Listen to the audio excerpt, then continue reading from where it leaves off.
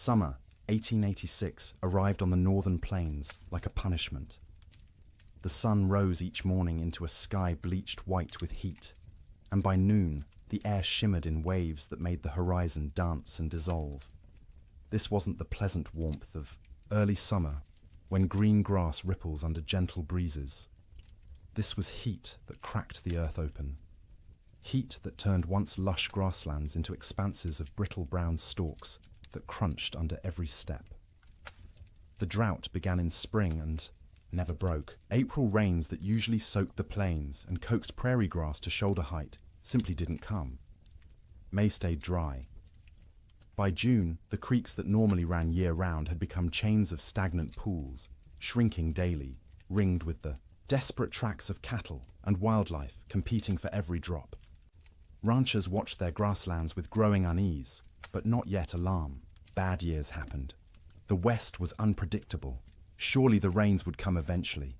Surely this was just a temporary dry spell. They were running more cattle than the land had ever supported. That was the problem, though few admitted it. The rye cattle boom of the early 1880s had been intoxicating. Eastern investors and European nobility had poured money into Western ranching, seduced by stories of limitless grass and cattle that reproduced themselves into fortunes. Ranchers who'd started with a few hundred head now ran thousands. Some operations counted their cattle in the tens of thousands. The math was simple and irresistible. Cattle bought in Texas for $10 a head could be driven north, fattened, on free grass, and sold in Chicago for $40, $50, sometimes $60. The Great Plains were an enormous, rent-free feedlot. The grass was free, the water was free. All you needed was cattle and cowboys to watch them, except the grass wasn't limitless, and the water wasn't guaranteed, and running 10 times more cattle than the land could sustainably support worked fine until conditions turned bad. That summer, conditions turned very bad indeed. Prairie fires became constant. The dry grass ignited from lightning strikes, from careless campfires, from sparks off, wagon wheels striking rocks. Once started, fires raced across the plains for miles, sometimes days, consuming what little forage remained. Cowboys fought these fires with wet blankets and desperate prayer, but mostly they just watched the range burn, knowing each acre of blackened stubble meant less food for the cattle that fall in winter. By late summer, water sources that had never gone dry in memory went dry. Springs that had sustained homesteads for years simply stopped flowing.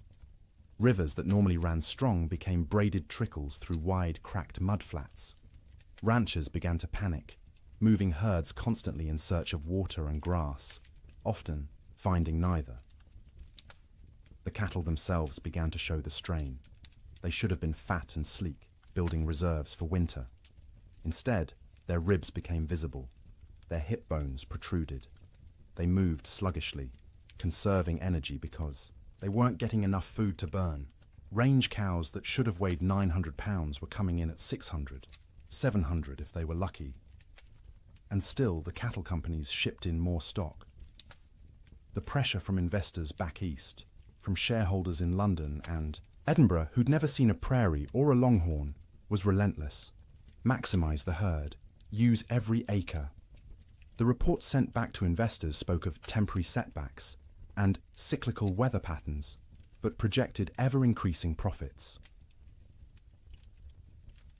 The cowboys knew better. In bunkhouses and around campfires, they talked about what was coming. You didn't need to be a genius to do the math. Cattle going into winter already weak, grass already depleted, and winter always came to Montana, always came to Wyoming and Dakota. The question wasn't whether winter would be hard. Winter was always hard.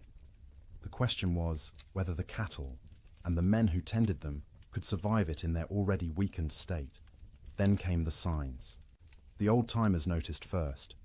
In early November, almost a month earlier than usual, the geese began flying south, not in their typical leisurely migrations, but in huge, urgent flocks that darkened the sky and flew from dawn to dusk. They weren't stopping to feed in the prairie ponds. They were getting out.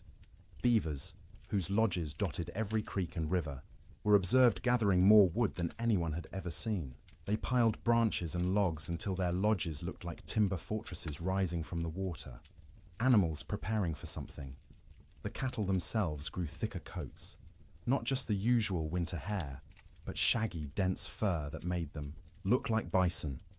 Ranch hands joked about it nervously. "Looks like the cows know something we don't," they'd say, and try to laugh, but the laughter always sounded forced. Weather-wise ranchers, men who'd spent decades reading the land and sky, felt it in their bones. The air pressure fluctuated wildly. The wind patterns shifted strangely. The autumn sunset cast peculiar colors across the clouds, orange and purple and sickly green, like bruises spreading across the horizon. November brought the first snow, not the gentle, melting dustings that sometimes came and went in autumn, but real snow. Serious snow. It fell for 3 days, accumulated to 8 inches in places, and when it finally stopped, the temperature dropped below zero for the first time that season. That snow melted eventually, as November snow often did, but it served as warning. Winter was coming early. Winter was going to be serious. The smart ranchers, the cautious ones, began laying in extra hay, stockpiling firewood, bringing cattle closer to ranch headquarters, where they could be watched and, if necessary, fed through bad stretches. But most didn't. Most couldn't. The scale of operations had grown too large. You couldn't barn 20,000 head of cattle. You couldn't buy enough hay to feed them through a Montana winter even if you wanted to. The entire business model of open-range ranching depended on cattle foraging for themselves, year-round, regardless of weather. This had worked mostly for years. The previous winters had been unusually mild. Cowboys spoke wistfully of the winter of '85, when temperatures barely dropped below freezing and cattle grazed comfortably all season. Or '84, when snow came late and melted early. They'd gotten complacent. The land had been kind, and they'd mistaken kindness for weakness. In December, the unease grew. The air felt wrong, too still, too heavy.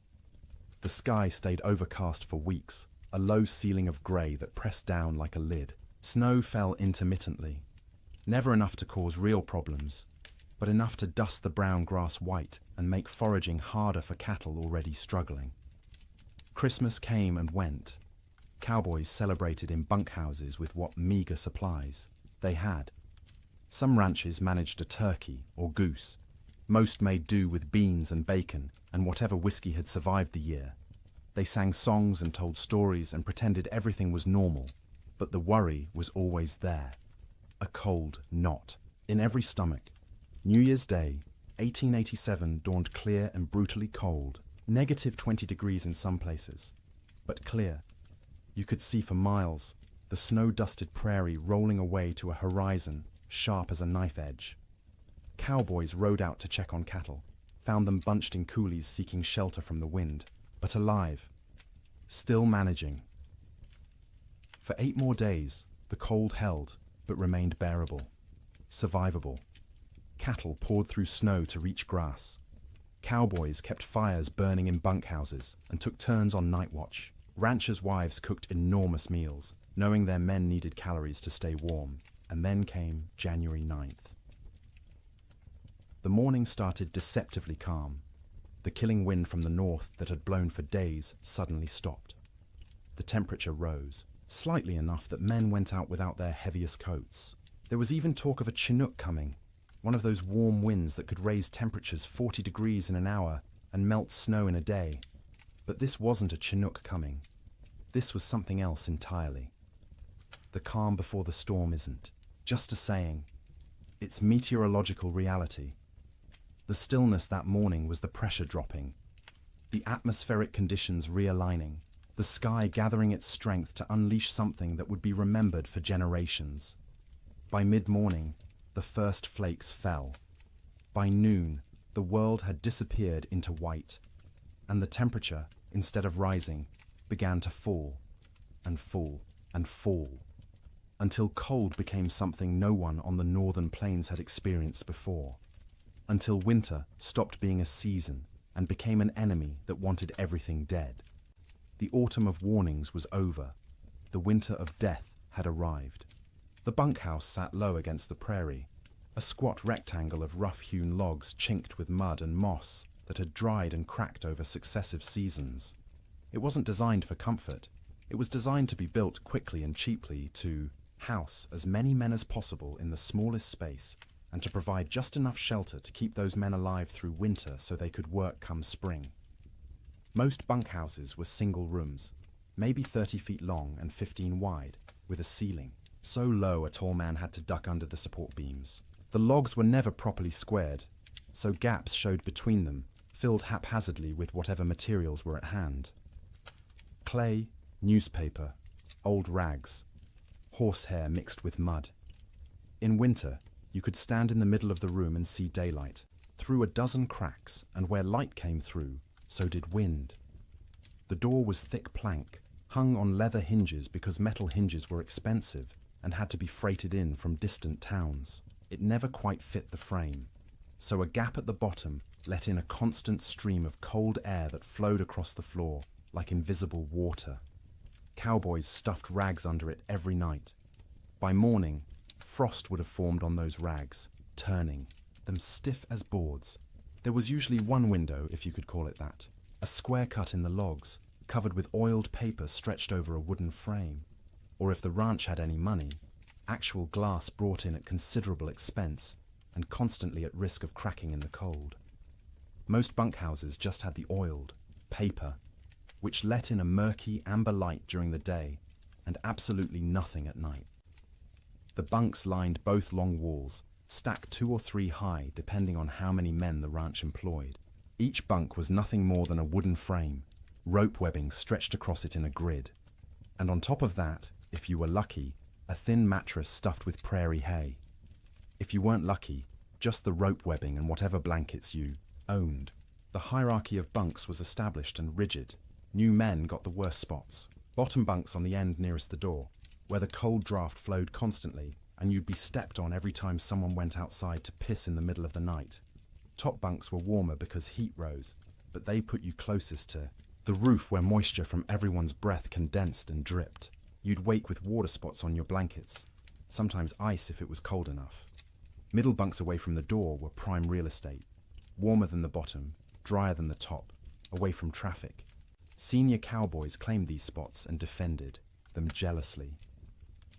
If you wanted one, you either waited years or fought for it, and fighting in a bunkhouse full of armed men rarely ended well for anyone. At the center of the room stood the stove, a cast-iron barrel stove or, in better bunkhouses, an actual manufactured stove with a proper firebox and damper. The stovepipe ran up through the roof, and where it pierced the ceiling, there was supposed to be a metal collar to prevent fires. There often wasn't. More than one bunkhouse had burned down from a too-hot stovepipe, igniting dried wood and old bird nests lodged in the rafters. The stove was life. When it was burning hot, the men closest could almost be comfortable. 5 feet away, you could still be cold. 10 feet away, in a corner bunk, you might as well be outside. The stove created a temperature gradient so steep that men on one side of the room would be sweating, while men on the other shivered under piled blankets. Feeding the stove was a constant concern. Firewood was precious. Trees were scarce on the open plains, and what wood existed had to be hauled in by wagon from river bottoms or mountainsides miles away. Some ranches burned coal shipped in by rail, but coal cost money, and ranchers were notoriously cheap about anything that didn't directly increase cattle numbers. More often, cowboys burned whatever they could find: dried cow chips, sagebrush, buffalo bones, of which there were still plenty scattered across the plains from the great slaughter of a decade earlier. None of these burned hot or long. You had to feed the stove constantly to maintain any heat at all. At night, someone had to take responsibility for the fire. Usually, this rotated among the men, with each taking a shift to wake periodically and add fuel. Miss your shift, let the fire go out, and you'd wake to find 20 angry cowboys ready to throw you outside in your underwear to see how you liked the cold. Even with the stove going, the bunkhouse was never truly warm in winter. It was less cold than outside, which was the best that could be hoped for. Your face would be hot from the stove, while your back was cold from the draft. Your feet would be numb while sweat trickled down your spine. Comfort wasn't the goal. Survival, was the goal. Make it to morning alive and functional. That was success. Cowboys slept in their clothes. The idea of changing into night clothes, or worse, sleeping naked, was absurd. You slept in your wool shirt, your long underwear, your thick socks.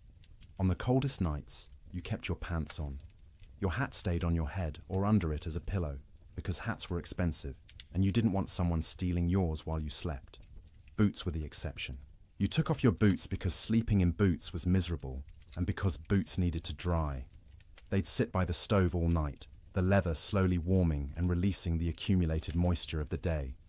The smell of drying leather mixed with the smell of unwashed men, wet wool, tobacco smoke, and the acrid tang of burning sage or cow chips. The smell of a bunkhouse was indescribable to anyone who hasn't experienced it. 40 men living in close quarters, bathing rarely because hauling and heating water was labor-intensive and rarely worth the effort. Clothes worn for weeks or months without washing, because washing meant they'd be wet and might not dry in winter, and wet clothes could kill you. The privy was outside, so men used a bucket in the corner at night rather than brave the cold, and that bucket added its own special contribution to the atmosphere. Tobacco smoke hung in layers because every cowboy who could afford it smoked too, passed the time. Some chewed and spit into cans or just onto the floor because the floor was already a mess of tracked-in mud, snow, manure, and spilled food. Mice lived in the walls and came out at night to scavenge. You could hear them scratching and squeaking, see them dart across the floor in the stove light. Some cowboys tried to kill them. Most gave up. There were always more mice, as long as they didn't chew holes in your blankets or get into the food. Stores, you learned to coexist. The sounds of a bunkhouse at night were particular. The wind outside, constant, varying from low moan to sharp whistle, depending on its strength and the gaps it found. The stove ticking as metal expanded and contracted with temperature changes. The creak of rope webbing as men shifted in their bunks, the thump of boots being pulled off and dropped on the floor. Snoring.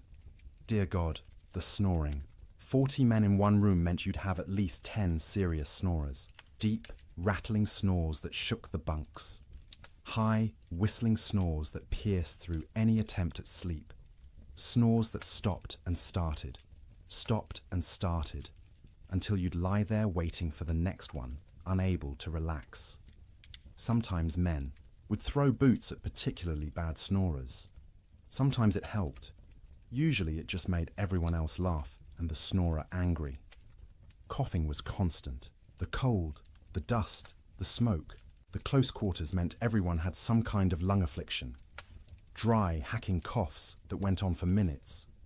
Wet, rattling coughs that made you wonder if the man would survive the night.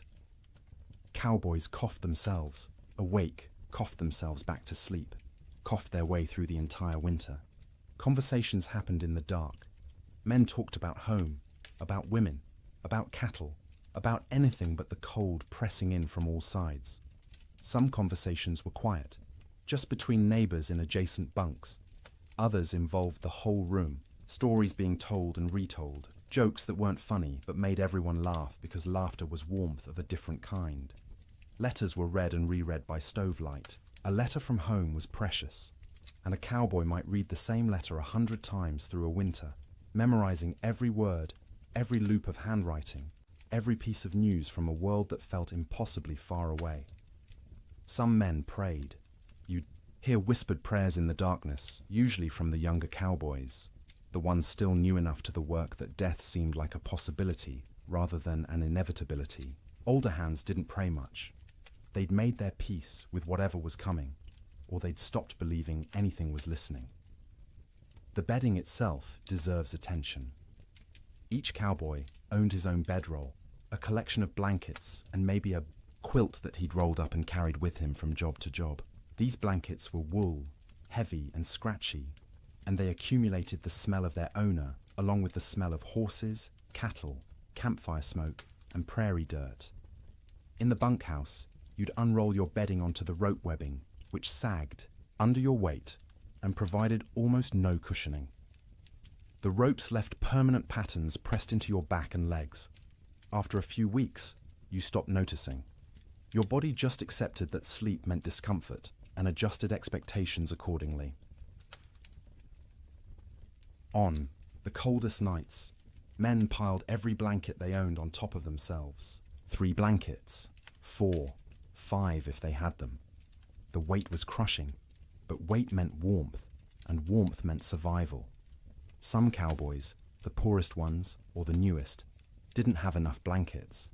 They'd sleep in their coats, under their coats, wrapped in saddle blankets that smelled of horse sweat and mold. The truly desperate would share bunks, 2 men pressed together for body heat, which was awkward and carried implications, but was better than freezing. You'd see this more in the deepest cold, when propriety mattered less than waking up with all your fingers and toes. Getting into bed was a shock every night. The blankets had been sitting in the ambient temperature of the bunkhouse all day, which meant they were cold. Not frozen, but cold enough that sliding under them made you gasp. Your body heat would eventually warm the space between blankets, but it took 20 minutes, half an hour, of shivering and curling into yourself before that happened. Some cowboys heated rocks in the fire and wrapped them in cloth to put in their bunks. This worked for about an hour, providing a spot of genuine warmth for your feet or your hands. After that, the rocks were just heavy, cooling lumps taking up space, and you'd have to decide whether the effort of getting up and throwing them out was worth the loss of heat from opening your blanket cocoon.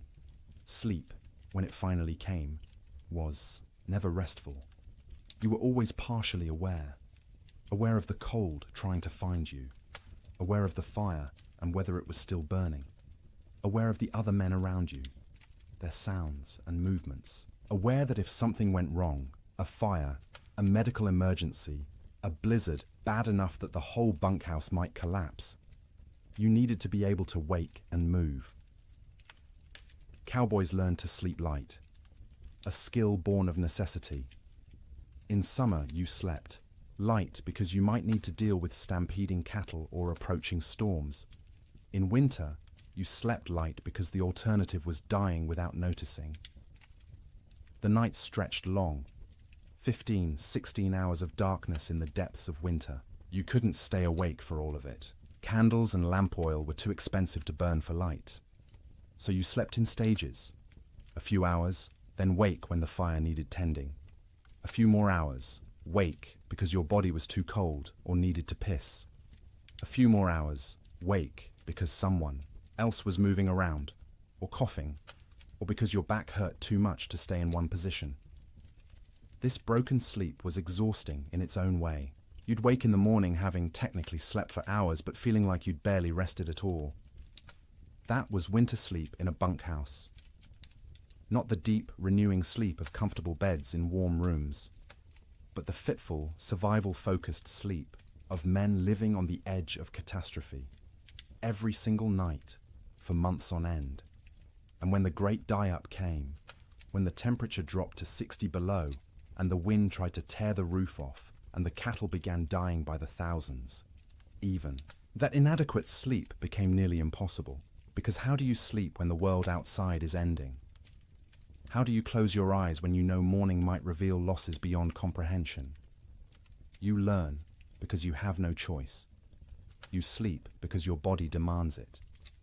Brief, shallow, troubled sleep punctuated by periods of lying awake in the dark, listening to the wind scream, and wondering if you'll live to see spring. Morning came late on January 9th, the sun rising somewhere behind thick grey clouds that had settled over the plains like a lid. Cowboys rolled out of their bunks around 6, the usual time, groaning and stiff from another night on rope webbing and thin mattresses. The bunkhouse was cold, but not impossibly so. Maybe 20 degrees inside, which meant the fire had held through the night. That was a victory.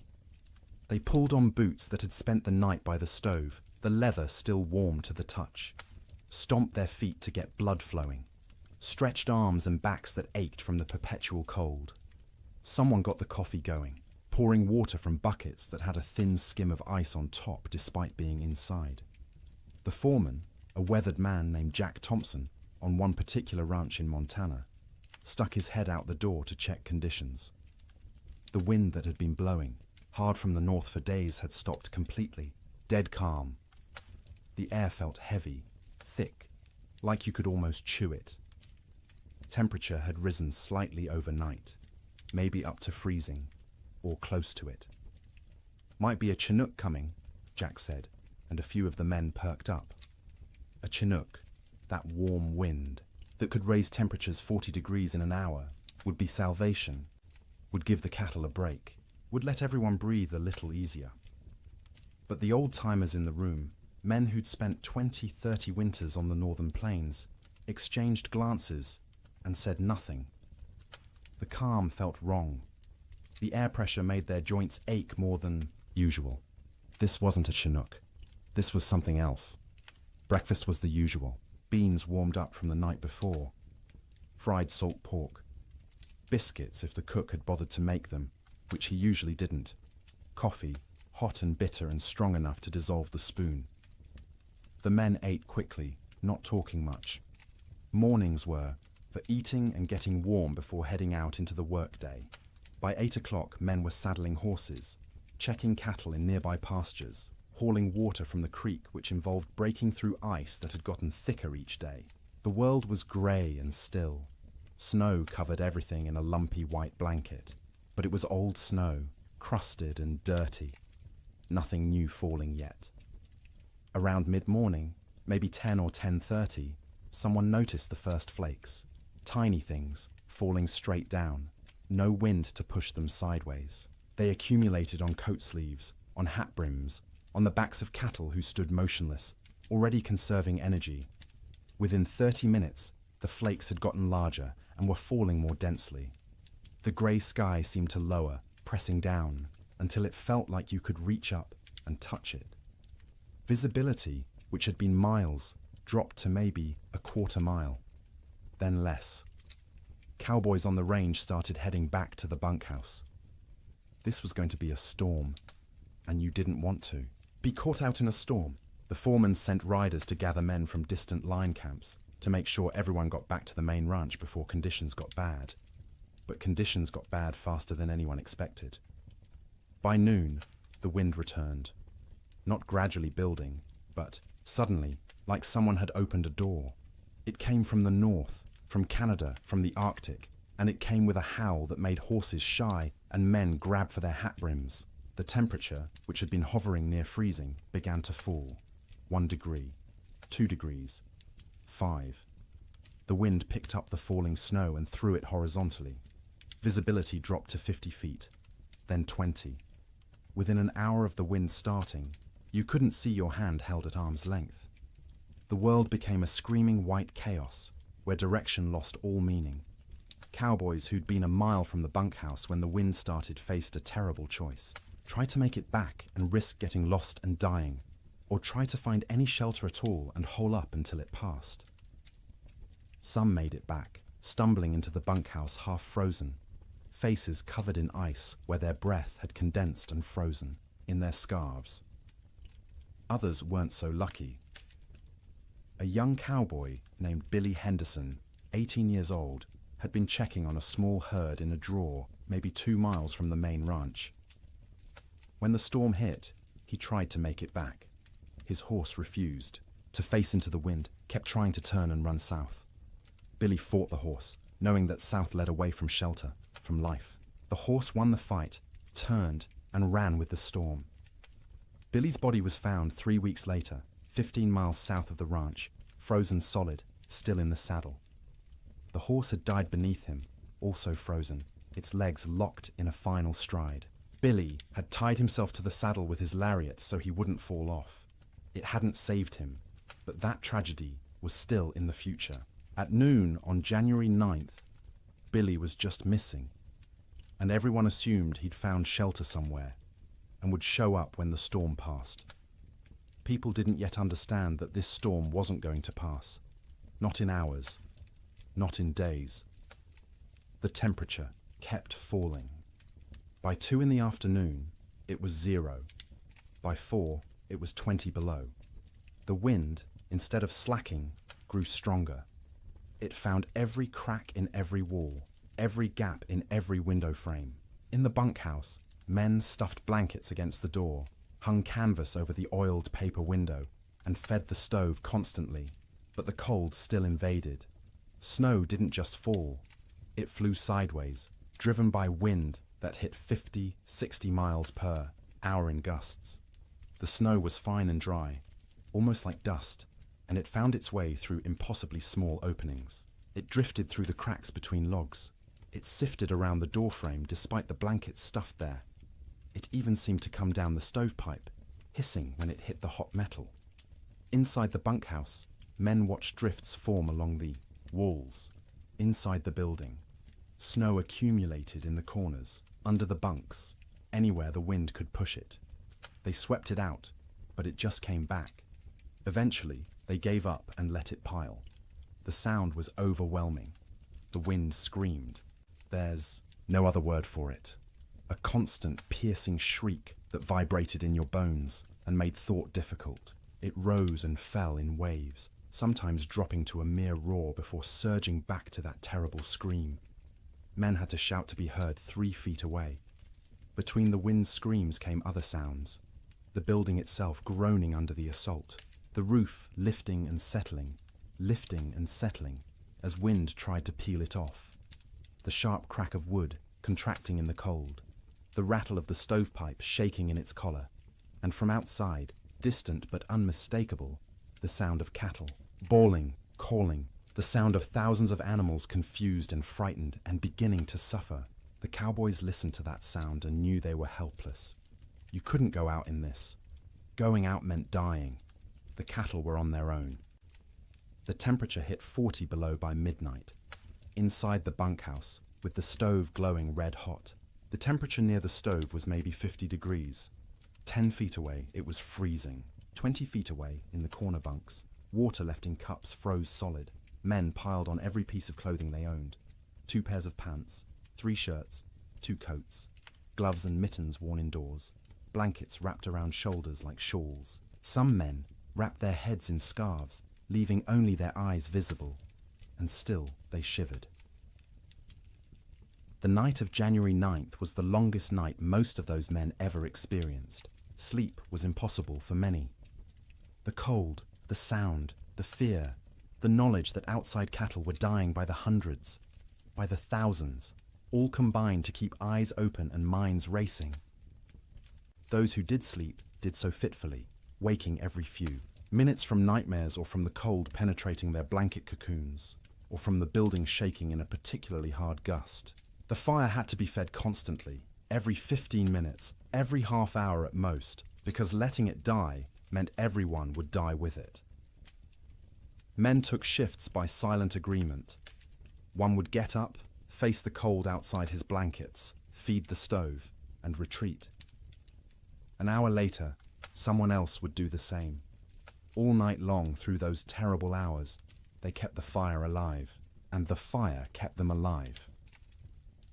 But just barely.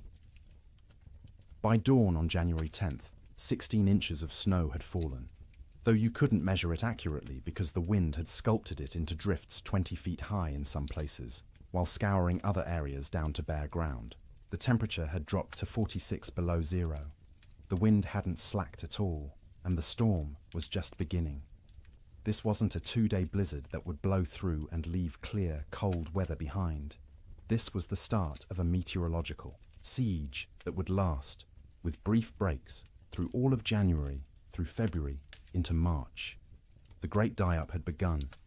Men didn't know that yet, huddled in bunkhouses across Montana, Wyoming, and Dakota Territory. They thought they were waiting out a bad storm. A few days, maybe a week, and it would clear. The cattle would be weak and scattered, but they'd recover. Spring would come, as it always did. They didn't yet understand that the world outside was dying, that cattle were already freezing where they stood, eyes frozen shut, ice forming over their nostrils with each breath, slowly suffocating as they slowly froze. That the open range, cattle industry, the boom that had made fortunes and drawn investors from around the world, was ending in that screaming wind. All they knew was cold. Cold beyond anything most had experienced. Cold that hurt to breathe, that made your lungs ache, that turned your breath to ice crystals before it could fully leave your mouth. Cold that was no longer just weather, but an active presence, a malevolent force trying to kill everything that lived. And the night ahead, the second night of the storm, would be even colder. -50, -60 in some locations. Cold that would crack trees. Cold that would freeze cattle solid while they stood. Cold that would seep through every wall, every blanket, every layer of clothing, searching for the warmth of human bodies and slowly, inexorably, draining it away. The cowboys fed the fire and waited. There was nothing else they could do. The Yiwa storm had them trapped as surely as if they were in a prison. All they could do was feed the fire, wrap themselves in blankets, and try to survive until morning, and then survive the morning after that, and the one after that, day after day, night after night, as the storm continued and the temperature stayed brutally, impossibly cold. The great die-up was no longer coming. It was here. Sleep. During the storm wasn't sleep as most people understand it. It was something closer to losing consciousness in brief intervals, the body shutting down, not because it felt safe, but because it couldn't maintain full awareness any longer. The exhaustion of constant vigilance, of shivering, of fighting the cold that pressed in from all sides, eventually overwhelmed even the most determined wakefulness. In the ranch houses scattered across the frozen plains, families faced the storm with a different kind of terror than the cowboys in their bunkhouses. Ranch houses were sturdier than bunkhouses, built to last generations rather than just seasons. They had proper foundations, real windows with glass, doors that fit their frames. But they were also larger, harder to heat, and filled with children who didn't fully understand why the wind screamed so loudly or why Papa looked so worried. The Ferguson family lived in a 2-room cabin near the Musselshell River in Montana. William Ferguson, his wife Martha, and their 4 children, ranging in age from 3 to 11. When the storm hit that afternoon of January 9th, William had been out checking on a small herd they kept close to the house. He barely made it back, stumbling through the door with ice caked in his beard and eyebrows, his face raw and bleeding from wind-driven snow. Martha had already pulled all the children into the main room, the one with the fireplace. The second room, the bedroom, was abandoned for the duration. You couldn't heat both rooms. You had to choose, and you chose the one with the fire. The children helped drag mattresses and blankets from the bedroom, piling them on the floor near the hearth. By nightfall, the temperature inside that bedroom, separated from the main room by just a thin wooden door, had dropped below freezing. Frost formed on the inside walls. The washbasin Martha had left on the dresser froze solid, expanding and cracking the ceramic bowl with a sharp report that made everyone jump. In the main room, the family arranged themselves for a siege. William stacked firewood within arm's reach of the fireplace, more wood than he'd normally burn in a week. Martha filled every pot and pan with water, knowing that if the storm lasted, they wouldn't be able to get to the well. The pump would freeze. The well itself might freeze. Water was survival. The children sensed their parents' fear and grew quiet, subdued in a way children rarely are. They huddled together on the mattresses, watching the fireplace with wide eyes as their father fed it log after log. The fire roared, consuming wood at an alarming rate, but even standing directly in front of it, you could feel the cold at your back. That first night, nobody truly slept. The children dozed fitfully, waking every time the wind hit a particularly violent gust, every time the house shook, every time their father got up to add wood to the fire. Martha sat up through most of the night, mending by firelight, her hands moving automatically through familiar motions, while her mind worried at the problem of how long their supplies would last. William dozed in his chair, the rifle across his lap, though what good a rifle would do against a blizzard he couldn't have, said. It was simply habit, the frontier habit of being armed, of being ready. When you couldn't do anything useful, you could at least maintain the posture of readiness. The second night was worse. By then, the storm had been blowing for 30 hours straight. The temperature had dropped to 50 below outside, which meant maybe 30 below in the unheated bedroom. And even with the fire blazing in the main room, it was barely freezing where they slept. They'd pulled every blanket in the house onto the mattresses on the floor. Wool blankets, quilts made from scraps of fabric, buffalo robes William had traded for years ago. The family slept together, all 6 of them in a pile, sharing body heat like animals in a den. The children in the middle, where it was warmest, the parents on the outside, taking the brunt of the cold that radiated from the walls despite the fire. Martha sang to the children before sleep, or what passed for sleep. Old songs her mother had taught her, lullabies in German that the children didn't understand, but found comforting anyway. Her voice was soft, almost lost under the shriek of the wind, but the children pressed close and listened. William lay on, his back, staring at the ceiling, listening to the roof creak and groan. Every gust of wind made him tense, waiting for the moment when the roof would tear free and expose them all to the killing cold. It never did, but the fear never left either. Sleep came in stages. The youngest child, 3-year-old Emma, went first, exhausted from crying earlier in the day. She whimpered and fussed until her eyes finally closed and her breathing deepened. Her 7-year-old brother James followed, fighting sleep as long as he could, determined to be brave, to stay awake like the adults. But his eyes drooped, opened, drooped again, and finally stayed closed. The 2 older children, 11-year-old Sarah and 9-year-old Thomas, took longer. They understood more, worried more, and their minds wouldn't quiet. Sarah kept asking when the storm would end. Thomas asked if the cattle were all right, if Papa's horse had made it to the barn, if the chickens in the coop behind the house had frozen yet. Martha answered in soothing murmurs, not really answering at all, just making comforting sounds until the children's questions trailed off and their breathing slowed. She waited until she was sure they were deeply asleep before she allowed herself to close her own eyes. But closing her eyes wasn't sleeping. It was resting with her ears still alert, still tracking every sound. The fire crackling, William shifting position, the wind pounding against the walls, the house settling with creaks and groans. Her mind catalogued each sound, assessed whether it meant danger, and only when satisfied the house still stood did she allow herself to drift towards something like sleep. William didn't sleep at all that second night. He dozed for minutes at a time, jerking awake at every sound, every change in the wind's pitch. Twice he got up to add wood to the fire, moving carefully to avoid stepping on children. Each time he stood, the cold away from the fire hit him like a physical blow. The air near the ceiling was noticeably colder than the air near the floor. Heat rose but couldn't escape fast enough through the gaps in the roof, so it pooled up there, wasted, while down where they slept, it was barely enough. Around midnight, by William's pocket watch, Emma woke crying. She was cold, she said, her teeth chattering. Martha pulled the child against her chest, wrapping her arms around her, trying to share warmth.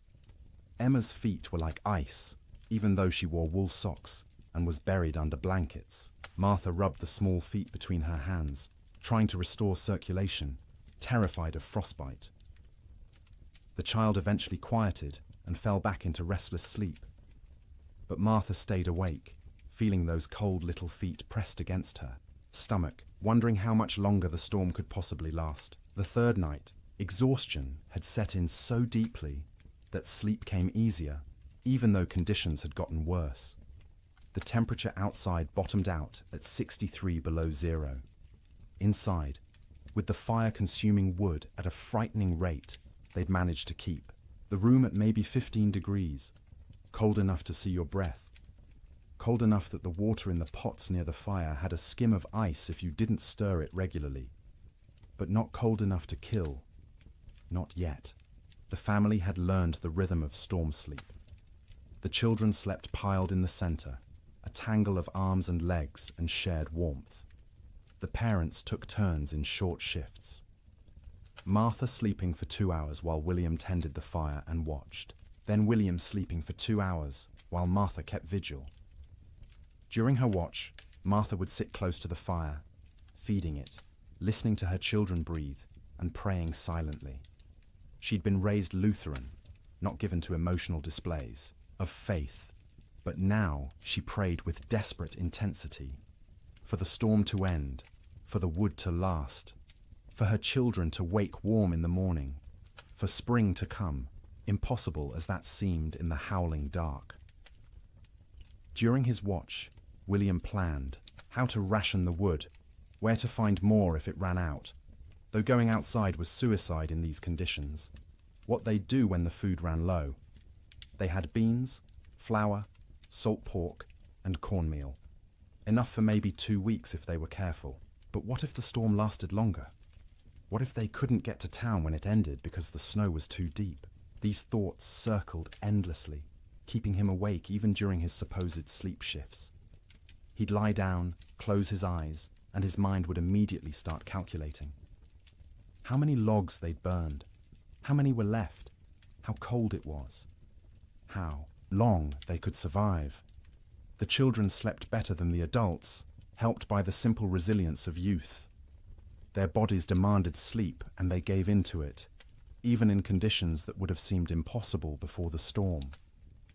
Sarah dreamed of summer, of the garden behind the house heavy with tomatoes and beans. Thomas dreamed of cattle drives, of riding with the cowboys to distant railheads. James dreamed confused child dreams that he couldn't remember on waking. Emma didn't dream at all, or if she did, they were wordless and forgotten. They'd wake periodically, usually needing to pee, which meant using the chamber pot in the corner because going to the outhouse meant death. The chamber pot became part of the room's landscape, emptied by William each morning by simply opening the door and throwing its contents out into the snow. It would freeze before it hit the ground. Martha developed a system for keeping track of the children during sleep. She'd reach out periodically, feeling for each small body, making sure everyone was still breathing, still warm enough. If a child had worked their way to the edge of the pile where it was colder, she'd gently pull them back to the center. If blankets had been kicked off, she'd rearrange them. This constant vigilance meant she never truly rested. Even during her sleep shifts, part of her brain stayed active, monitoring. She'd wake fully alert if a child coughed or moved suddenly, ready for crisis. Only after checking that everything was fine would she allow herself to drift back down. By the 4th night, a strange numbness had set in. The storm continued, would continue, had always been continuing, and would always continue. It became hard to remember a time before the storm, hard to imagine a time after. The world had narrowed to this room, this fire, this pile of blankets, these bodies pressed together against the cold. Sleep became deeper out of sheer exhaustion. The body can't maintain high alert indefinitely. At some point it simply gives up and crashes, regardless of external conditions. The children slept hard, twitching occasionally, making small sounds, but not fully waking. Martha and William slept in longer stretches, waking only when their internal alarms screamed that the fire needed tending or a child needed checking. The quality of that sleep was poor, dreams were vivid and often nightmarish. Martha dreamed of water freezing in her children's lungs, turning them to ice from the inside out. William dreamed of the roof tearing away and snow pouring in, burying them all in a white tomb. They'd wake gasping, hearts pounding, and need several seconds to remember where they were, that they were still alive, that the nightmare wasn't real. Not yet, but underneath the nightmares was the simple, animal relief of being horizontal, of having their eyes closed, of not having to actively fight the cold for a few hours. Their bodies took what rest they could get, storing it against future need, repairing what damage they could before the next crisis. In bunkhouses across the territory, cowboys experienced similar struggles. The difference was they had no children to protect, which freed them from that particular anxiety, but they also had less motivation to push through. A man alone can give up more easily than a father with children depending on him. Some cowboys did give up, in a sense. They wrapped themselves in every blanket they owned, lay down in their bunks, and simply stopped trying. They'd sleep for 20 hours straight, only waking to eat a little and relieve themselves before returning to their cocoons. This wasn't laziness, it was a survival strategy. In extreme cold with limited food, the best thing you can do is stay still, conserve energy, and wait. Others couldn't do it. The type of man who became a cowboy was often too restless, too active, to simply lie still for days. They'd pace the bunkhouse, drive everyone else crazy, gamble with cards or dice, anything to pass the time and distract from the gnawing fear that the storm might never end. In both bunkhouses and ranch houses, sleep became not rest, but simply another way of enduring. The days and nights blurred together into a continuous state of semi-consciousness, where you were never fully awake, but never fully asleep either. Your body was present, wrapped in blankets near a fire, but your mind wandered strange paths, disconnected from reality. And through it all, the wind screamed. The cold pressed in, the fire consumed wood, and people slept, or tried to sleep, or pretended to sleep, because what else could they do? Going outside meant dying. Staying awake meant slowly going insane from the sound and the fear. So they slept. Poorly, fitfully, desperately. But they slept. And each morning they woke, surprised on some level to find themselves still alive, still, together, the fire still burning. The storm would eventually end, but not yet. Not for many days yet. And each of those days would require sleep stolen from between crises, rest grabbed in brief intervals, dreams haunted by cold and wind, and the terrible knowledge that outside the world was dying. The cattle felt the storm coming before any human did. Their instincts, honed by millennia of evolution, read signs in the air pressure, in the quality of light, in the way the wind tasted.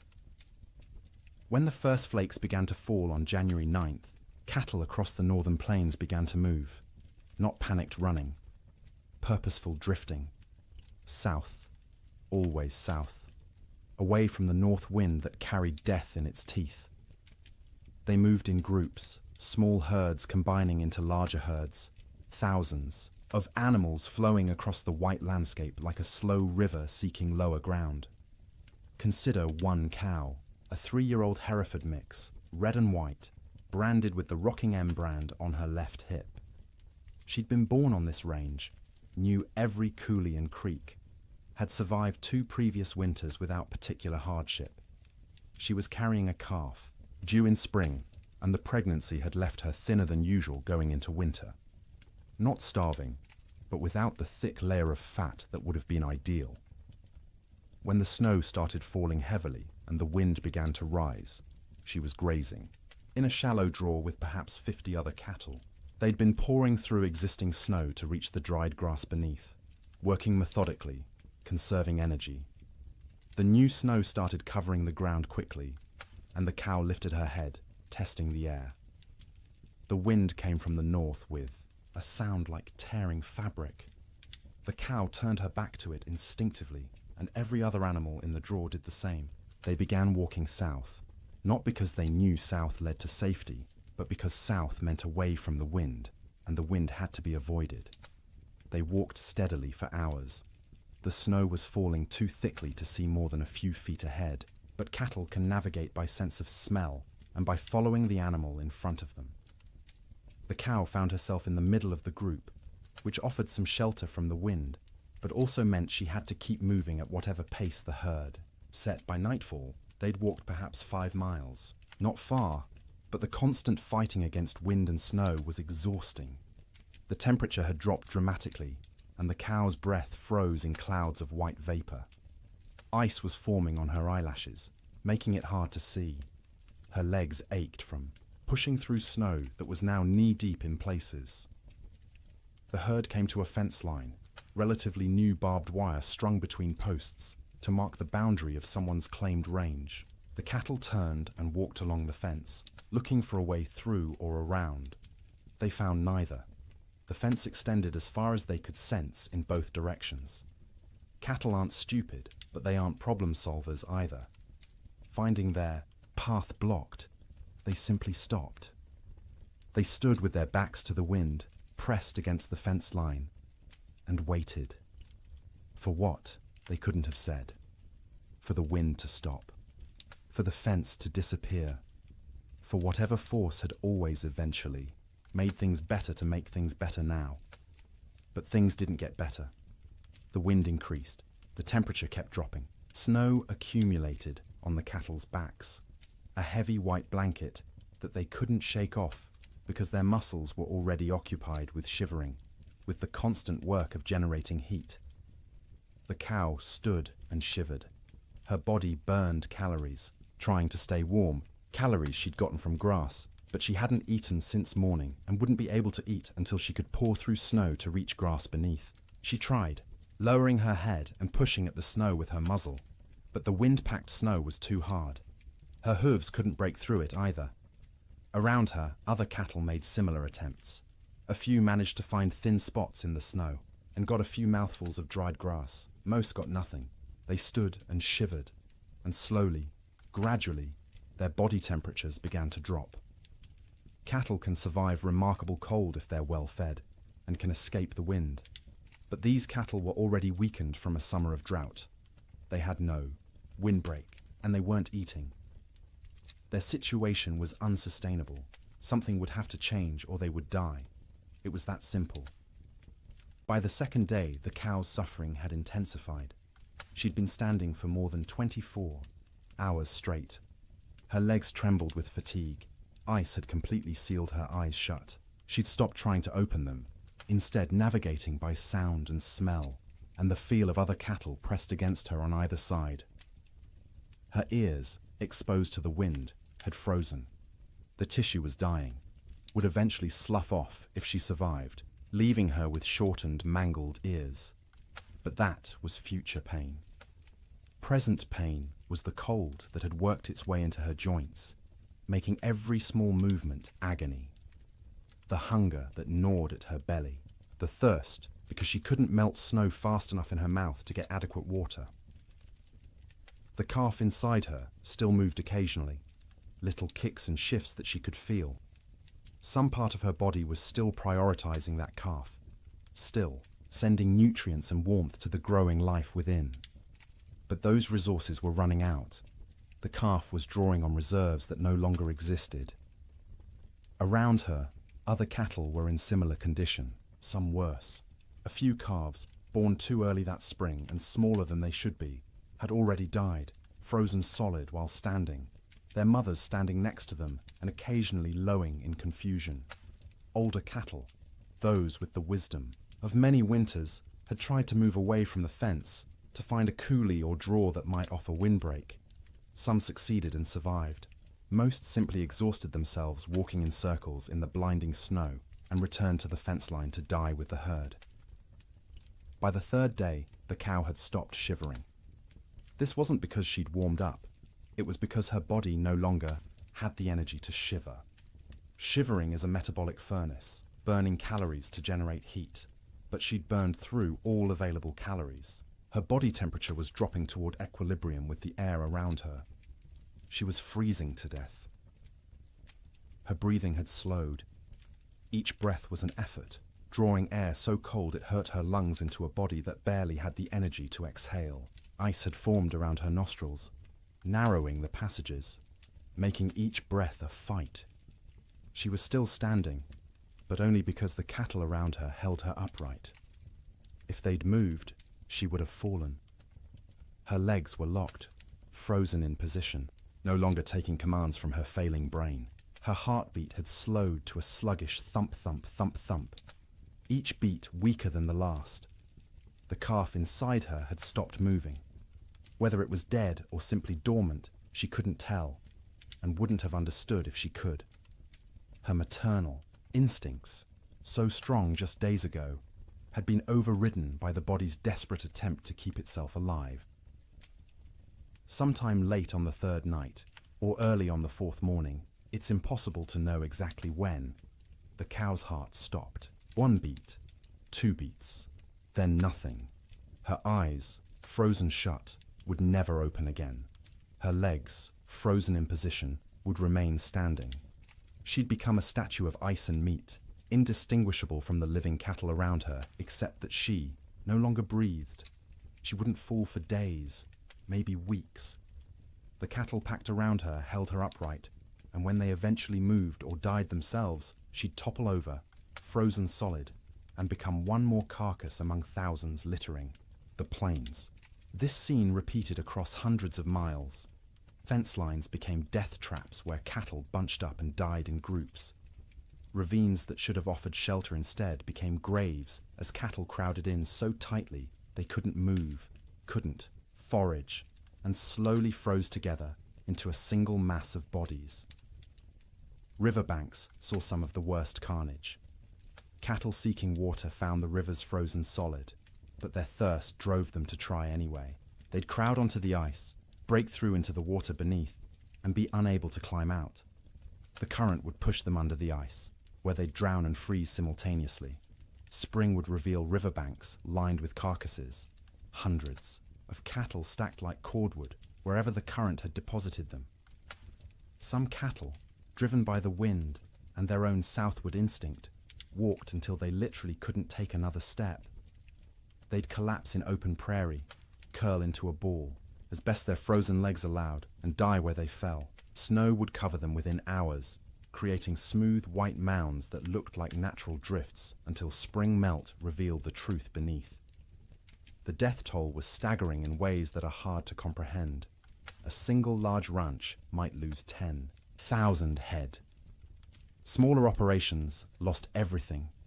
The Chicago stockyards, which normally received thousands of cattle per week from the northern plains, received almost none for months. The market for beef collapsed because there were no cattle left to sell. But numbers don't capture the reality. Numbers are abstract. The reality was hundreds of thousands of individual animals, each experiencing their own version of the cow's suffering. Each one cold, each one hungry, each one slowly freezing while standing in a wind that wouldn't stop screaming. Cowboys, safe in bunkhouses, could do nothing but listen to the cattle bawl. That sound, the massed calling of thousands of distressed animals, carried even over the wind. It rose and fell through the days and nights of the storm, a soundtrack of suffering that haunted the men who heard it. Some cowboys tried to help. They'd bundle up in every piece of clothing they owned, tie ropes around their waists, and venture out into the storm, with the other end of the rope tied to the bunkhouse door so they could find their way back.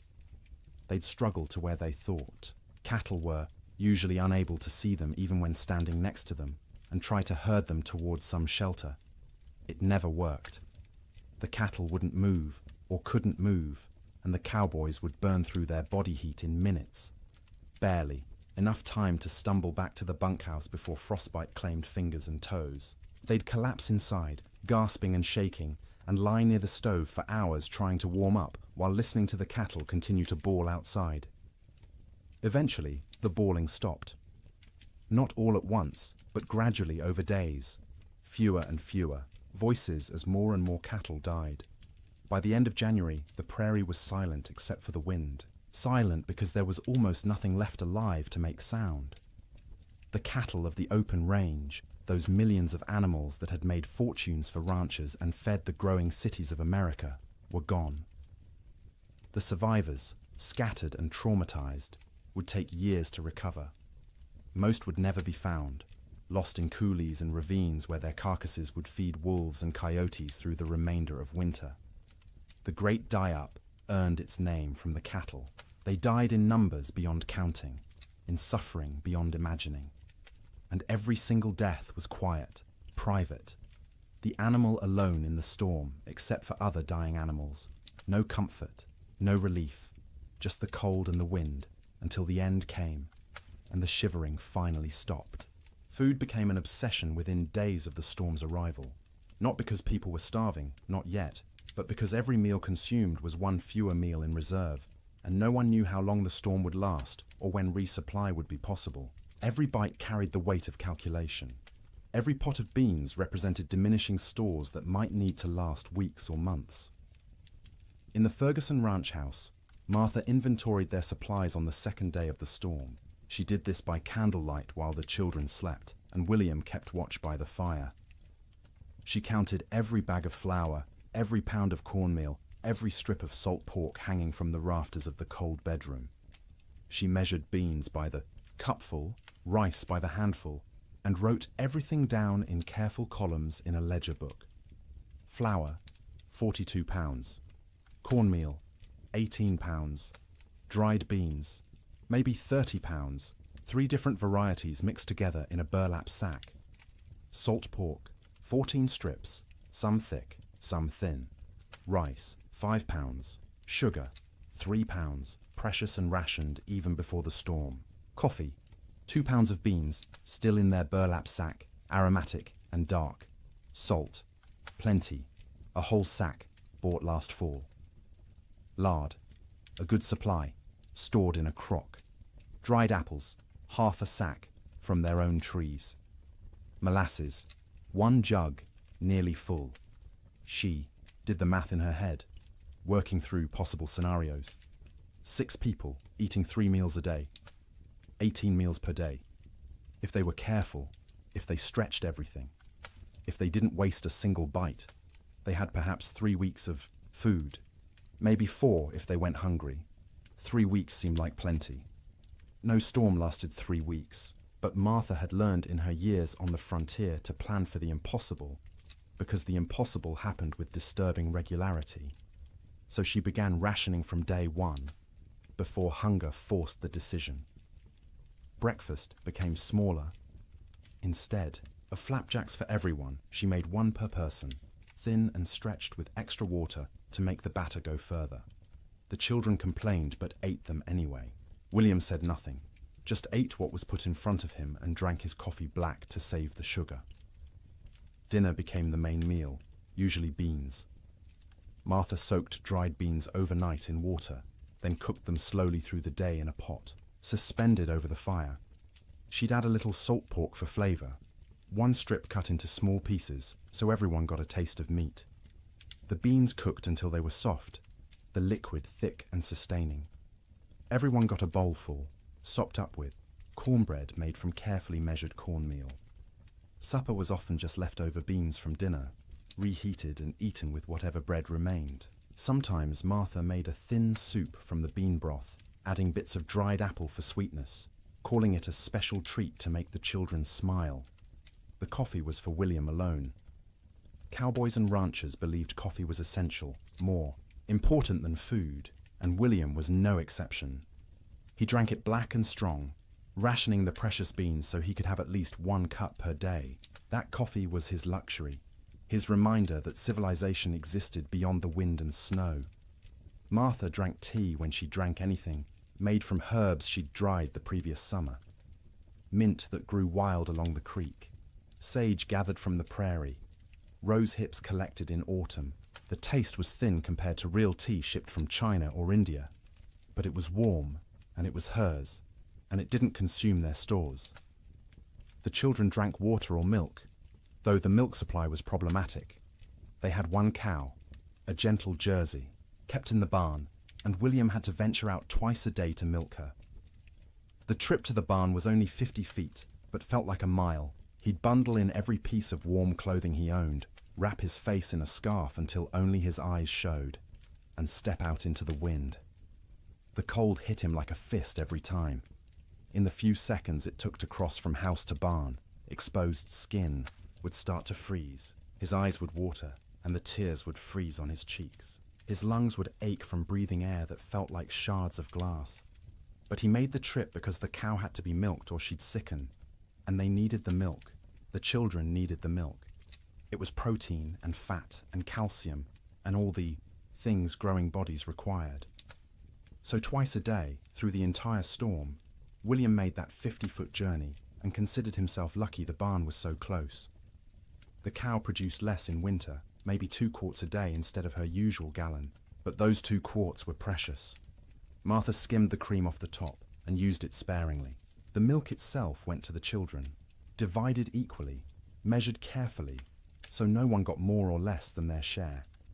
Cooking in extreme cold presented unique challenges. The fire had to be hot enough to cook food, but not so hot it consumed wood too quickly.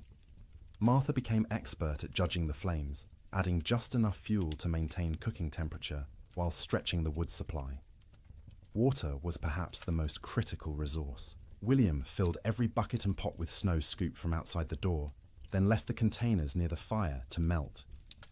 It took hours for snow to melt into usable water, and the water that resulted tasted flat and strange because it had no mineral content. But it was wet, and it was clean, and it kept them alive. They couldn't wash dishes properly, couldn't waste water or wood heating water for washing. Instead, Martha wiped plates and bowls clean with rags, rinsed them quickly in cold water if necessary, and called it good enough. No one got sick from dirty dishes. There were larger concerns. Personal hygiene went by the wayside entirely. No baths, no washing hair, no changing clothes. Everyone wore the same shirts and pants for weeks, adding layers when cold, removing them when near the fire. The smell in the main room became oppressive, but you stopped noticing after a few days. It was just how things were. In the bunkhouses, cowboys faced similar but different challenges. They had supplies, but those supplies were designed for men doing hard physical labor in normal winter conditions, not for men trapped indoors during the worst cold in recorded history. The typical bunkhouse larder consisted of dried beans, rice, flour, cornmeal, salt pork, bacon, maybe some beef jerky made from cattle slaughtered in the fall, coffee in large quantities because cowboys lived on coffee, sugar, salt, lard, sometimes canned goods if the ranch could afford them, but usually not. Canned goods were expensive and the freighting costs were prohibitive. The cook, if there was one, was usually an old cowboy too stove up for regular ranch work. He'd preside over the cast iron stove like a priest at an altar, creating meals from limited ingredients with whatever skill he possessed. Good cooks were treasured. Bad cooks were tolerated because the alternative was cooking for yourself, and cowboys were generally incompetent in the kitchen. One particular bunkhouse in the Judith Basin had a cook named Old Pete, called that to distinguish him from Young Pete, who wasn't a cook and wasn't even particularly young, but was younger than Old Pete. Old Pete had cooked in army forts, in mining camps, on trail drives. He knew 100 ways to cook beans and could make bread in a Dutch oven that rivaled anything made in a proper kitchen. But even Old Pete struggled with the storm's duration and intensity. His usual recipes assumed men would be working hard, outside, burning thousands of calories daily.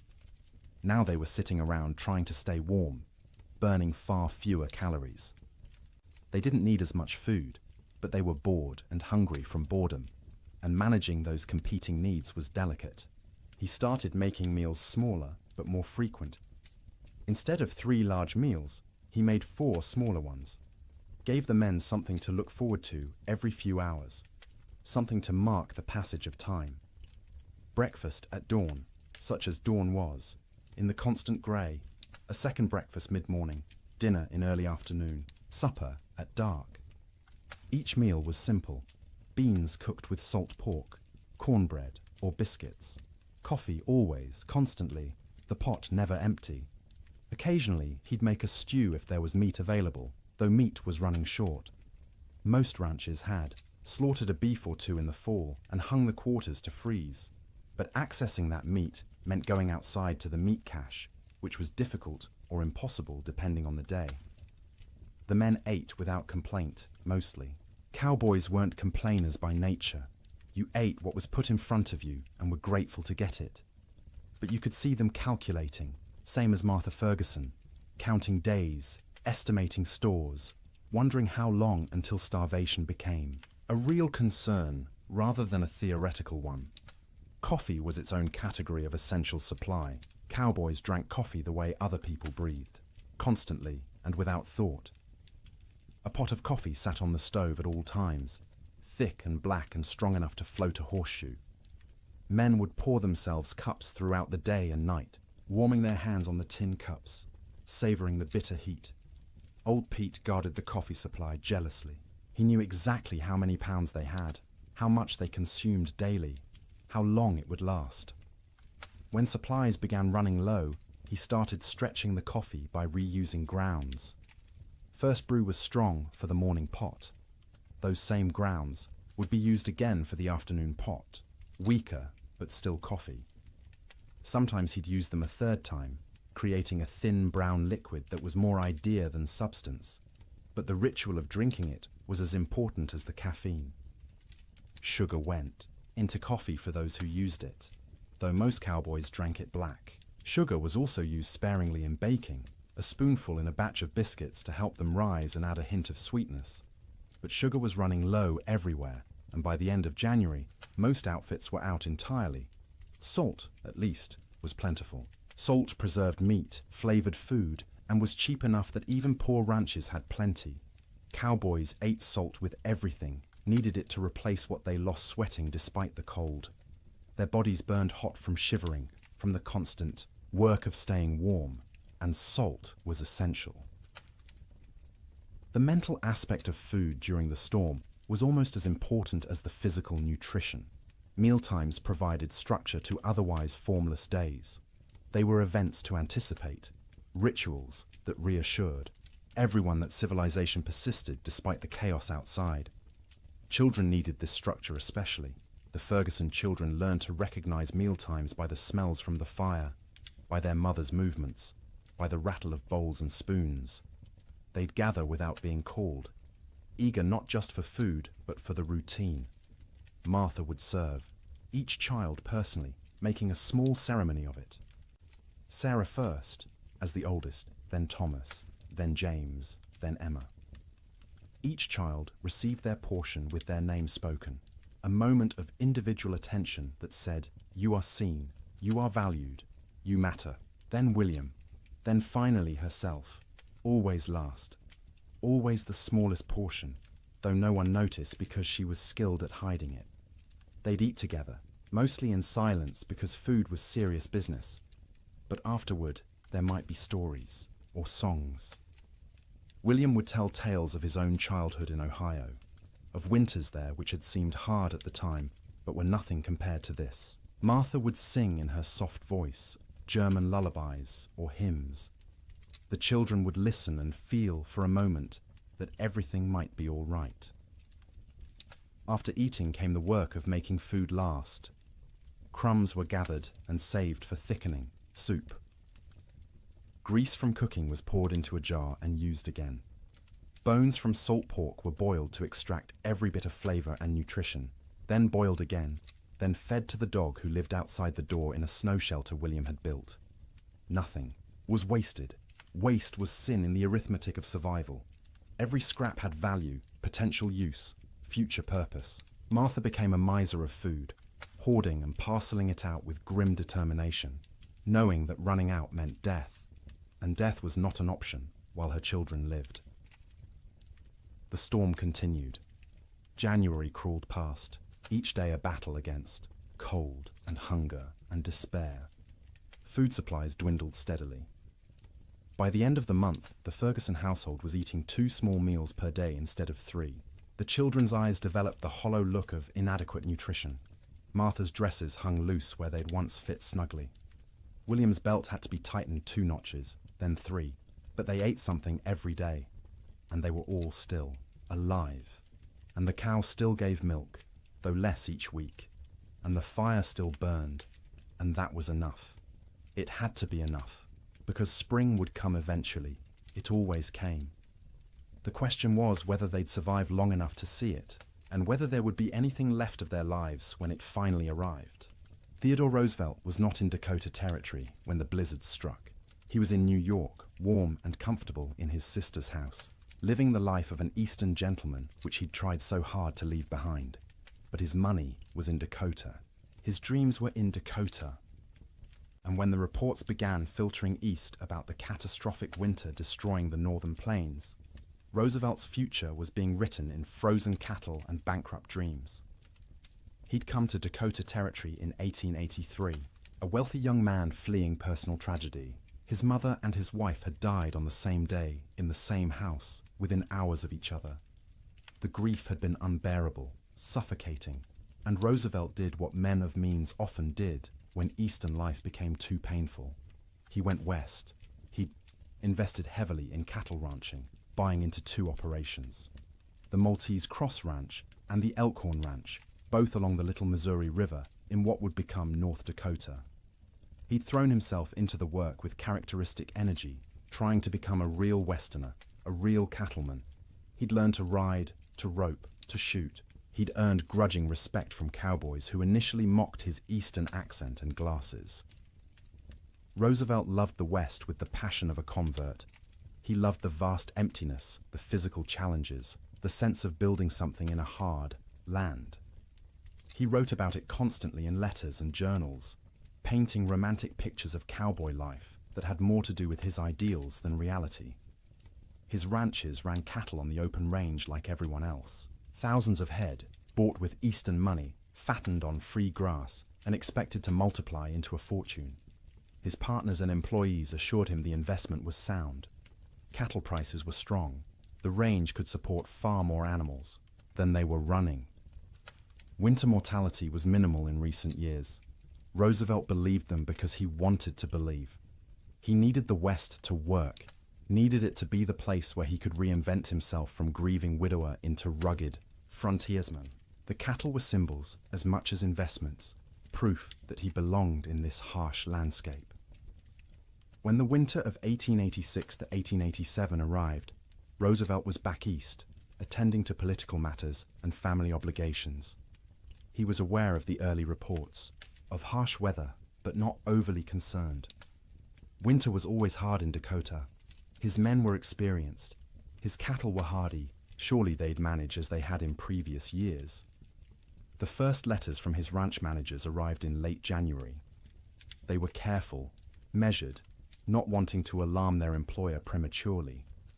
The weather had been severe, yes. Cattle were, suffering, certainly. But it was too early to assess the full damage. They'd know more in spring when they could ride out and conduct a proper tally. Roosevelt wrote back with questions. How severe? How many cattle were in danger? What measures were being taken to protect the herds? The responses, when they came weeks later, letters delayed by closed roads and disrupted mail service, were progressively more concerning. His ranch, manager at the Maltese Cross, a practical man named Sylvain Ferris, tried to be honest without being devastating. The storms had been worse than anything he'd seen in 20 years on the plains. The cold had been extreme, sustained, deadly. Many cattle were certainly lost.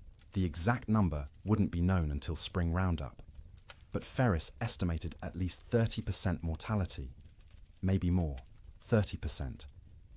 Roosevelt did the math in his study in New York, sitting in a comfortable chair by a warm fire, trying to comprehend what those numbers meant. He owned roughly 5,000 head between his two ranches. 30% meant 1,500 dead cattle.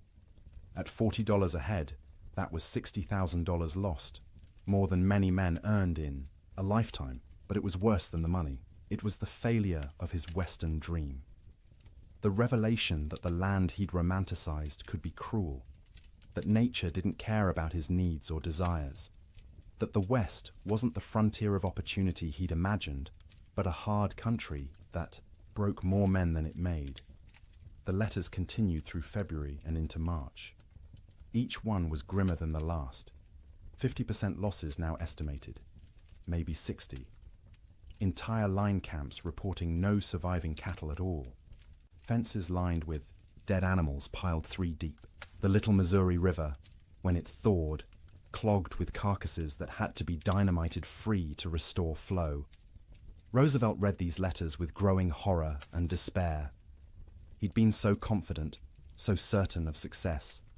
He'd borrowed money, encouraged friends to invest, staked his reputation on the cattle business. And now it was all dying in a winter he wasn't even present to witness. In March, when travel became possible again, Roosevelt received a telegram from Ferris. Brief, direct, devastating. Come west, you need to see this. Roosevelt went. He took the train to Medora, the small town near his ranches, arriving in early April to a world transformed by death. The snow was melting, revealing what had been hidden. And what it revealed was carnage beyond anything he'd prepared himself for. He rode out with Ferris and other ranch hands to assess the damage. Everywhere they looked, cattle. Dead cattle. Frozen cattle. Cattle that had been dead so long the coyotes and wolves had already been at them. Cattle piled against fences. Cattle in ravines. Cattle scattered across the prairie like obscene statues. The smell was overwhelming. Thousands of rotting carcasses perfuming the air with decay. Roosevelt, who'd prided himself on his toughness, on his ability to handle frontier hardships, had to dismount and vomit. He wasn't alone. Even hardened cowboys were sickened by the scale of death. They rode for days, making tally, trying to determine what remained of the herds. Of Roosevelt's 5,000 head, fewer than 2,000 could be found alive. 60% losses. Some of those survivors were in such poor condition they'd likely die anyway. His investment, his dream, reduced by 2/3 in a single winter. The financial blow was severe. Roosevelt had invested approximately $80,000 in his cattle operations. He'd now lost at least $50,000, maybe more when accounting for lost breeding potential, disrupted operations, and the collapse of cattle prices as the market flooded with emergency sales from desperate ranchers. But Roosevelt was wealthy by birth. His family money cushioned the financial loss. He could absorb $50,000 and remain solvent, which most ranchers could not. What he couldn't absorb as easily was the emotional and philosophical blow. He'd come west believing in self-reliance, in the nobility of honest labor, in the frontier as a proving ground for American character. The Great Die-Up revealed those beliefs as naive. Self-reliance meant nothing when nature decided to kill everything. Honest labor couldn't prevent disaster driven by forces beyond human control. The frontier proved nothing except that it could kill you regardless of your character. Roosevelt spent several weeks at his ranches that spring, helping with the cleanup, the salvage operations, the grim work of trying to build something from the ruins. He participated in roundups, searching for surviving cattle, trying to assess what could be rebuilt. At night, he slept in the cabin at the Maltese Cross Ranch, the same cabin where his cowboys had weathered the storm. The bunks were still there, the stove, the smoke-stained walls. He'd slept here before on previous visits, treating it as an adventure, roughing it among the men. Now he slept in those bunks, knowing what they'd endured, what this room had protected them from. The cabin was small, cramped, cold even in April. Roosevelt lay on a rope bunk under wool blankets that smelled of smoke and men, and tried to imagine what January had been like. The wind screaming outside, the cold pressing in from all sides, the sound of cattle dying in the darkness, the knowledge that your livelihood, your future, everything you'd worked for was ending, and there was nothing you could do. He couldn't fully imagine it. He'd missed the actual storm, been warm and safe in New York while his employees fought for survival. That distance, that absence, haunted him. He'd been the investor, the gentleman rancher playing at being a cowboy. When it mattered, when the real test came, he hadn't been there. This realization changed him.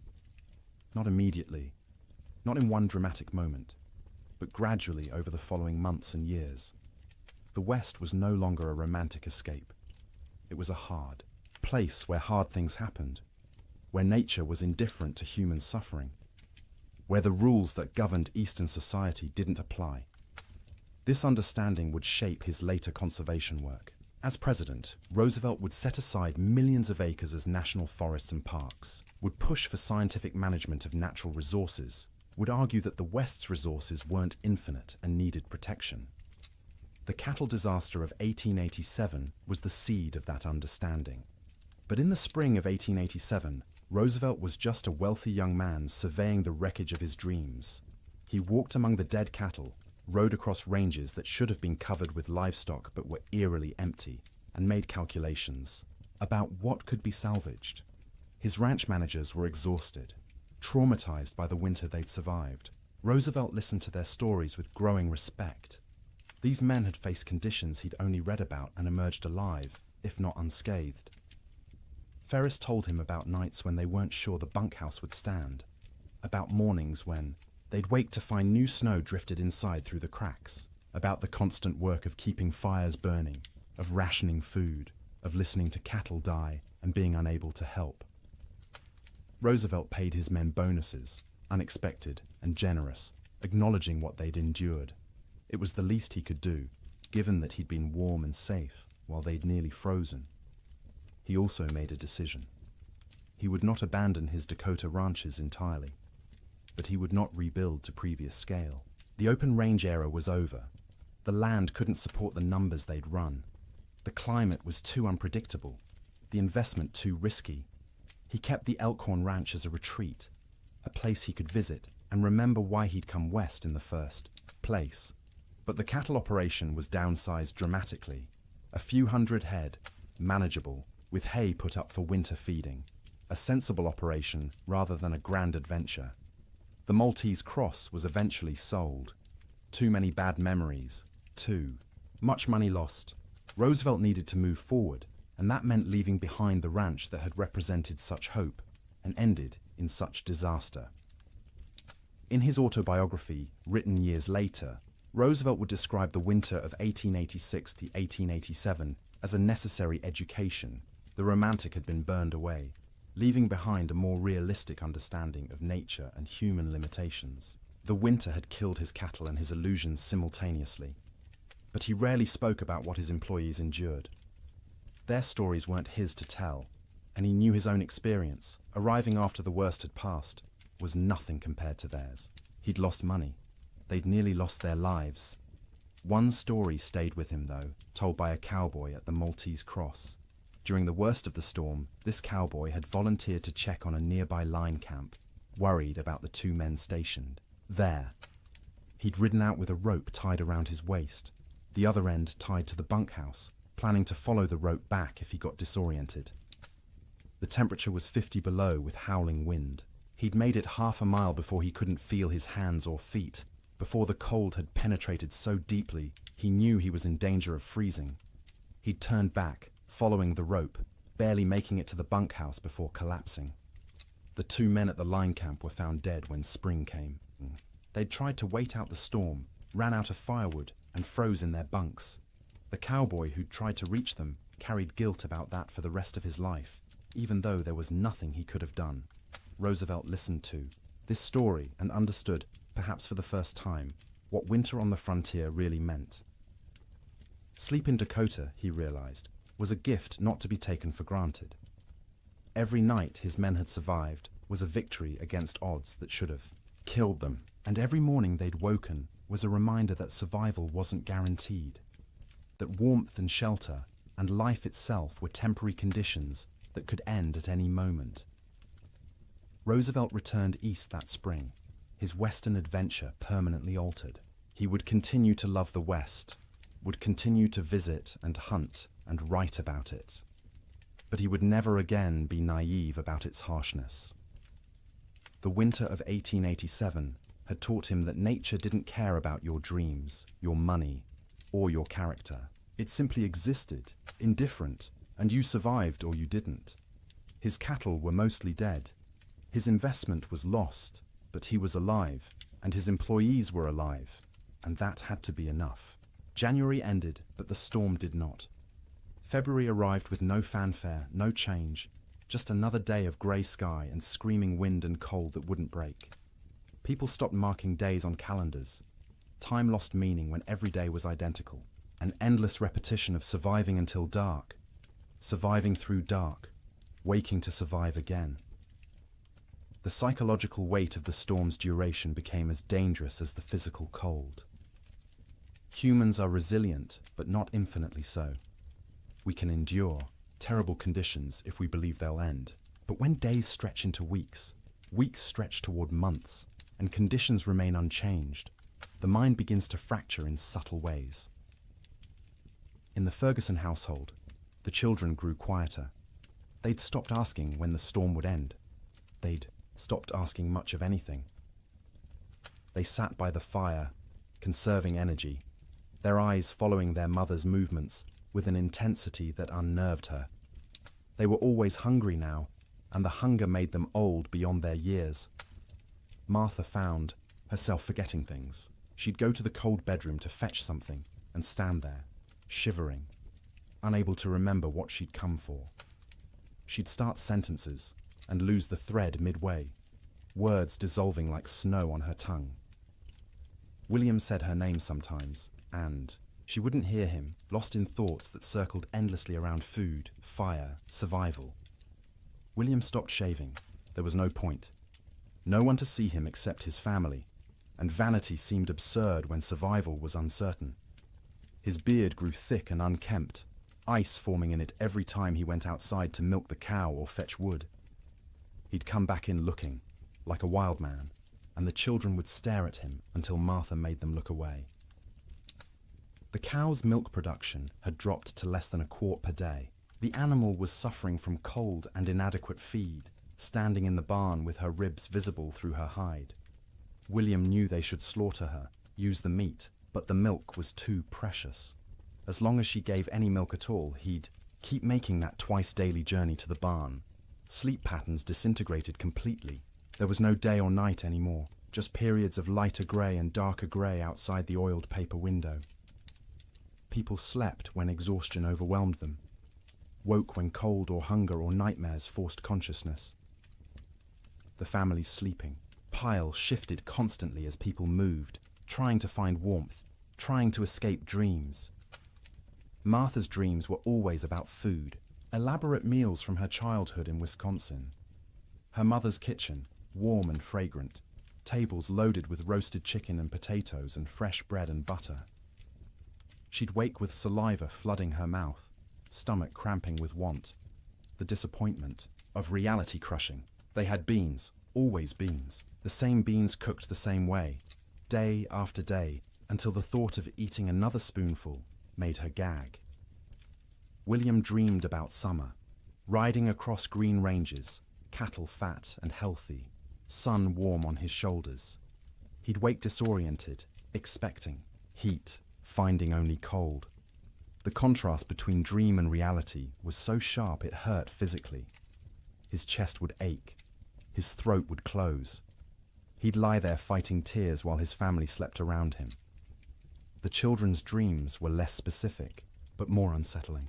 They'd whimper in their sleep, reach out for comfort, wake crying without being able to say why. Emma, the youngest, stopped sleeping deeply at all. She'd doze in fits and starts, never truly relaxing, her small body tense even in sleep. The storm broke briefly in early February. For 3 days the wind dropped to a whisper, the snow stopped falling, and temperature rose to just below freezing. Clouds remained, but didn't seem as oppressive. The change felt miraculous after weeks of unrelenting assault. William ventured outside beyond the barn for the first time since January. The landscape was unrecognizable. Snow had sculpted itself into bizarre formations, drifts 20 feet high in some places, bare ground in others. The fence line he'd built 2 summers ago was completely buried. Only the tops of fence posts showed, wooden fingers pointing at the grey sky. He walked out across what had been their pasture, breaking through crusted snow with each step. The snow held his weight for a moment, then collapsed, dropping him thigh-deep into soft powder beneath. It was exhausting to move, each step a battle, but he kept going, desperate for space, for distance from the cabin that had become their prison. He found a dead cow half buried in a drift. One of their small herd, frozen solid, the hide pulled, tight over protruding bones. He stood looking at it for a long time, feeling nothing. He was too tired for grief. The cow was dead. More would be dead. Everything might be dead. These were just facts now, beyond emotion. When he returned to the cabin, Martha and the children were standing in the doorway, watching him. They looked like ghosts in the grey light, pale and thin and insubstantial. He realized he probably looked the same to them. That night the Chinook wind arrived, warm wind from the southwest, carrying temperature up 30 degrees in 2 hours. It felt like a gift from God, a promise that winter could end, that warmth still existed somewhere in the world. People opened doors and windows despite the waste, of heat from their fires, desperate for fresh air, for the feeling of movement, for anything different. The warm wind melted the top layer of snow, water dripped from roofs, ran in small streams across frozen ground, pooled in low spots. For brief hours, it seemed like spring might actually come, that the nightmare might be ending, but the Chinook betrayed them. After 2 days of relative warmth, the wind shifted back to the north. Temperature plummeted. The water that had melted froze instantly, creating a thick crust of ice over everything. The snow that had softened turned to concrete, and when more snow fell on top of that ice, it created a prison for any surviving cattle. Before the Chinook, cattle could at least paw through snow to reach grass beneath. After the ice crust formed, this became impossible. Their hooves couldn't break through. They stood on top of their food, separated from it by inches of ice, and slowly starved, while the grass they needed lay tantalizingly close. Cowboys trapped in bunkhouses understood what this meant. Any cattle that had survived. January were now doomed. The Chinook hadn't been salvation. It had been a final cruelty, raising hope before delivering death more certainly than the cold alone could have. In the bunkhouses, men stopped talking about spring. They stopped talking much at all. Conversation required energy they didn't have. They lay in their bunks, wrapped in blankets, emerging only to eat the meager meals old Pete still managed to prepare, or to take their turns feeding the stove. The silence was worse than the earlier noise of men talking and joking and trying to maintain morale. Silence meant defeat. Silence meant they'd accepted that this was how things were now, that normal life was so far away it might as well not exist. Some men slept 20 hours a day. Their bodies had adapted to scarcity by shutting down, reducing all functions to bare minimum. They moved slowly when they moved at all, speaking in monosyllables, their eyes dull and unfocused. They weren't sick, exactly. They were hibernating, human versions of bears in dens, waiting for conditions to improve. Others couldn't sleep at all, too anxious, too frightened, too aware of their situation. They'd lie awake hour after hour, staring at the ceiling, listening to the wind that never stopped. Their eyes developed a particular look, wide and staring, ringed with dark circles. Their hands shook constantly. They jumped at sudden sounds. Old Pete worried about these wakeful men more than the sleeping ones. The sleepers were conserving energy, doing what their bodies told them to do. But the wakeful men were burning through resources they couldn't afford to lose. Their minds were eating themselves from the inside, consuming sanity the way their bodies were consuming stored fat. He tried to help in small ways. Extra coffee for the wakeful ones, bitter and hot, and something to focus on besides fear. Stories told quietly in the dark, anything to distract. Sometimes just sitting with them, two men awake in a room full of sleeping men, sharing the burden of consciousness. The nights were hardest. 15, 16 hours of darkness in February's depth. The stove provided light as well as heat, flames visible through gaps in the iron, but it was barely enough to see by. Men moved through darkness, feeling their way, bumping into bunks and each other. Without clocks, without daylight, time became abstract. You'd wake, if you could call it waking when you'd only been half asleep, and have no idea if you'd been unconscious for 10 minutes or 10 hours. The disorientation was profound. Some men stopped trying to track time at all.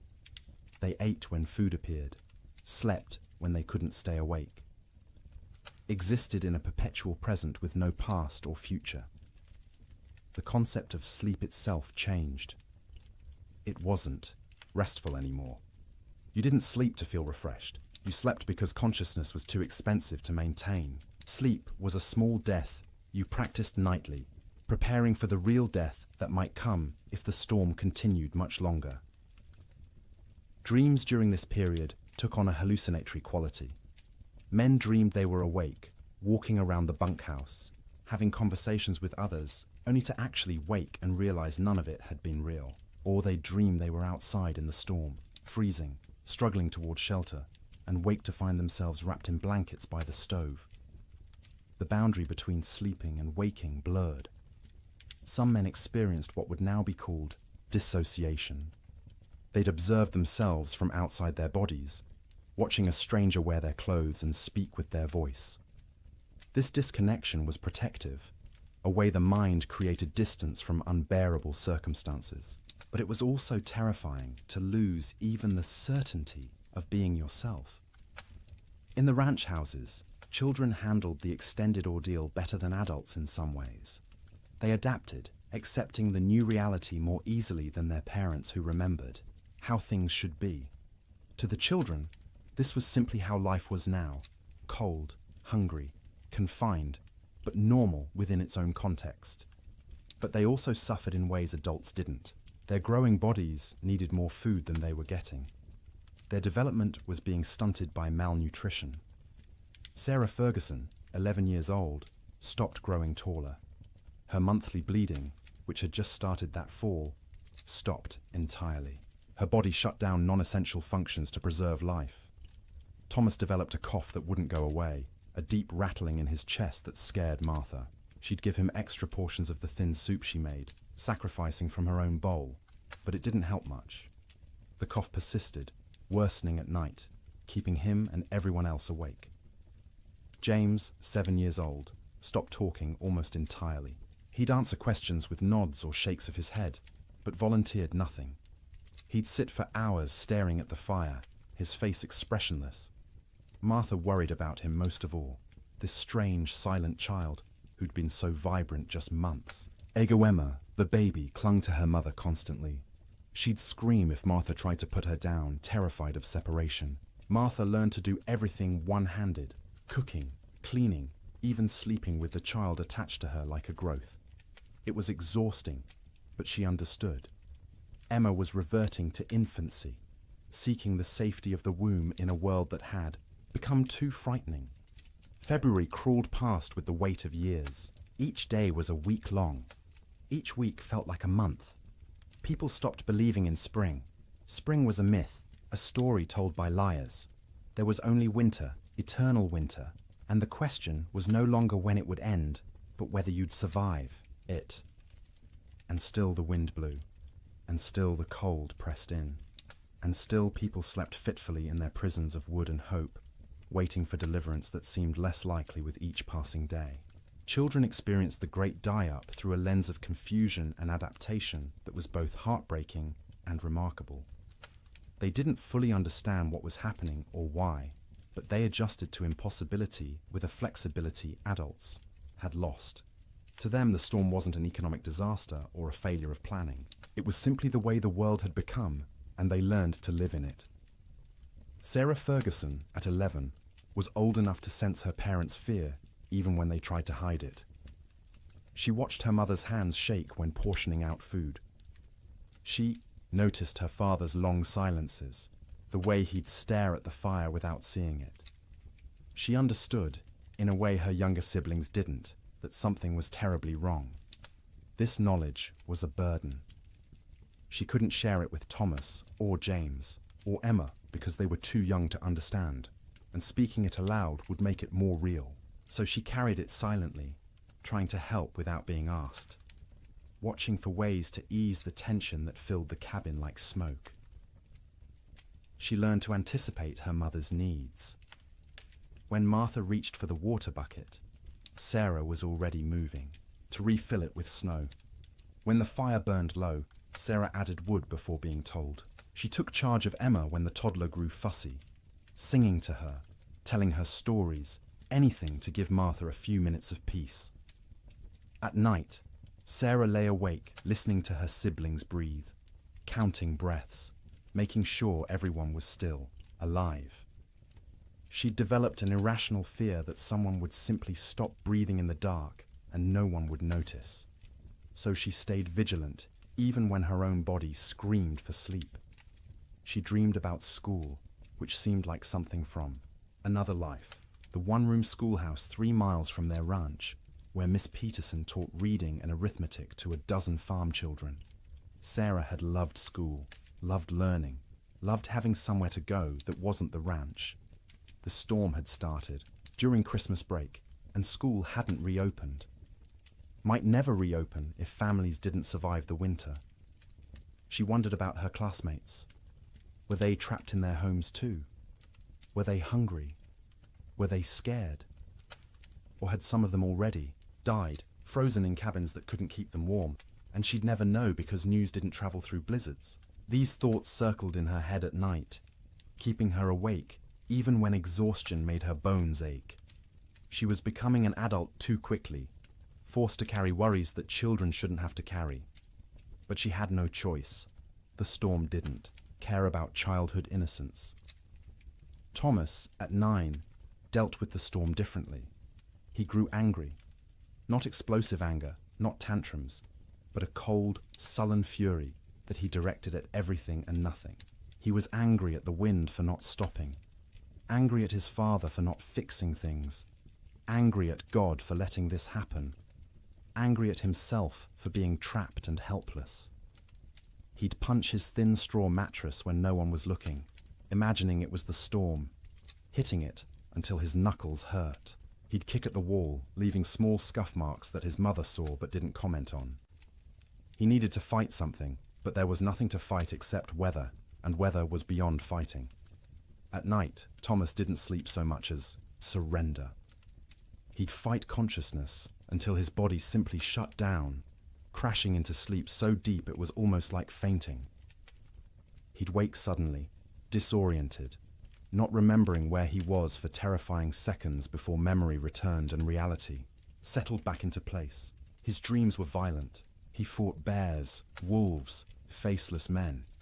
He swung fists and weapons, defending his family against threats that dissolved when he tried to focus on them.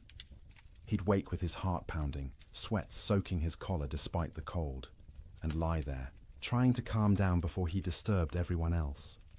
He was hungry all the time, a gnawing, constant hunger that made him think about food obsessively. He'd remember meals from before the storm, special occasions when they'd had roasted chicken, or beef, or his mother's apple pie. The memories were so vivid he could taste them, and the disappointment when he opened his eyes to find only reality was crushing. His mother noticed his anger, but didn't know how to help. She'd try to hug him, and he'd tolerate it stiffly, uncomfortable, with comfort, needing to be tough. He was the man of the house when his father was outside. He had to be strong. He couldn't let himself be a child, even though he was desperately, urgently still a child who needed reassurance that everything would be all right. James, at 7, retreated into silence and fantasy. He created elaborate stories in his head, imagining himself as a hero who could control weather, who could make the sun come out and melt all the snow. In his fantasies, he'd save his family, save the cattle, save everyone. People would thank him. His father would be proud. These daydreams, occupied hours. He'd sit by the fire, face blank, living entirely in his imagination where he was powerful instead of helpless. His mother worried about his silence, not understanding it was protection. If he didn't talk, he didn't have to acknowledge reality. He could stay in his head where things made sense and he had control. At night, James slept deeply but unrestfully. He'd thrash and kick, fighting battles in his dreams, sometimes crying out words no one could understand. His siblings had learned to sleep away from his feet because he'd kick without waking. Martha would sometimes reach over and touch his forehead, checking for fever, but he was just hot from the exertion of his dreams. When he did talk, it was often about summer. He'd ask when they could go outside and play, when they could go fishing in the creek, when the cattle would come back.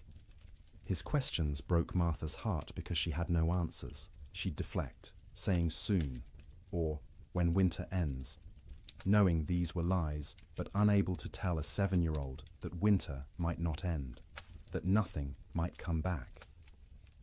Emma, just 3 years old, understood least and suffered most in some ways. She knew something was wrong but couldn't articulate what. Her world had shrunk to one room, a fire, and the immediate presence of her family. She didn't remember clearly how things had been before the storm. This cold, confined existence was becoming her normal.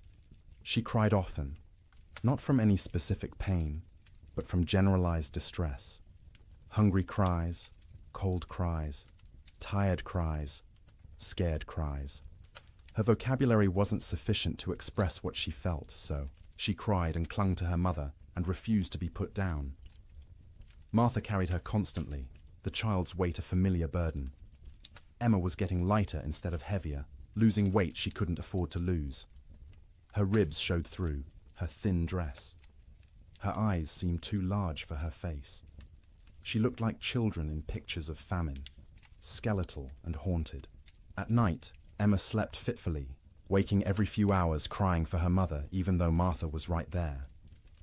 She'd need to be held, rocked, soothed back to sleep, a process that took longer each time. Martha would hold her daughter and feel the tiny heart beating too fast, the small body too hot one moment and too cold the next, and wonder if Emma would survive even if the storm ended.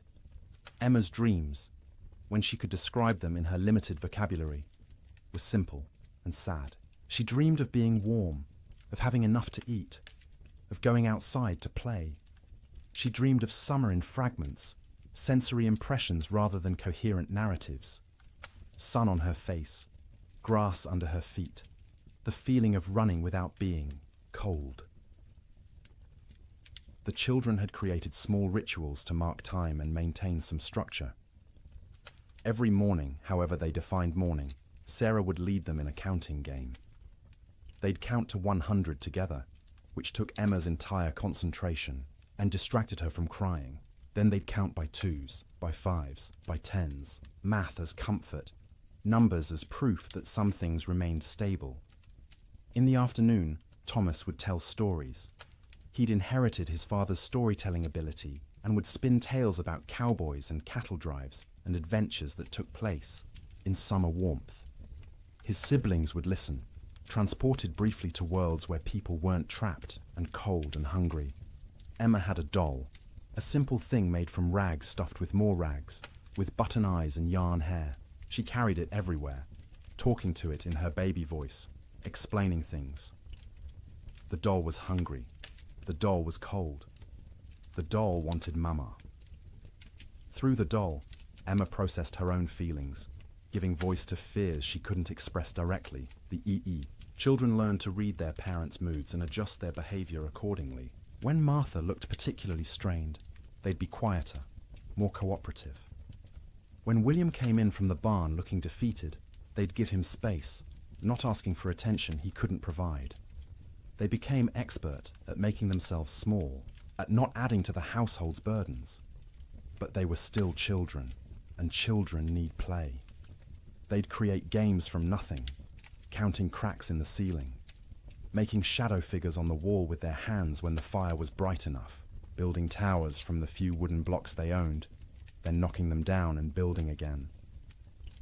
Sarah taught Emma songs, the same songs their mother had taught her. Simple rhymes about animals and weather and daily life.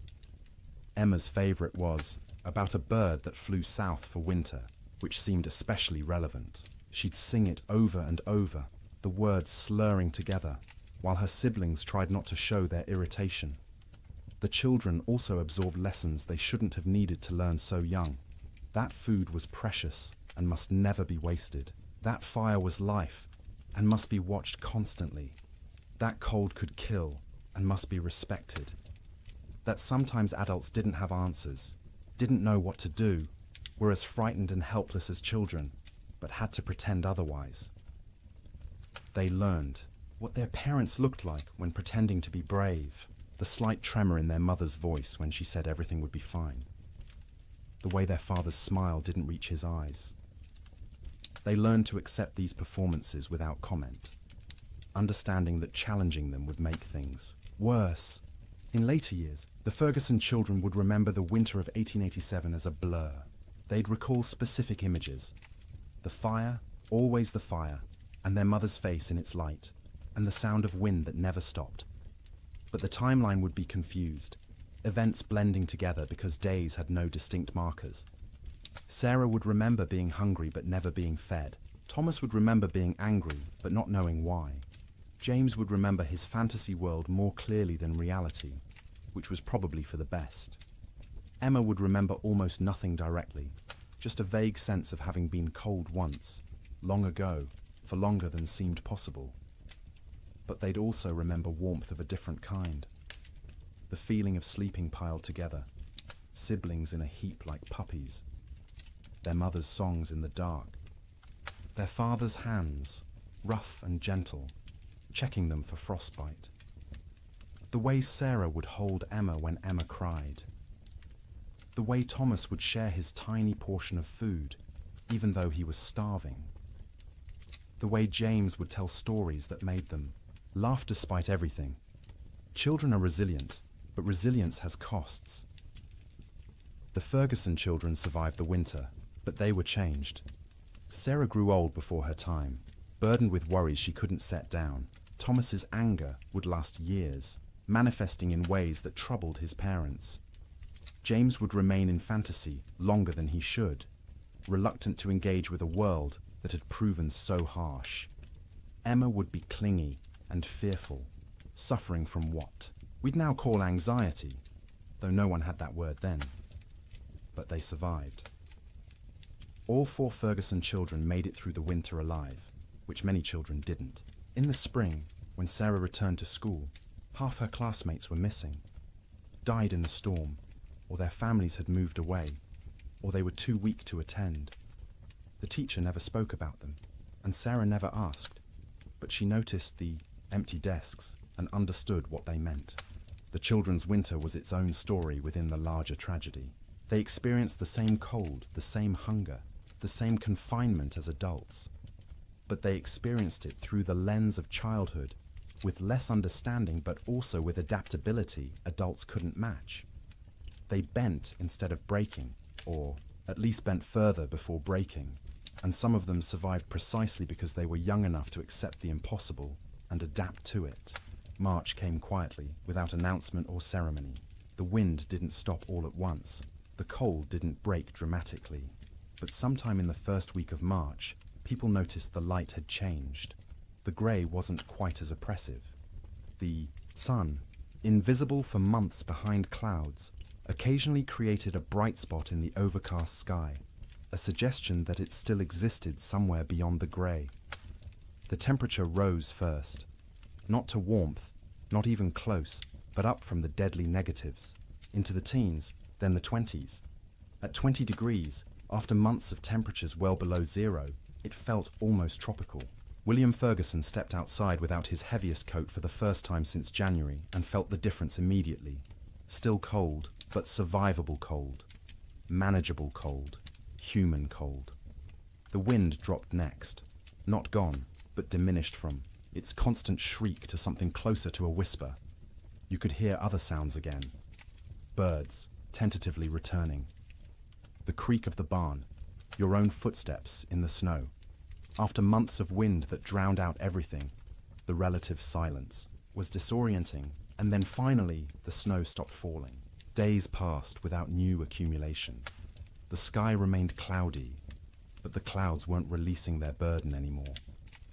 What was on the ground would stay on the ground, but nothing new was coming. This realization spread through trapped households, like a physical wave. The storm was ending. Winter was releasing its grip. Spring, impossible spring, was actually going to come. But the thaw revealed horrors that had been hidden under snow. As temperatures rose above freezing and snow began to melt, the dead emerged. Cattle everywhere. More cattle than anyone had imagined possible. They lay along fence lines, stacked 3 and 4 deep, where they'd crowded against barriers trying to escape the wind. They filled ravines, hundreds in a single coulee, frozen together into a grotesque mass. They lined riverbanks, piled where they'd sought water, and found ice instead. William rode out in mid-March to assess their losses. The snow had melted enough to navigate, though the ground was a swamp of mud and standing water. He rode for hours, seeing nothing but dead cattle. Their small herd of 30 head was gone. All 30 dead. Some near the barn where they'd sought shelter.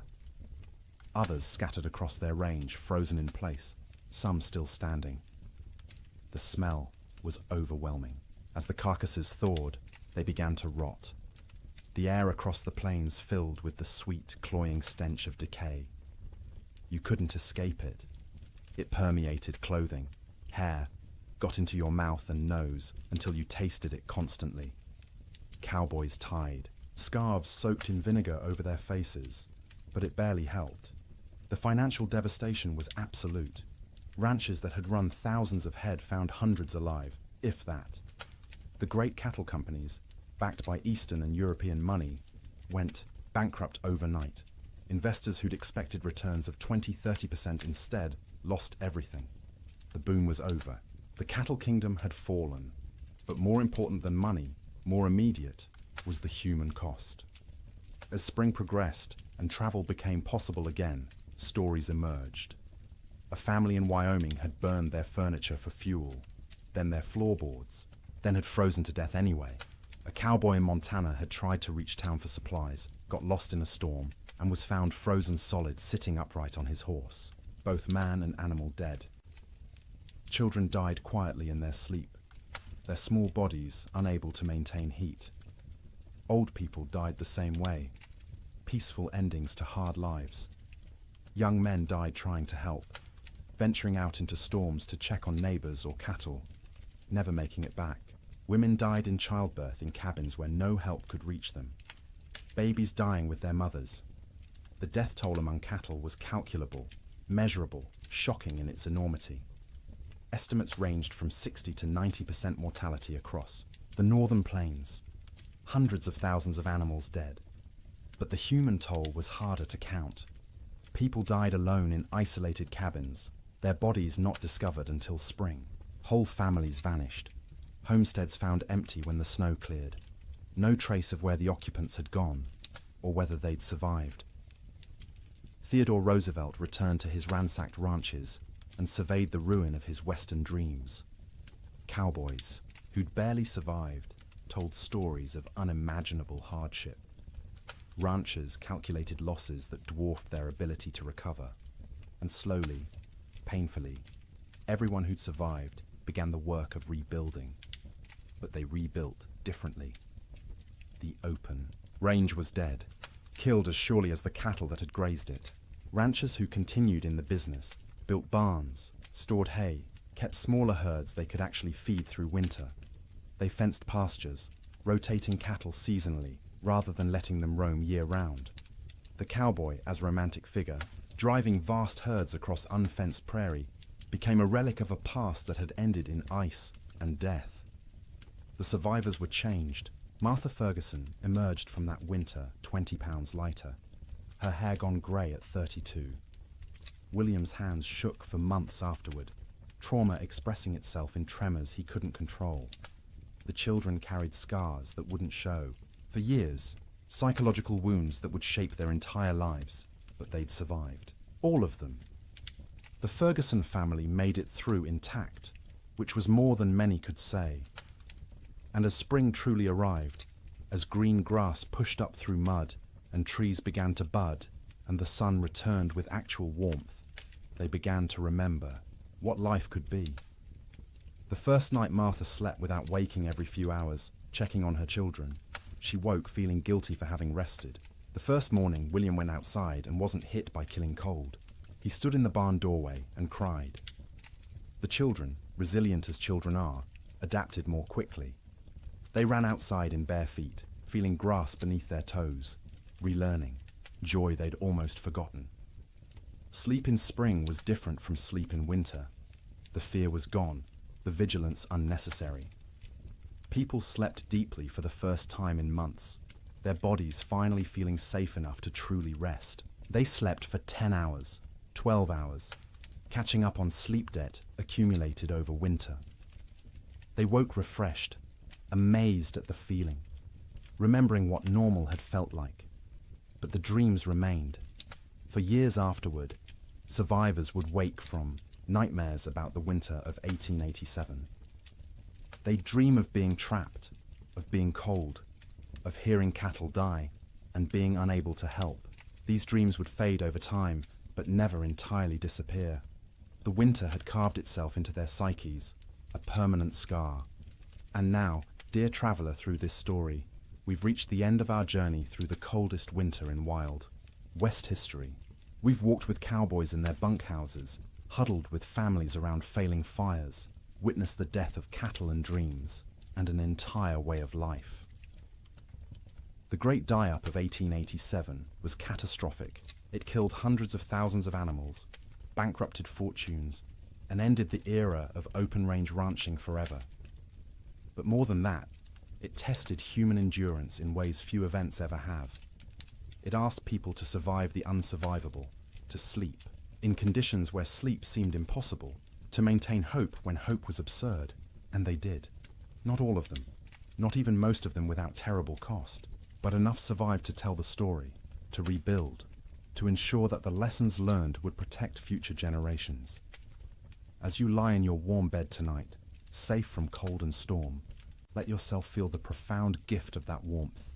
The pioneers of the Wild West would have considered your comfort miraculous, impossible luxury beyond imagining. Central heating, insulated walls, blankets made in factories rather than woven by hand. You live in the future they could only dream of, the safety they fought to reach. Their struggle made this possible. Every improvement in building techniques, every advance in weather prediction, every system we have now to survive winter grew from lessons learned in disasters like the Great Die-Up. They suffered so that eventually people wouldn't have to suffer, so that sleep could be restful rather than survival, so that winter could be endured without terror. Let their memory settle over you gently now. Let the wind that screamed across the Montana plains become the whisper of your fan. Let the cold that killed become the pleasant coolness of your air conditioning. Let the hunger that gnawed at them become the satisfaction of knowing you can eat when you wake. You are safe, you are warm, you are comfortable in ways they couldn't have imagined. And as you drift towards sleep, carry with you gratitude for that safety. Honor their endurance by appreciating what you have. Remember their suffering by cherishing your comfort. The winter of 1887 is over. It has been over for more than a century, but its story remains, a testament to human resilience and the terrible power of nature. The cowboys and ranchers and children who lived through it are long gone, but their experience echoes forward to us, teaching us about survival, about courage, about the precious gift of a warm place to sleep. So sleep now, deeply and peacefully. Let the weight of blankets comfort rather than burden you. Let the darkness be restful rather than fearful. Let your dreams be gentle rather than haunted. The storm has passed. Spring has come.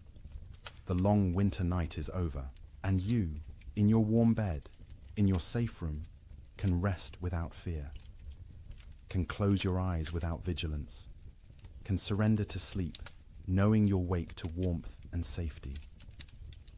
The Great Die-Up claimed so much, so many cattle, so many dreams, so much hope.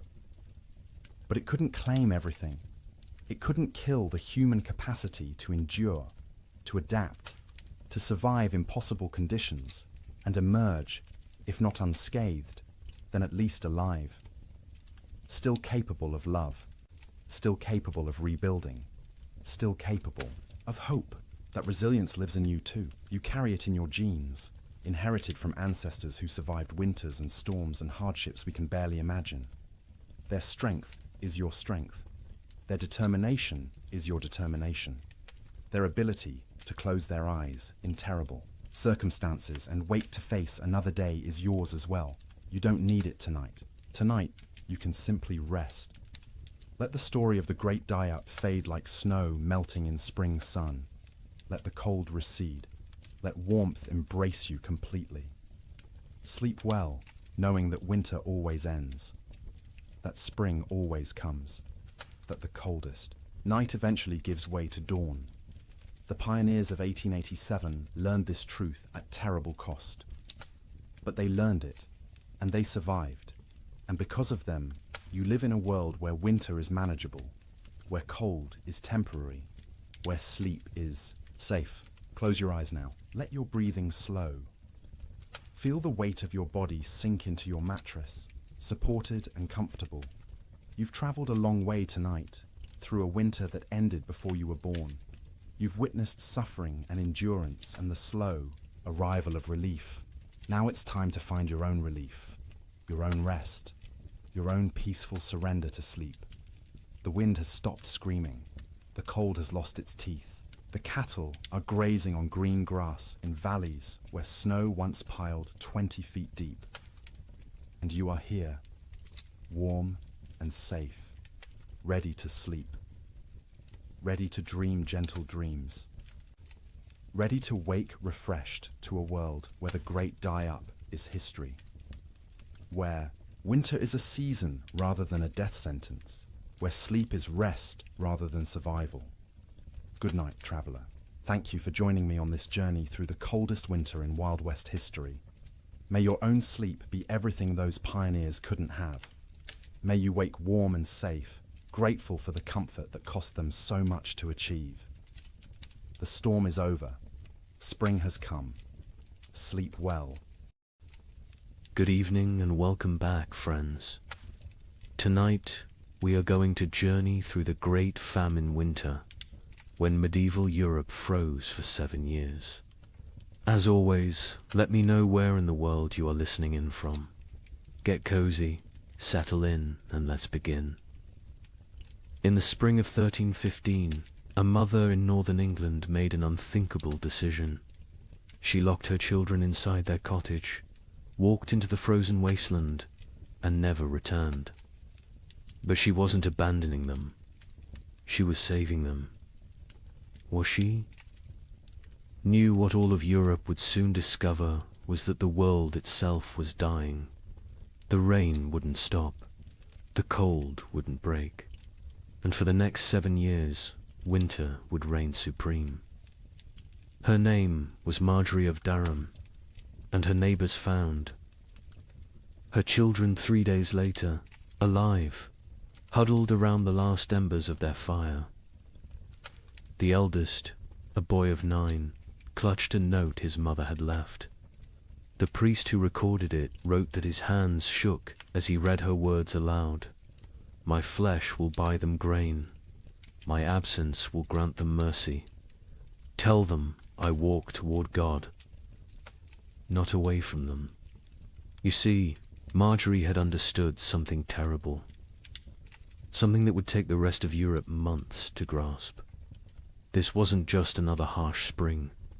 This was the beginning of an extinction. The marketplace where she'd traded her body for bread had made the calculation clear. A living mother meant 5 mouths to feed. A missing mother meant for orphans. The church had to shelter, and the church still had grain, still had walls, still had hope that this nightmare would end. But here's what makes Marjorie's story so haunting. She wasn't unique. Parish records from 1315 show hundreds of similar disappearances. Parents vanishing into blizzards, elderly grandparents wandering into forests, always leaving notes, always locking doors from the outside, always walking toward death like it was salvation. The chronicler Geoffrey Le Baker would later write about that spring with words that feel pulled from nightmares. Rains began on St. George's Day and fell like God had forgotten how to do anything else. Not the warm rains of April that wake sleeping seeds, but frozen needles that killed whatever they touched. Crops didn't fail, they drowned standing. Rivers didn't flood, they exploded from their banks like wounded animals. Think about that. For a moment, you're a medieval peasant. Your entire world is 3 miles wide. Everything you know about survival, every technique your father taught you, every prayer your mother whispered, assumes one simple truth that seasons follow patterns.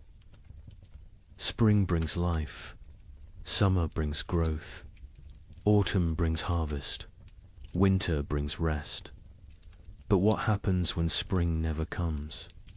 When winter refuses to die? When the very foundation of existence cracks beneath your feet? That's what began in 1315. Not a famine, not a crisis, but the complete collapse of natural order. And Marjorie of Durham, walking into that frozen dawn, leaving her children behind to live, was just the first character in a story that would consume 15 million souls. Before it ended. The question isn't how Europe survived, it's what Europe became to survive it. Picture yourself waking up on Easter morning, 1315, in a small village outside Paris. Your neighbor Johannes jokes about yesterday's rain ruining his seedlings. His wife laughs, saying one wet spring never hurt anyone. Within 6 months, Johannes will trade his youngest daughter for a bag of moldy grain. His wife will disappear one night, and the village will pretend not to notice the fresh meat at the butcher's stall. But this morning, they're still laughing. The peculiar thing about catastrophe is how quietly it arrives. No trumpets, no divine warnings, just rain. Endless, crushing, biblical rain that began falling across Europe in May 1315 and simply didn't stop. That Easter morning in Kratzy-le-Chapelle, 20 miles from Paris, felt like any other. The baker Michel had risen at cockscrow to fire his ovens. His wife Agnes counted their silver, planning to buy young pigs at the summer fair. Their son Pierre played with wooden knights, recreating battles he'd never fight because there wouldn't be a world left to fight for. The church bells summoned them to Mass. Father Bernard, still young enough to believe suffering had meaning, delivered a sermon about resurrection, about new life, about God's promise that seed time and harvest would never cease. The congregation nodded along, comfortable in their certainty. Why wouldn't they be? Their grandfathers had survived wars. Their fathers had survived plagues. Surely they could survive a little rain. But if you'd looked carefully that morning really, Latude have seen the signs. The sparrows that usually nested in the church eaves were gone. Not dead, gone. The cats had stopped hunting, instead huddling in doorways with their fur perpetually damp. And the old women, the ones who remembered the harsh winter of 1258, had started hoarding soldat. Johannes, the man who joked about his seedlings, was a cloth merchant. Successful enough to own 2 cows and rent 3 strips of land. His wife Marie had borne him 7 children, 4 still living, which made them lucky by medieval standards. Their youngest, Isabel, had just turned 6, hair like spun gold. Her father would say, worth its weight in gold, someone else would say 6 months later, weighing her against a sack of spoiled wheat. The rain that Easter was unusual only in its persistence. It had fallen for 3 days straight, turning the roads to mud, keeping the holiday merchants away. But rain in April wasn't catastrophe, it was inconvenience. The real terror wouldn't begin until May 15th, the feast of St. Dymphna, when the rain turned cold. Brother Francis of the Abbey St. Denis recorded it first. He'd been copying manuscripts when he noticed his breath misting in the scriptorium. In May, at midday, the ink froze on his quill. He thought perhaps illness had taken him, fever turned backward into chills. Then he saw the other monks rubbing their hands, saw the frost forming on the inside of the windows. By June, That cold rain had become something medieval Europeans had no word for. We might call it freezing rain, but they called it devil's spit. Water that fell as liquid but froze on contact. Entire fields became sheets of ice in summer. Roses bloomed and died in the same hour, encased in crystal tombs. The wheat, which should have been knee-high in green, stood stunted and yellow. The barley rotted in the earth before it could sprout. The rye grew, but wrong-twisted, black, infected with something that would later be recognized as ergot, the fungus that causes hallucinations and gangrene.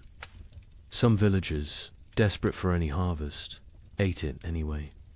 They danced themselves to death in the streets, laughing as their fingers turned black and fell off. But we're getting ahead of ourselves. Let's return to Johannes and his family, because their story is everyone's story. By late May, Johannes had stopped joking about anything.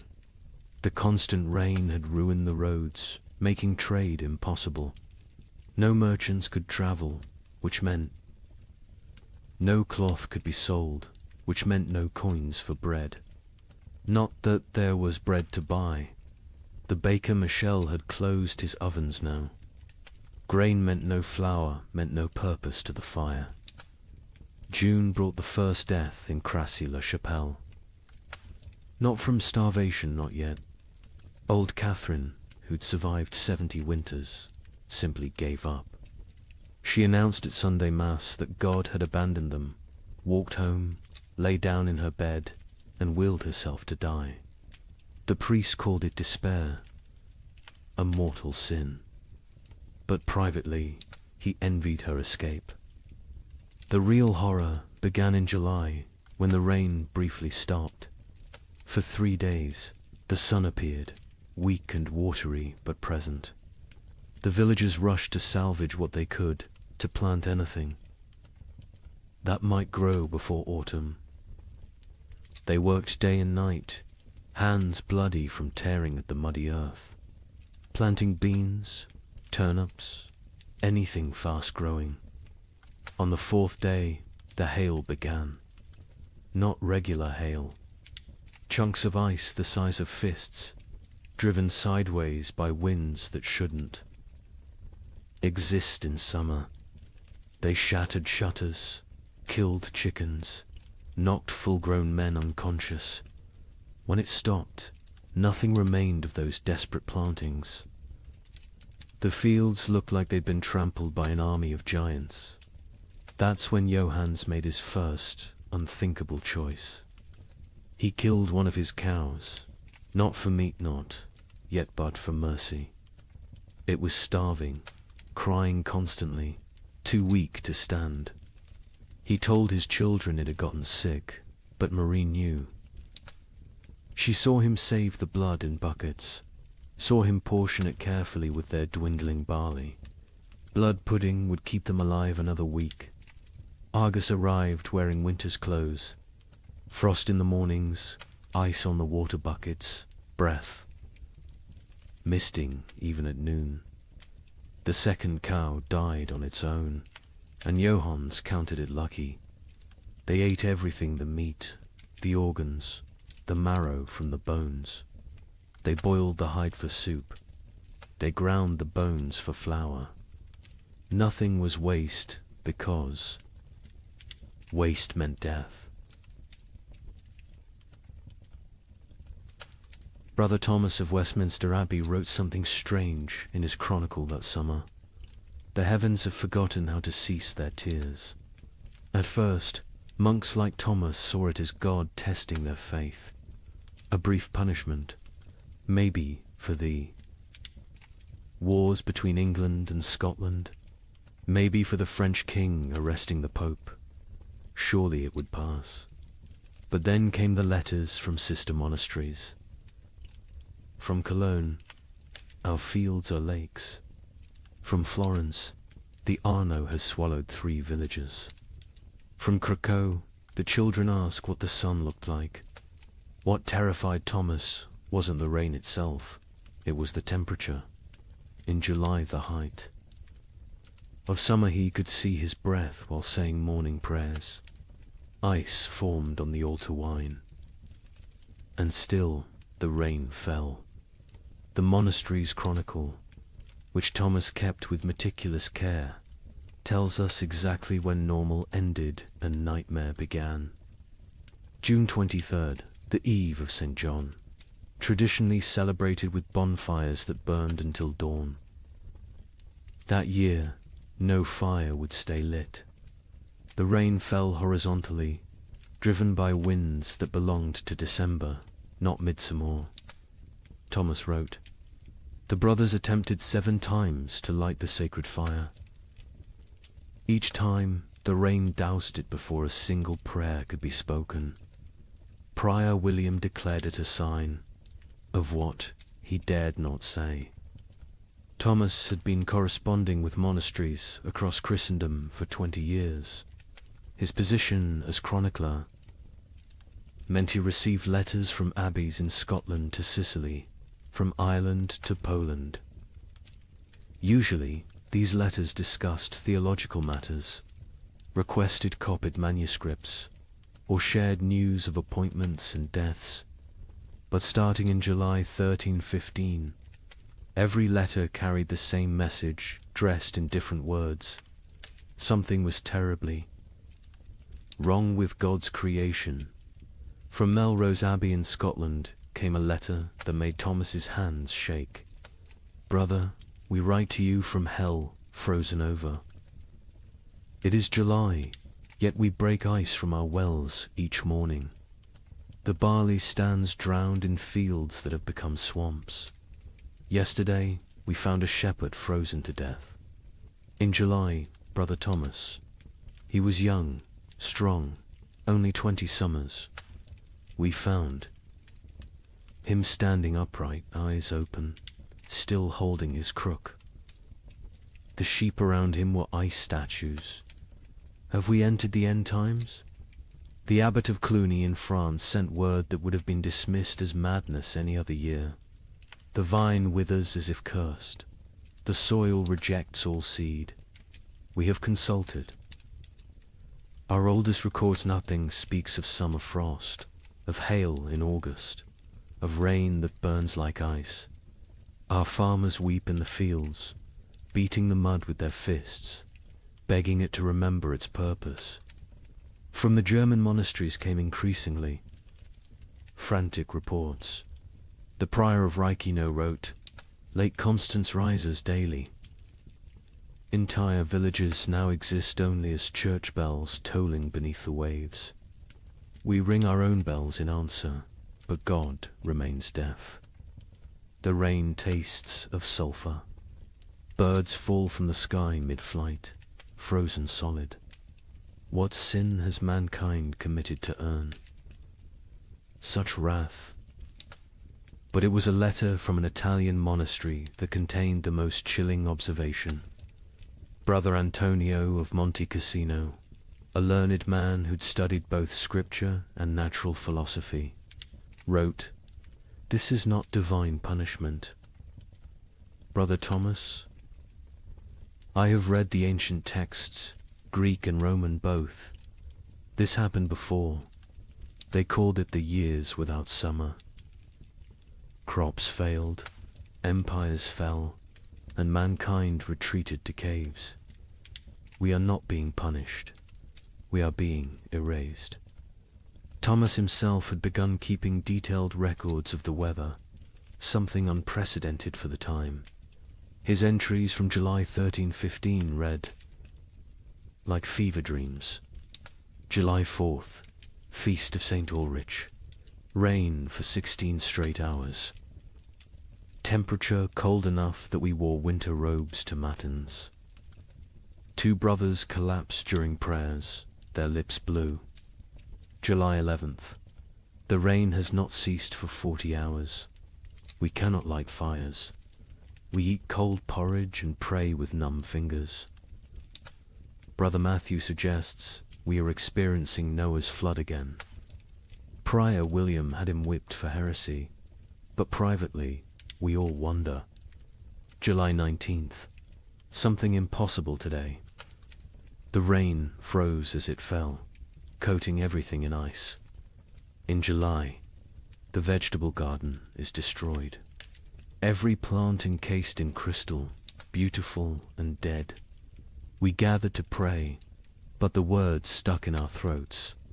How do you pray when creation itself seems broken? The correspondence between monasteries became increasingly desperate as summer crawled toward autumn. They began sharing survival techniques rather than theological debates. How to keep manuscripts from molding in the constant damp. How to preserve food when nothing would dry. How to maintain faith when every prayer for sun was answered with more rain. From Prague came instructions for building underground storage that might resist the water.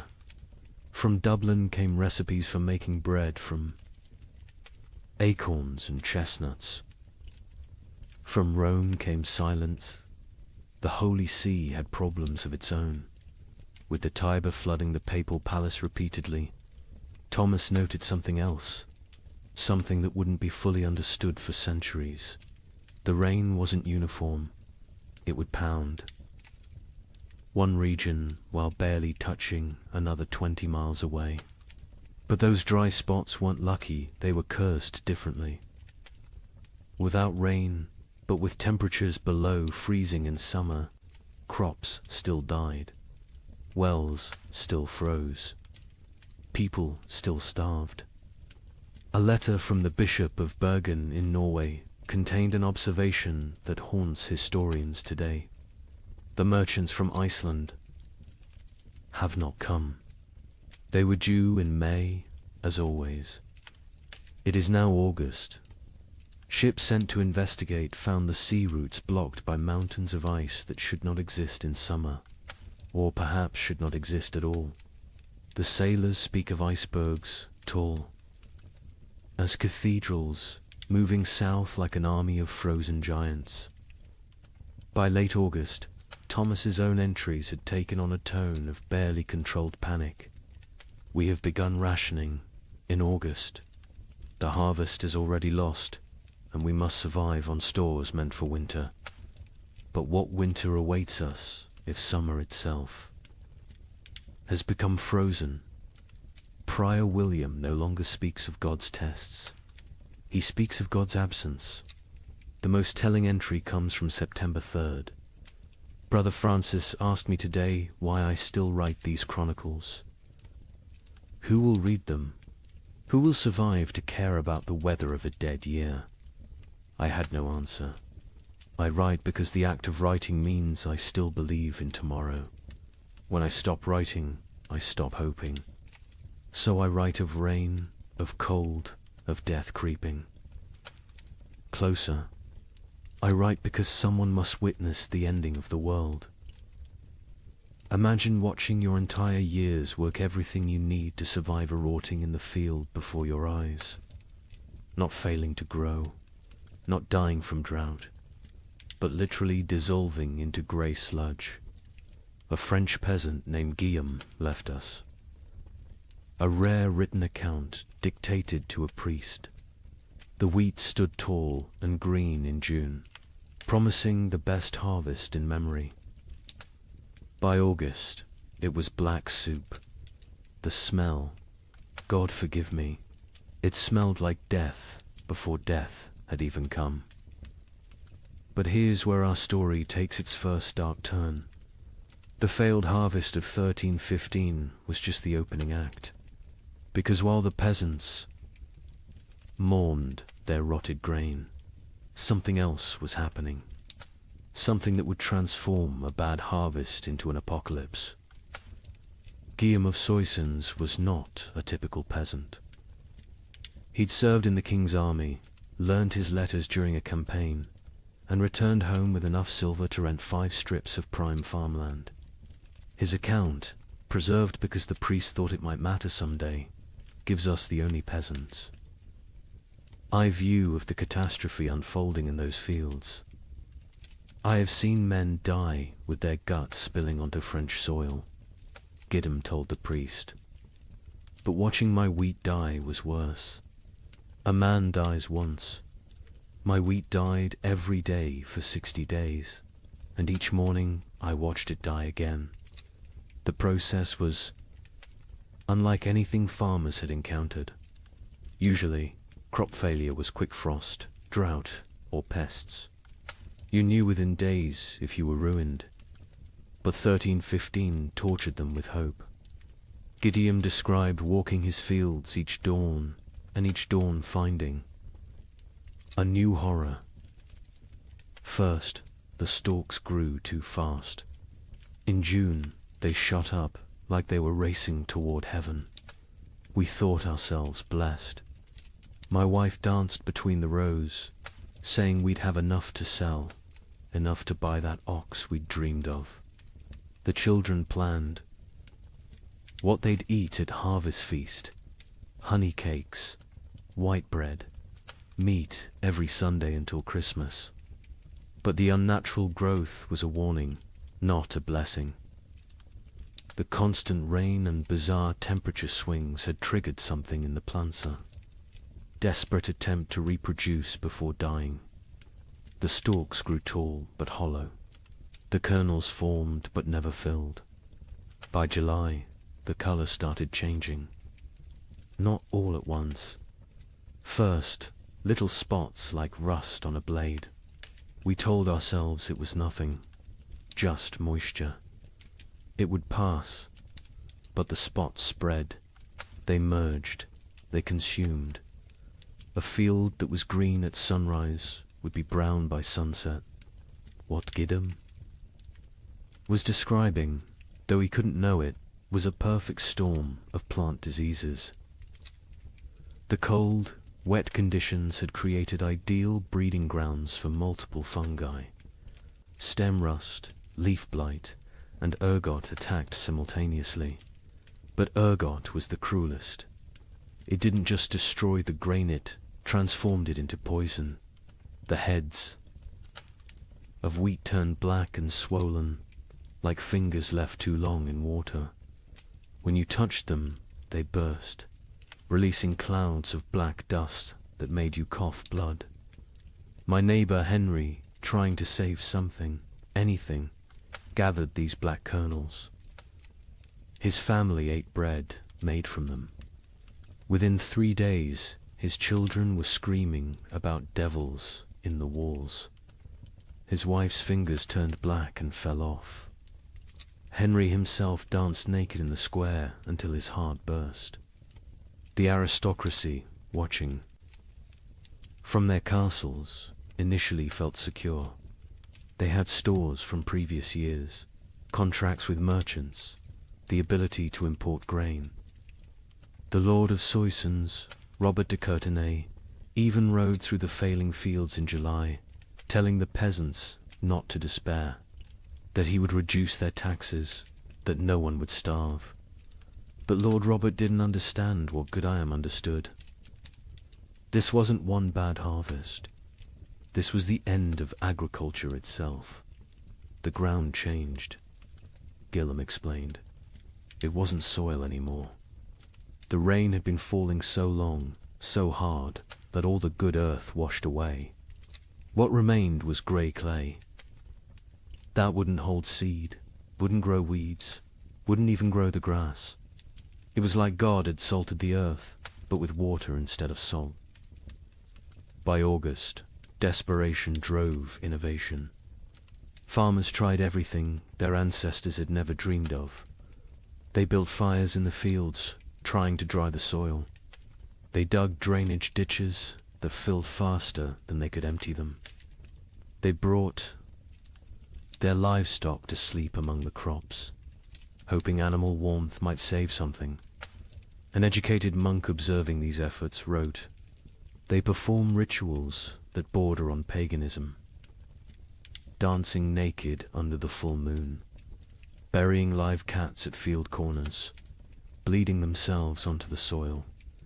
They have forgotten Christ and remembered older, darker gods, yet still the crops fail." The nobility began to panic when they realized the Implications. No harvests meant no taxes.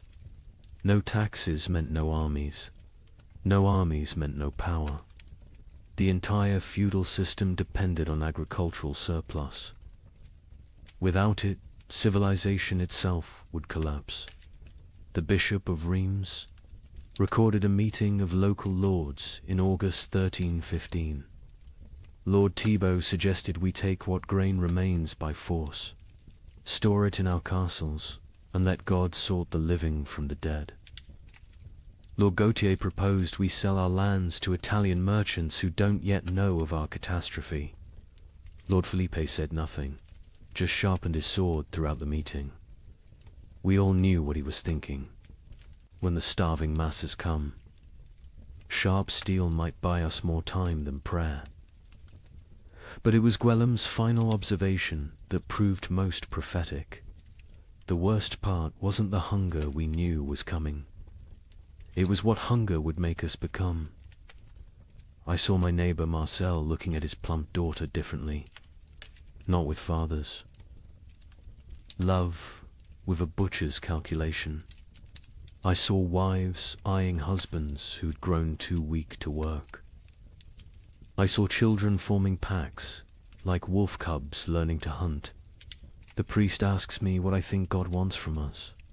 I tell him God is done wanting. Now he's taking, and he's going to keep taking until there's nothing left but rain and mud and sigh. And mud and sigh. The memory of what men used to be before they became animals again. The failed harvest of 1315 wasn't measured in bushels of lost grain. It was measured in the systematic destruction of hope. Every rural community in Europe had lived with the same rhythm for 1,000 years. Plant in spring, tend in summer, harvest in autumn, survive on stores through winter. That cycle was civilization. And in 1315, the cycle broke. By September, even the weeds had given up. Fields that should have been golden with wheat or barley were instead grey seas of mud, punctuated by the black skeletons of dead trees. The only things that grew were fungous, bulbous things that appeared overnight in colors nature had never intended. Purple, electric blue, sick yellow. Children who ate them died laughing. Adults who ate them died screaming. The recording. Priest added his own note to Gwillem's testimony. This man speaks truth. I have seen the fields myself. They look like God's own graveyard, waiting for the corpses that will soon fill them. We are not facing a famine. We are facing an extinction. May whoever finds this record pray for our souls, for by the time you read this, we will surely be past praying for ourselves. In September 1315, a strange sickness appeared among the cattle of Norfolk. Within days, it spread to sheep, then pigs, then horses. The animals didn't just die, they died screaming. A contemporary account describes cattle crying like humans. In their agony, their tongues swollen black, their eyes weeping blood. Modern historians call it marin, but medieval Europeans had another name for it. Devil's touch. Because healthy animals would drop dead mid-step. A cow giving milk at dawn would be a corpse by noon, and the speed of transmission defied Logicantia herds gone in hours. But I haven't told you the worst part yet. The animals that survived. They changed. Horses began eating meat. Pigs turned. Feral, forming packs that hunted. And the rats. The rats disappeared entirely. Where did they go? That mystery wouldn't be solved for another 30 years, when they returned, carrying something far worse than hunger. The first recorded death was a prize bull named Samson, owned by the Earl of Norwich, worth more than most villagers earned. In a year, Samson was protected like royalty-sheltered stable, imported feed, 3 stable boys attending him constantly. On September 8th, he was healthy enough to breed. By September 9th, he was dead, his massive body twisted in angles that bones shouldn't allow.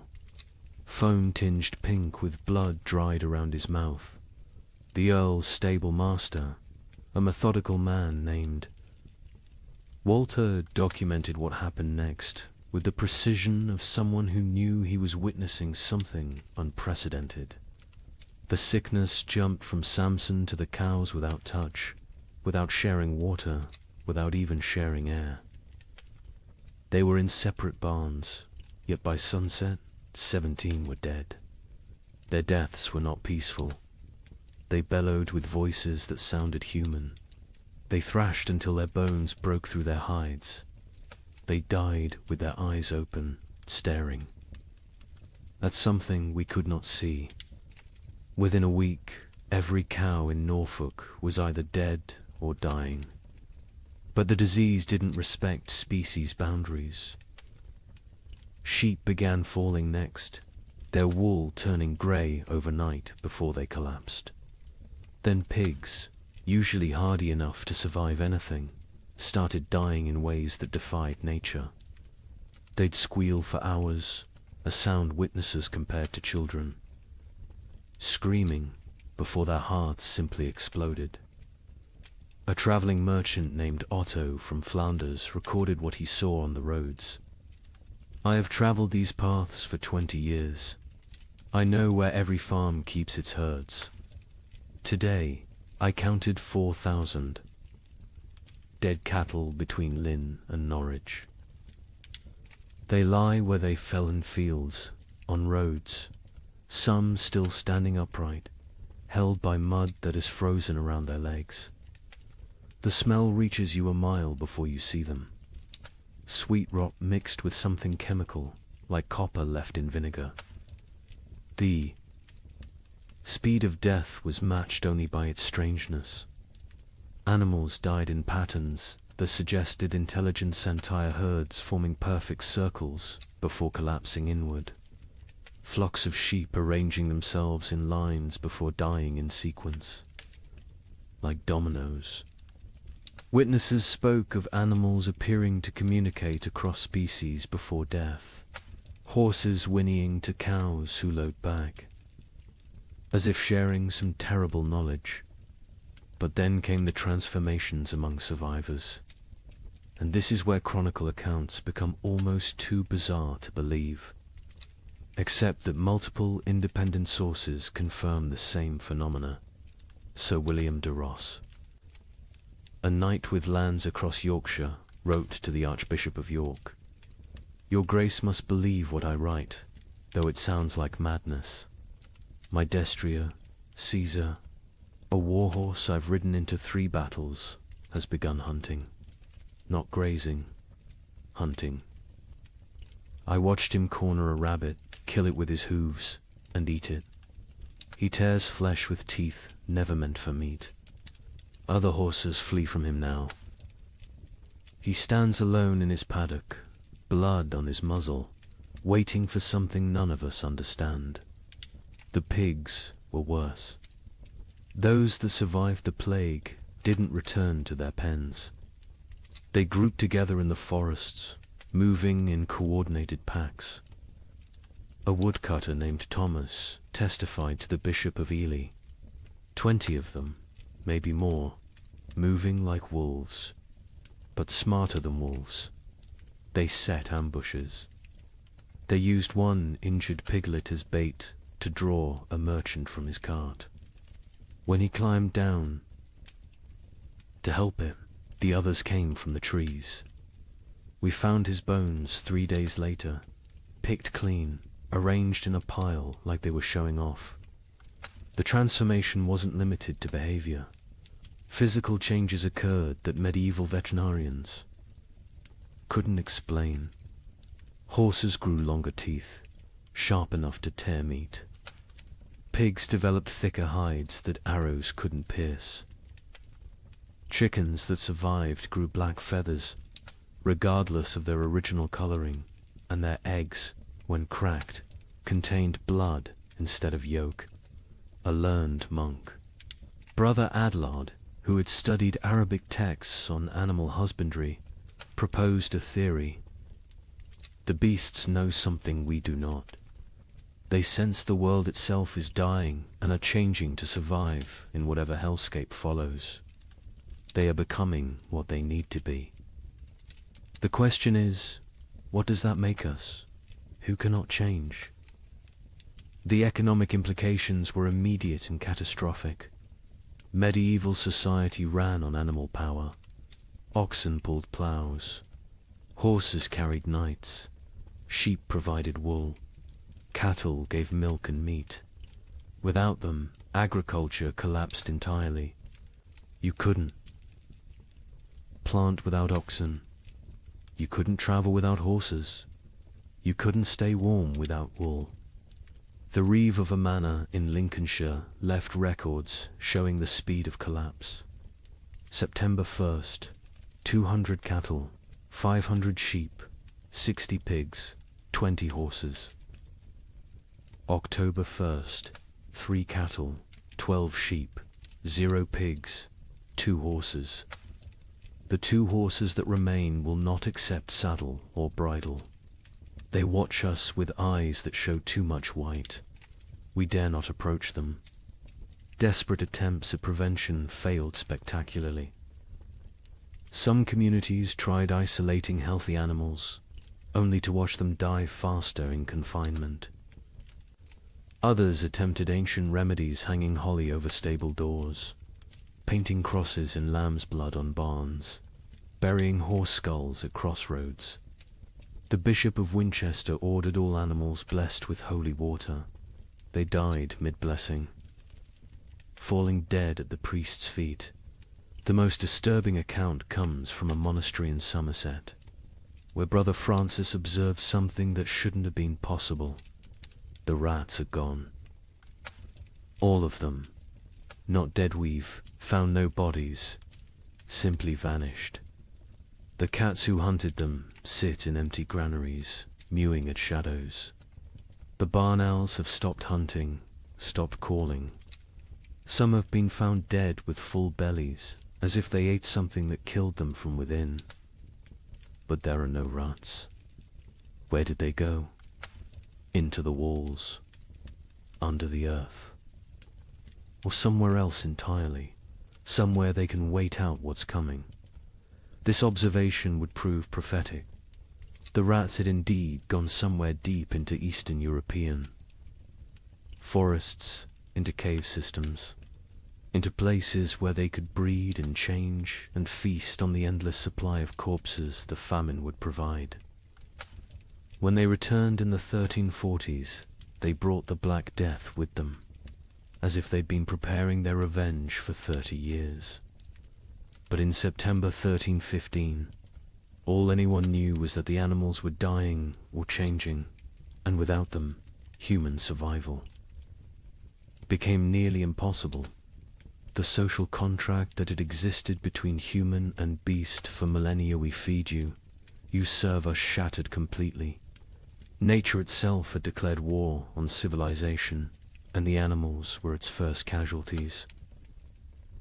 In London, December 1315, something unprecedented happened. A wealthy merchant named Richard de Barkin tried to buy bread with a gold coin worth more than most people saw in a lifetime. The baker laughed in his face. "Can your gold fill my children's bellies? Can it bring back the grain?" This is the moment medieval Europe's entire economic system shattered. For the first time in recorded history, food became more valuable than gold. The price of wheat increased 800% in 6 months. But those are just numbers. Let me tell you what that really meant. Richard de Barkin wasn't just any merchant. He controlled the wine trade from Bordeaux to London, owned 3 ships, and held contracts with the royal household. His wealth was legendary. He'd once bought an entire street in London just to evict a rival. On that December morning, he walked into Thomas Baker's shop on Bread Street carrying a gold noble, a coin worth 80 silver pence, enough to buy a horse. Thomas Baker, his hands still dusted with the last of his flour, looked at the coin like it was a stone. "I have one loaf left," he said, "my last flour. When it's gone, I close my doors forever. That loaf goes to my children. Your gold cannot create grain from nothing." Richard, accustomed to gold opening every door, placed 2 more nobles on the counter. Thomas swept them onto the floor. "Take your metal to the Thames and see if the fish will trade bread for it. I'll keep my loaf." The story spread through London within hours, not because a rich man was refused bread, but because everyone suddenly understood. The fundamental assumption of civilization that money could buy necessities had died. The keeper of the Royal Exchange, Simon de Canterbury, recorded the complete collapse of monetary meaning. December 1st, 1 penny buys a loaf. December 15th, 1 shilling buys a loaf. December 30th, 1 pound buys a loaf. January 13, 16, no amount buys a loaf, for there are no loaves to buy. But the breakdown went deeper than inflation. The very concept of value imploded. A manuscript from Guildhall records an exchange that would have been incomprehensible months earlier. Margaret Carpenter traded her wedding ring, passed down 5 generations, for 2 turnips. John Smithson offered his house for a ham. The hams. Owner refused. The guild system, which had regulated trade for centuries, collapsed overnight. The worshipful company of bakers, once among London's most powerful guilds, disbanded when 8 of 12 members died trying to defend their shops from crowds. Their final record, dated January 3rd, 1316, states, "We dissolve this fellowship, as there is nothing left to fellow over. May God forgive what we have become." In Paris, the situation grew even more surreal. The provost of merchants, attempting to maintain order, issued daily price controls. Every morning, he'd announce the maximum legal price for bread. Every evening, bakers would ignore it entirely. One baker, hauled before the provost for charging 30 times the legal rate, responded, "Hang me if you wish. My corpse will bake no bread. Pay my price or starve legally, those are your choices." The relationship between social classes inverted overnight. A peasant with a hidden store of grain wielded more power than a duke with chests of gold. The Chronicle of St. Denis's records, the Count of Champagne, among the realm's richest men, was seen begging at a farmer's door. The farmer, who once would have been flogged for looking the Count in the eye, kept him waiting 3 hours before trading a sack of mouldy oats for the Count's sword, armor, and signet ring. Venice, Europe's commercial heart, tried to maintain normalcy through imports. The Doge sent ships to Egypt, to Constantinople, to anywhere grain might exist. Most never returned. Those that did brought news that shattered hope. The catastrophe wasn't regional. From Ireland to Poland, from Scotland to Sicily, the earth had stopped providing. A Venetian merchant's letter to his partner survives.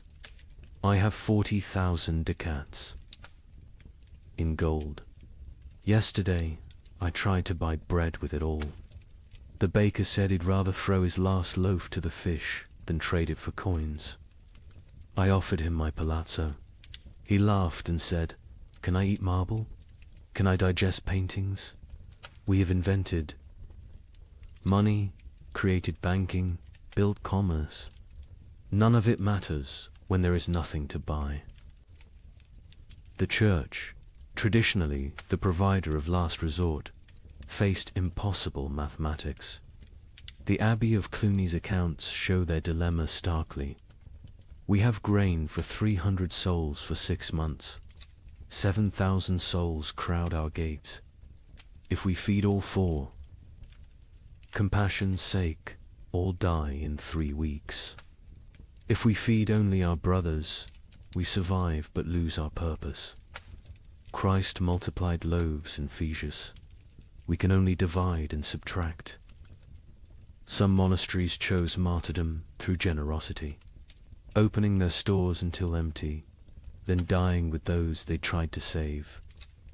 Others became fortresses, monks armed with clubs defending walls, while starving crowds pleaded outside. The abbot of Glastonbury wrote, "We have become what we swore never to be, choosers of who lives and who dies. Each grain of wheat is a decision, each meal is a judgment. We are not God, yet we play him daily." The collapse of money created new forms of trade that horrified contemporary observers. The Bishop of Lincoln recorded, "Women sell themselves, not for coin, but for bread. A loaf buys what gold cannot. Mothers auction their children to whoever can feed them. These are not choices. These are mathematics of survival." In Hamburg, they developed a grotesque solution: the flesh market. Not selling human flesh not yet, but selling the promise of it. People would sign contracts pledging their bodies after death in exchange for food while living. A German merchant wrote, "The dying sell their future corpses for present bread. Buyers mark their purchases, waiting like vultures. When someone falls, arguments break out over whose property they've become." The English crown attempted to maintain control through force. Edward II issued proclamations making food hoarding punishable by death. The result: those with food hid it better. Royal agents searching for hidden grain often found families dead of starvation, sitting around empty tables, having hidden their food so well they couldn't find it themselves in their final delirium. A royal clerk named William de Dean recorded, "The futility. We hanged a man for hiding grain. The crowd watching the execution fought over his shoes before he stopped kicking. We cannot hang hunger. We cannot execute starvation. The king commands the rain to stop, the crops to grow, the natural order to restore itself. The rain continues. The king might as well command the dead to rise." By February 1316, even the concept of theft had changed. How could taking food be a crime when not taking it meant death? London's courts stopped prosecuting food theft after jurors refused to convict. One judge wrote, "A man stole bread from a child. The child's mother killed the thief with her bare hands. Who is the criminal?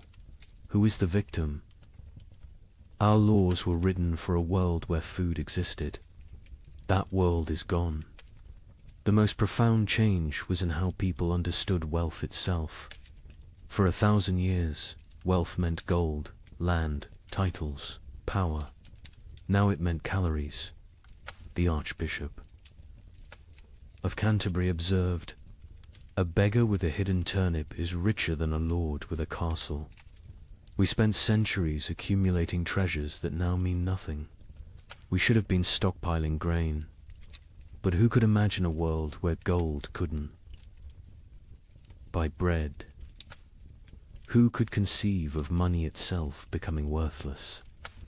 This economic collapse wasn't temporary. Even after the harvests eventually returned, the absolute faith in currency never fully recovered. People remembered when gold meant nothing, when coins were just metal, when the entire elaborate system of commerce crumbled before the simple reality of hunger. They remembered when the only currency that mattered was food, and the only exchange rate was survival. Agnes's Norwich recorded in her household accounts the progression of what her family ate as 1316 dawned. January, barley bread mixed with sawdust. February, acorn flour and ground bones. March, boiled leather and tree bark. April's entry is just one line. We no longer record what we eat. The creativity of starvation is horrifying. Pine needles ground into paste. Clay mixed with the last drops of milk to make it filling. Parents secretly bleeding themselves at night to mix blood into their children's gruel for protein. But in the city of Erfurt, they discovered something that would haunt Europe's collective memory forever. The local tanner, a man who had grown mysteriously fat while others starved, was found to have a peculiar source of leather. The city records stayed only. He was burned alive by common consent, and none would speak of what was found in his cellar. Agnes of Norwich was a merchant's widow who'd kept meticulous household accounts for 20 years. Her ledger, preserved in Norwich Cathedral, transforms from mundane records into a descent through hell. Her husband had died in late 1315, leaving her with 4 children and what seemed like adequate stores. She'd managed households through hard times before. But this was different. January 1316. Mix true barley with sawdust from Thomas Carpenter's shop. 1 part grain to 1 part wood. The children notice but do not complain. The sawdust fills their bellies even if it provides no sustenance. We tell ourselves it is fiber, like bran. We pretend not to see the splinters in their stall. The recipe sections of her ledger became increasingly elaborate as real ingredients vanished. Acorn bread.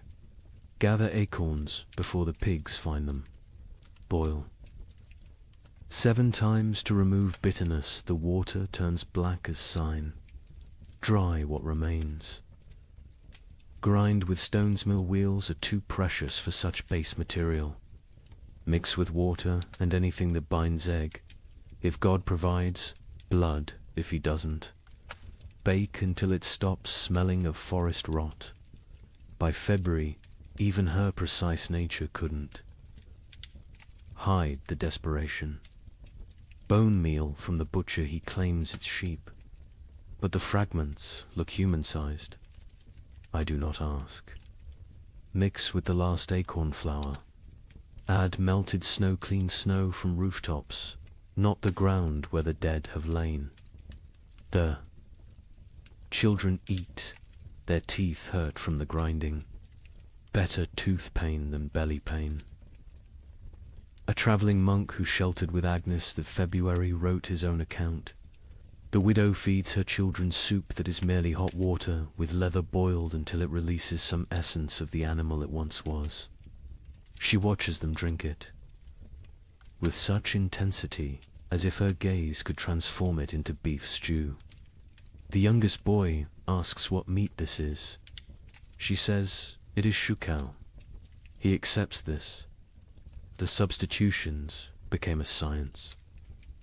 Flemish merchants developed detailed guides for extending food that read like alchemical texts. Pine needle tea provides the sensation of eating when boiled thick enough. Add chalk dust for substance. The stomach believes it is full for precious hours. Warning: more than 3 cups daily causes blood in the urine.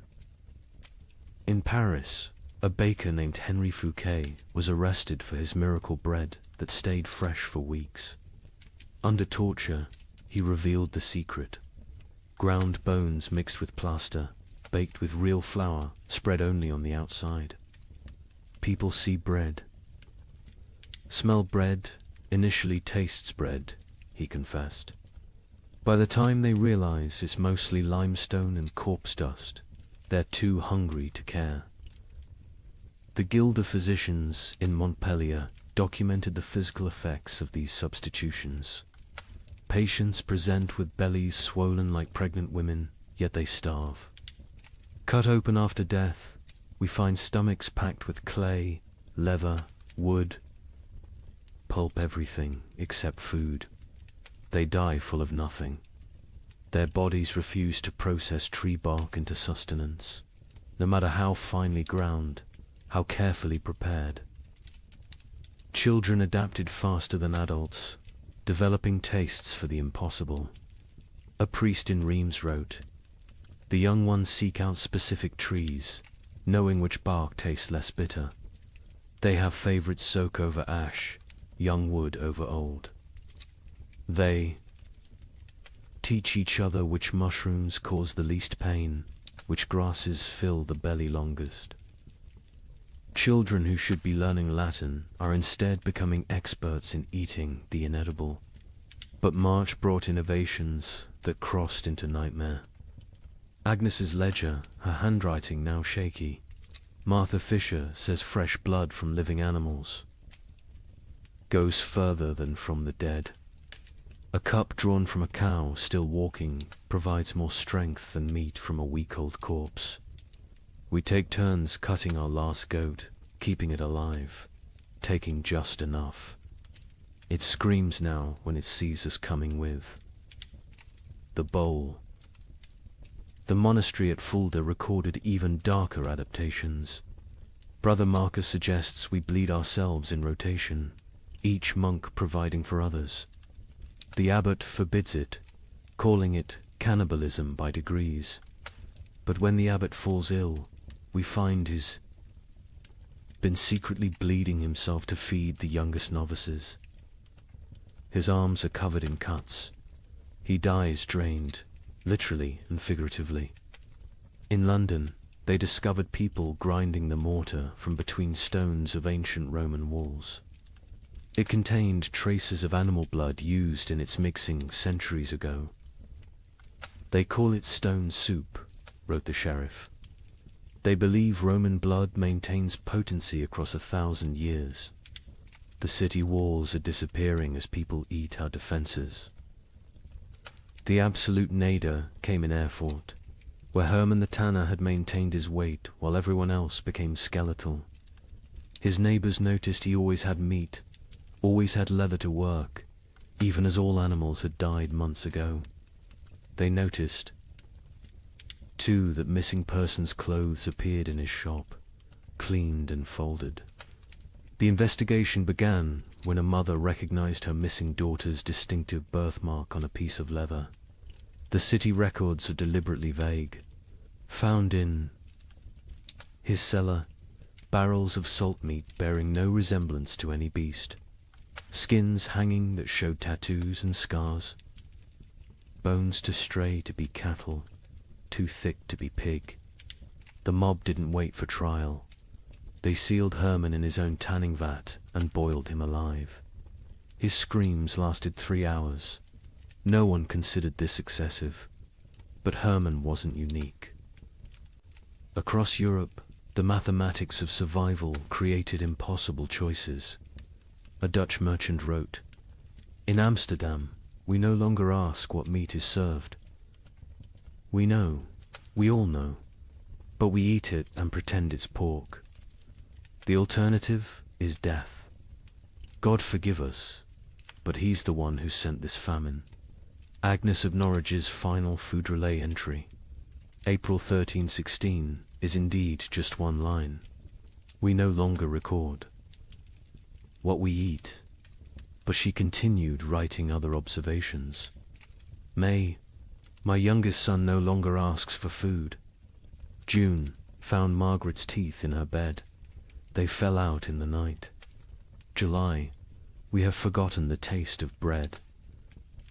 August contains no words, just tally marks, possibly counting days, possibly counting deaths. The last entry, September 1316, in a different hand. Agnes died this morning. We found her in the garden, eating earth, smiling. She said it tasted like heaven. We buried her where she fell. The ground was already open from her feeding. We are what remains of her family. We have survived in what she taught us to eat. We have survived in what she refused to eat. Both lessons were love. The great substitution wasn't just about replacing food with non-food. It was about replacing civilization with survival, morality with mathematics, humanity with hunger. Every successful substitution, every recipe for bark bread, every method for making leather edible was both a triumph of human ingenuity and a step toward something inhuman. Here's a question that sounds simple until you're living it. If you have enough food for your family to survive 6 months, but your neighbor's children are dying today, what do? Share and all die in 3 months? Or bar your door and listen to them cry? A priest in Ghent documented these impossible choices. A mother of 4, calculating exactly how much food each child needed based on their chances of survival. The strongest got more, the weakest ... didn't. She loved them all, he wrote. That's why she chose. Father Benedict of Ghent had been a priest for 30 years when the famine came. His parish records, instead of births and deaths, became a chronicle of moral arithmetic that would haunt him until his own death. He wrote not in Latin, but in common Flemish, wanting everyone to understand what survival really cost. Elizabeth van Meer, mother of 4, widow, has grain hidden beneath her floor enough for 6 months if one person eats, 3 months if to eat, 6 weeks if all 5 eat. She came to confession not for absolution but for mathematics. Father, she said, tell me God's formula for choosing which children live. Elizabeth's children ranged from 14 to 3. The eldest, Jan, strong enough to work if work existed. The twins, Marie and Catherine, 9 years old, clever but frail. The youngest, Peter, barely walked but consumed as much as the others. Father Benedict recorded her terrible calculus. She weighs them each week on the merchant scale. Charts their decline. Jan loses weight, slowest his body large enough to consume itself gradually. Peter loses fastest, no reserves in that tiny frame. The twins fall between. She creates equations. If Jan gets double rations for 3 weeks, he might strong enough to steal food for the others. If Peter gets nothing for 3 days, his suffering ends and the others get 9 more days each. These are not thoughts, these are numbers. Cold, merciless numbers. The priest watched Elizabeth transform from mother to mathematician. She no longer sees children. She sees survival probabilities. Jan, 70% chance if fed properly. The twins, 40% each if maintained, but 60% for one if the other stops eating.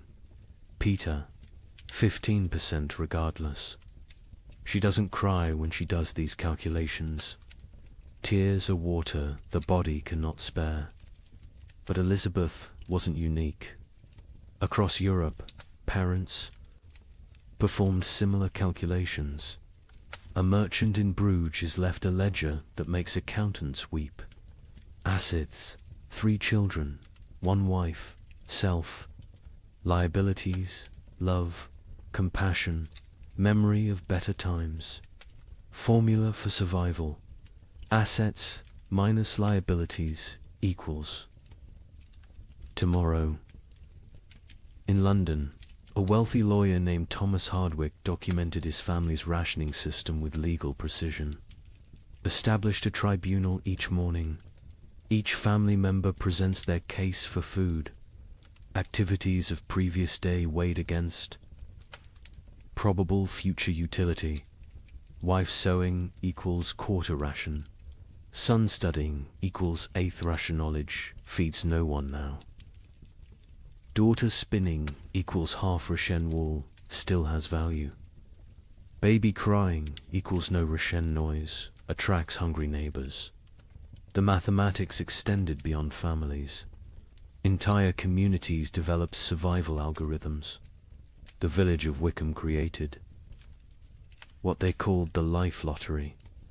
Every Sunday, families drew lots. Winners got the week's communal food. Losers got nothing. But here's the insane part. Families could trade lottery tickets. A mother with one child might sell her chance to a father with 4, calculating that certain death with payment beat probable death without. Father Benedict recorded a town meeting that descended into pure calculation.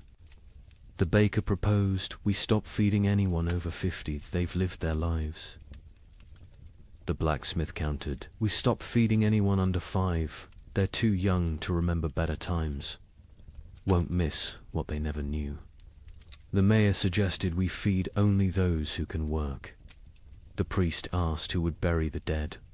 The meeting ended with no decision. Mathematics cannot solve philosophy. The church itself wasn't immune to these calculations.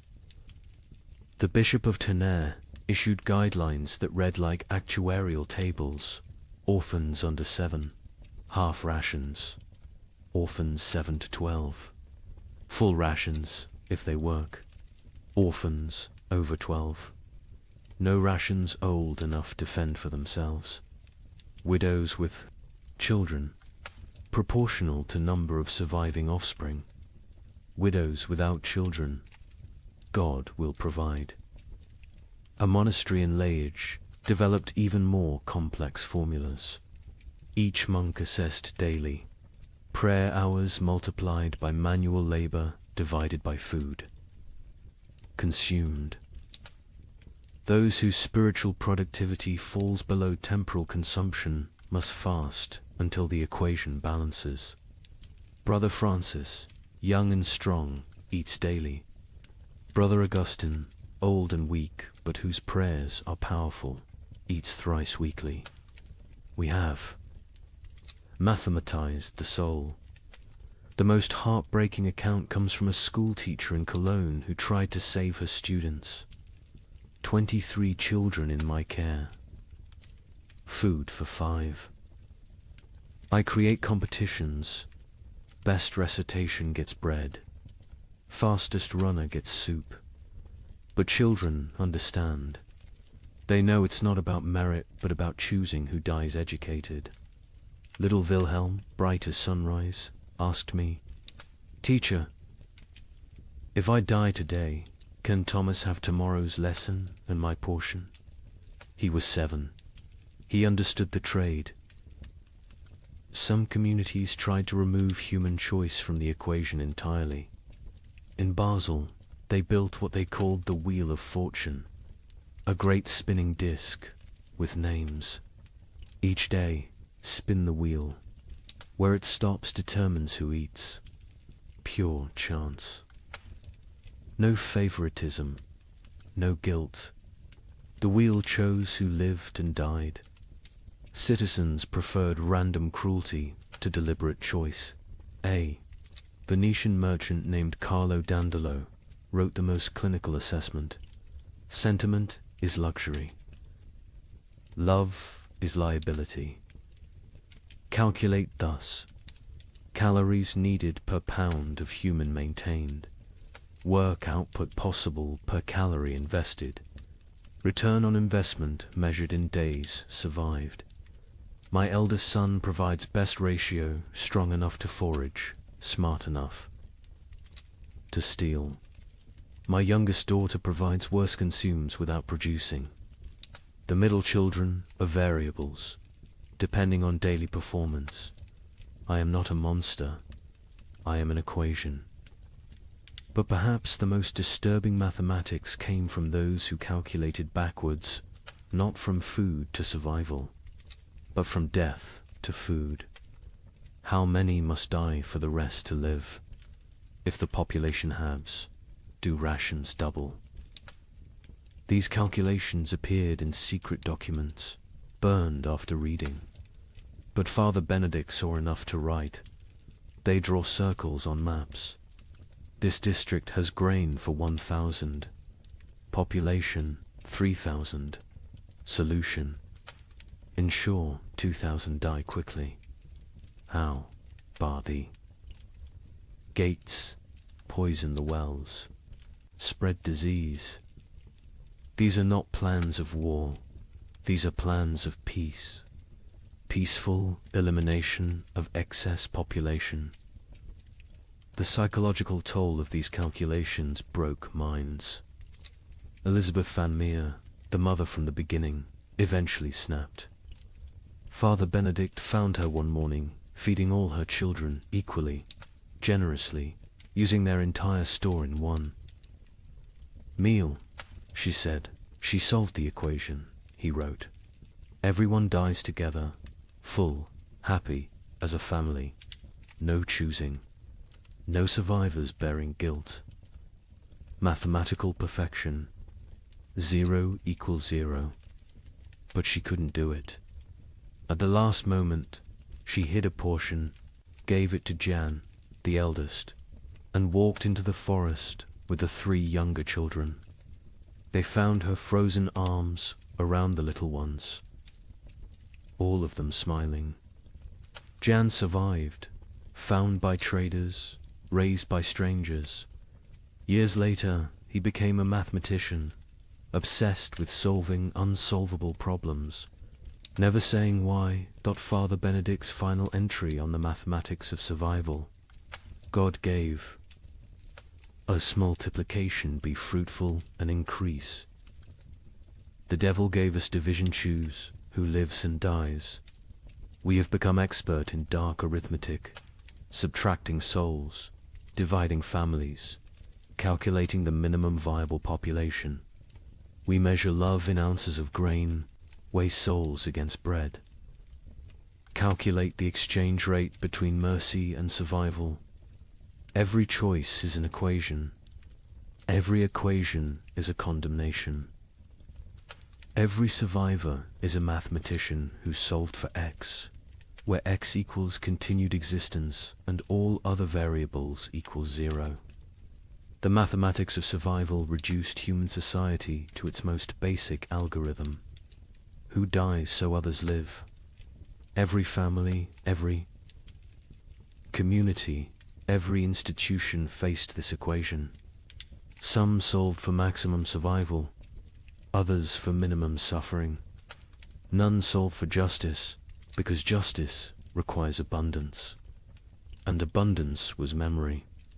These calculations left scars that lasted generations. Survivors could never forget the arithmetic they'd performed, the variables they'd eliminated, the human constants they'd reduced to 0. They'd learned that civilization was just addition, add food, add comfort, add morality, and that survival, which is subtraction, subtract the weak, subtract the old, subtract love itself if necessary. In the end, the only sum that mattered was greater than 0. In the summer of 1316, something extraordinary happened. The rain stopped for 3 weeks, just long enough for desperate farmers to plant whatever seeds remained. The chroniclers called it God's mercy. Markets opened, people celebrated. A merchant in Bruges wrote to his partner, "The curse is lifted. Prepare the wagons." The crops grew with supernatural speed in the brief sunshine. Green shoots everywhere. Hope returned like a physical warmth. Families who had been preparing to separate to increase survival chances made plans to reunite. Then came August 10th, 1316, the day the hail began. Chunks of ice the size of goose eggs. For 3 hours, every single plant that had grown in those precious 3 weeks was obliterated. Not damaged. Obliterated. Crushed into the mud so thoroughly that you couldn't tell fields from road. The Bruges. Merchant's next letter contained only one line. God has abandoned us entirely. But let me tell you how those 3 weeks unfolded, because understanding the height of hope makes the fall into despair that much more devastating. July 18th, 1316. Dawn came without rain for the first time in 14 months. Not drizzle, not mist, but actual absence of water from the sky. In Paris, people stood in the streets, faces upturned, confused by the sensation of dryness. Children who'd been born during the deluge touched sunlight for the first time and screamed they thought they were burning. Brother Michel of Cluny recorded the moment. The clouds parted like curtains drawn by God's own hand, light actual. Golden light poured onto the earth. Monks fell to their knees, not in prayer, but in disbelief. We had forgotten the sun could exist without water. Word spread faster than plague. Church bells rang continuously, not for death this time, but for resurrection. In every village, town, and city, people emerged from their homes like creatures crawling from caves. Pale, skeletal, blinking in brilliance they'd forgotten existed. The merchant Jacob van Bruges wrote to his partner Hans in Antwerp with trembling hand. The curse is lifted. God has remembered us. The rain has stopped. Prepare, the wagons will have grain to trade by autumn. Tell everyone survival is possible again. Markets that had been closed for months exploded back to life. Not with food, there was still no food, but with hope transformed into commerce. People traded promises, futures, possibilities. A farmer would pledge his upcoming harvest for tools. A baker would promise future bread for present shelter. The economy, dead for a year, gasped back to life on nothing but anticipated abundance. The seeds came from everywhere and nowhere, hidden in walls, buried in yards, hoarded in attics.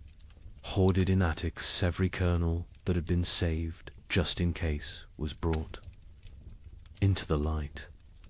Some families had protected seed grain while their children starved, betting everything on this exact moment. They'd been called monsters. Now they were visionaries. The planting was religious ecstasy mixed with desperate efficiency. In Normandy, the entire surviving population, nobles, merchants, priests, children, went into the fields. The Duke of Normandy himself, who hadn't touched soil in his lifetime, was seen on his knees, pressing seeds into earth with tears streaming down his face. A young girl named Marguerite wrote in her diary, "Papa says we're planting hope. Mama says we're planting survival. I think we're planting prayers and watching to see if God makes them grow." And grow they did. The crops erupted from the soil with impossible vigor. Wheat that should take weeks to sprout appeared in 3 days. Barley shot up overnight. Beans climbed their poles so fast you could watch them move. The chroniclers, usually skeptical men, wrote of agricultural miracle. It is as if the earth, starved for so long of its purpose, is making up for lost time, wrote the Bishop of Rouen. The crops grow with such speed that farmers sleep in their fields, afraid to miss the harvest moment. Green spreads across the land like God painting with life itself. The markets transformed overnight. The champagne fairs, dead for 2 years, announced their return. Merchants who'd hidden through the catastrophe emerged with old contracts, ready to trade. Ships that had rotted in harbors were hastily repaired. Trade routes, abandoned to bandits and nature, were cleared by communities working together for the first time in months. In Florence, they held an impromptu festival. Not planned, just spontaneous explosion of joy. Musicians who'd sold their instruments, played drums, made from barrels. Dancers who'd forgotten how to smile, laughed until they cried. Children who'd never known celebration invented it on the spot. An Italian chronicler wrote, "We feast on nothing but hope, and it fills us better than bread ever did." Families made reunion plans. Fathers who'd sent sons away to increase survival odds sent word to return. Mothers who'd placed daughters in convents prepared to bring them home. Communities that had fractured into hostile fragments began to speak of reconciliation. The 3 weeks of sun didn't just grow crops, they grew possibility. A priest in Ghent gave a sermon that captured the moment. "We have walked through the valley of death's shadow. But see, the shadow lifts. The valley blooms. We are Job, tested and found faithful. We are Noah, watching the waters recede. We are Lazarus, called from the tomb." Even the nobility, who'd maintained distance from their starving subjects, joined. The collective delusion. The Count of Flanders announced a harvest festival for September, promising wine from reserves nobody knew existed. The King of France declared that all debts incurred during the unfortunate rain would be forgiven once. The harvest was complete. The Pope issued a bull declaring the famine officially ended by divine intervention. The crops grew so fast that some whispered of dark magic. In Germany, rumors spread that the plants were unnatural, fed by the corpses of the million dead, growing on human fertilizer. But even these whispers were dismissed. Who cared if the wheat grew from graves? The living needed bread. By August 9th, the fields were green carpets of promise. The wheat stood tall, the barley swayed golden, the beans hung heavy on their vines. Another week, maybe 2, and harvest could begin. Calculations were made not of who would die, but of who would live. All of them. All would live. The night of August 9th, strange clouds gathered. Not rain clouds, something else. They glowed with an odd green light. Lightning without thunder. Wind without direction. Animals, the few that remained, became restless. Horses screamed. Dogs howled. Cats vanished entirely. August 10th, 1316. 2:47 in the afternoon. The exact time is known because the clock tower in Bruges stopped when the first hailstone hit it. They fell like God's own artillery. Ice chunks the size of goose eggs, driven by winds that shouldn't exist in August. But these weren't normal hailstones. Witnesses described them as sharp, angular, some shaped like pyramids, others like daggers. They didn't just fall, they attacked in. The fields of Flanders, farmers tried to shield their crops with their own bodies. The hail broke their backs, shattered their skulls, left them dead atop the plants they'd tried to protect. Children sent to bring in animals were found hours later, beaten to death by ice from the sky. But the crops suffered worse. The hail didn't just flatten them, pulverized them, drove them so deep into the mud that archaeologists still find compressed plant matter at that geological layer. 3 weeks of growth erased in 3 hours. Not damage deleted. The fields looked like they'd been scraped clean by God's own hand. When it stopped, silence fell across Europe. Not peaceful silence, the silence of complete despair. People stood in their obliterated fields, unable to speak, unable to cry, unable to comprehend. The hope hadn't been gradually eroded, had been murdered in a single afternoon. Jacob van Vey. Bruges, the merchant who'd written so joyfully to his partner, sent one final letter. Not even a letter, just 8 words on a torn piece of parchment. God has abandoned us entirely. Do not come. The suicides began that evening.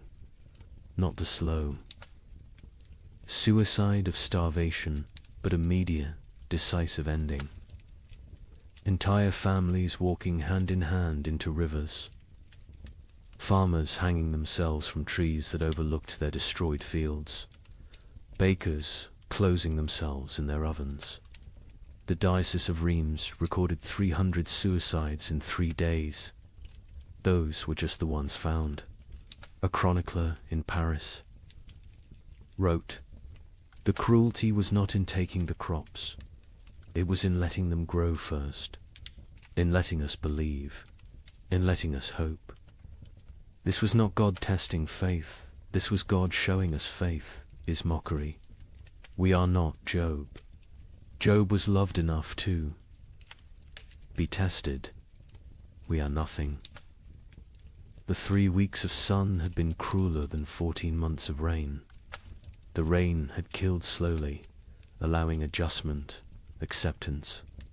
The false hope killed instantly, crushing spirits that had just dared to unfold. Those who'd shared their last seeds, believing in tomorrow, now faced starvation with nothing. Those who'd emerged from hiding, trusting in recovery, were now exposed with nowhere to return. The miracle markets closed forever. When archaeologists excavate medieval marketplaces, they find a distinct layer dated to August 13th. Coins, rotted wagon wheels, and human remains of those who simply laid down where they stood and never got up again. Hope, it turns out, is the cruelest killer of all. You might think the nobility weathered this better. They had stores, armies, stone walls. Let me tell you about the Count of Flanders' winter feast of 1317. 40 nobles gathered in his great hall, the last of the wine flowing, the final reserves of grain baked into bread.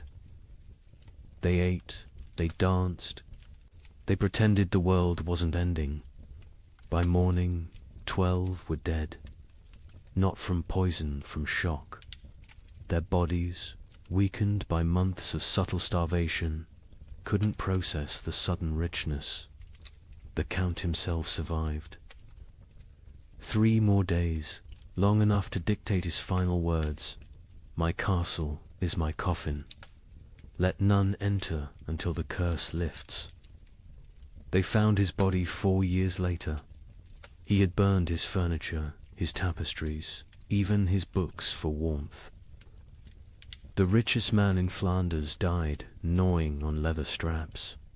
The feast itself had been an act of delusion dressed as defiance.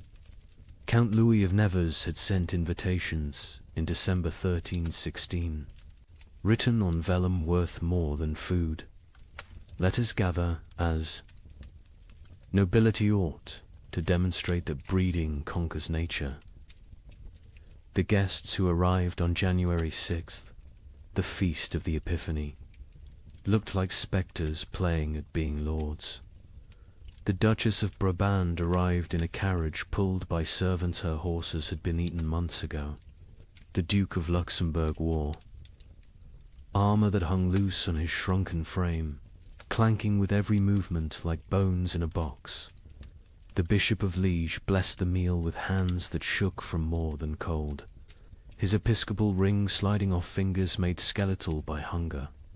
But they maintained the facade. They spoke of hunting parties that would never happen, of spring tournaments already impossible, of marriages between children who were likely dead. The Count's chamberlain, Robert de Bethune, later wrote in his secret diary, We dressed corpses in silk and made them dance. We were already dead. The feast was merely our funeral performed by the deceased. The meal itself was madness. After months of eating ground acorns and boiled leather, they faced actual bread, real meat, wine that wasn't mixed with water and prayers. The Count had emptied his entire reserve, deciding either everyone would survive together or die with dignity. He chose wrong. They died with neither survival nor dignity. The Countess of Hainault was the first to fall, her stomach rupturing from the sudden expansion. She died vomiting blood onto her ermine cloak, apologizing for the mess. The young Baron of Chimay collapsed with wine running from his nose, his body unable to remember how to process alcohol. One by one, they fell like dominoes, their starved systems overwhelmed by abundance. The survivors watched their friends die from eating. The cruelest irony in a world already drowning in cruel ironies. The Count himself ate carefully, sparingly, but even he couldn't escape. His physician, one of 3 nobles who survived the night, recorded, his lordship's body shook as if possessed. He sweated ice in January. His eyes bled. He knew death was coming and used his remaining strength to bar the castle doors from inside, condemning himself to die alone rather than risk others entering for the remaining food. Across Europe, similar scenes played out in every castle. These fortresses, built to withstand armies, couldn't withstand hunger. Stone walls kept enemies out, but kept starvation in. Moats that protected against invasion became barriers preventing. Foraging, height advantage, meant nothing when there was nothing below worth taking. The Duke of Burgundy's castle at Dijon became infamous for what chroniclers called the vertical graveyard. As servants and knights died, they were stacked in the towers, frozen by winter, preserved in their positions of death. By spring 1317, visitors could climb the tower stairs and pass through layers of the dead, each floor representing a different week of mortality. The Duke himself was found at the top, seated on his throne, frozen mid-gesture, as if still issuing commands to the dead below. In England, the situation was equally dire. Edward II's own court at Westminster ran out of food in February 1317. The King of England, ruler of territories from Scotland to Gascony, was reduced to sending knights to rob his own subjects' gardens for turnips. A chronicle records, His Majesty was seen gnawing a candle made of tallow, declaring it tasted better than nothing, which was the alternative. The nobility's suffering was different from the peasants, not worse, but uniquely horrible. They had never learned to survive without excess. A peasant knew how to stretch grain, how to forage, how to make something from nothing. Nobles knew only how to command others to provide. When there were no others left, or nothing to provide, they were helpless. Lady Margaret de Clare, one of England's wealthiest women, left a diary that captures this helplessness. I own 17 manors, but cannot eat earth. I have chests of gold, but gold provides no sustenance. I have titles and right and privileges, all worthless as the parchment they're written on. My servants are dead or fled. I, who never dressed myself, now cannot light a fire. I will die.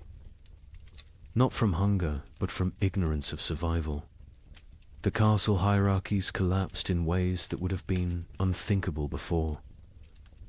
The Earl of Warwick's chronicle describes finding his cook a commoner sitting in the Earl's chair, eating the last food while the Earl's children begged for scraps. When confronted, the The cook simply said, "I know how to prepare food. You know how to eat it. Which skill matters now?" The Earl had no answer. Some nobles attempted to maintain order through increasingly desperate measures. The Count of Toulouse issued edicts from his castle requiring peasants to deliver food that didn't exist. When they didn't comply, he sent knights to punish them. The knights found empty villages, just wind and bones. They returned to find the Count dead, his final edict still clutched in his hand. Let them eat loyalty. The collapse of noble authority was physical as well as social. Castles required constant maintenance, roofs needed patching, walls needed pointing, fires needed feeding. Without servants, these monuments to power became tombs of privilege. Rain poured through unrepaired roofs. Frost cracked unmaintained walls. The magnificence became the miserable. Baron Heinrich von Steinberg in Bavaria documented his castle's decay. January, the Great Hall's roof collapses. February, ice forms inside, creating frozen waterfalls from ceiling to floor. March, we burn the banquet table for warmth. April, we burn the portraits of our ancestors. May, we burn the chapel pews, begging God's forgiveness. June, we burn the doors, accepting that we're already in hell. The psychological toll on nobility was particularly severe because they had no framework for understanding poverty. A peasant expected hardship, it was life. A noble experienced hardship as cosmic betrayal. God had ordained their superiority. This suffering suggested God had changed his mind. The abbess of Fantavrolt, herself, noble-born, wrote, "They come to me, these duchesses and countesses, asking why God has abandoned them. I tell them God hasn't abandoned them, he's simply treating them like everyone else. They find this more terrifying than abandonment. Some nobles attempted escape through marriage, not for alliance, but for food. The Count of Champagne offered his daughter to anyone who could provide a year's grain. A wealthy merchant accepted, then discovered the Count had already eaten the grain before the wedding. The merger of nobility and merchant class, which would normally take centuries, happened in months, paid for in bread. Others chose more extreme exits. The Duke of Austria held what he called the final tournament nobles, jousting not for honor, but for the right to eat the loser's horses. The Duke himself participated and lost, whether deliberately or through weakness, unknown. His horse fed 12 people for 3 days. The Duke's body fed the crows. By the winter of 1318, castle after castle stood empty, not conquered, abandoned. The noble families that survived did so by abandoning everything that made them noble. They fled to cities, to monasteries, to anywhere that might have food.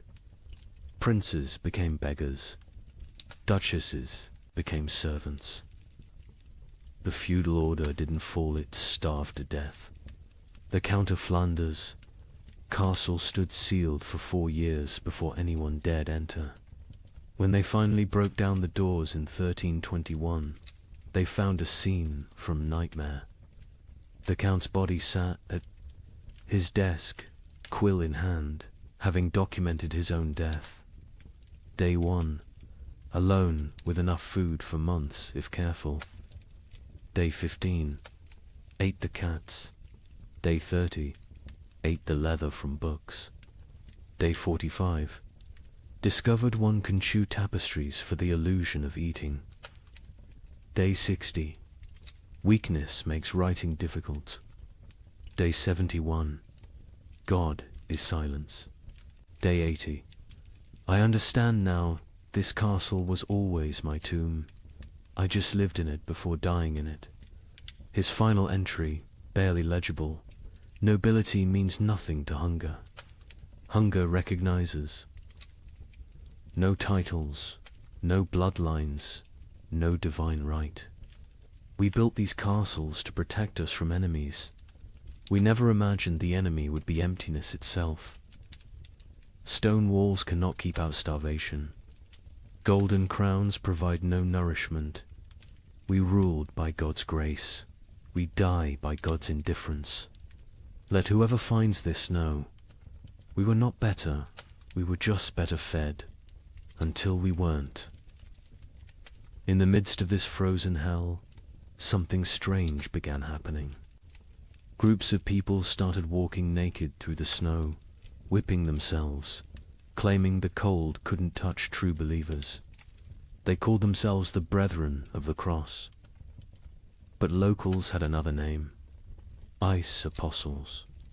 Their leader, a former monk named Heinrich, preached that the famine wasn't God's punishment, it was God's gift.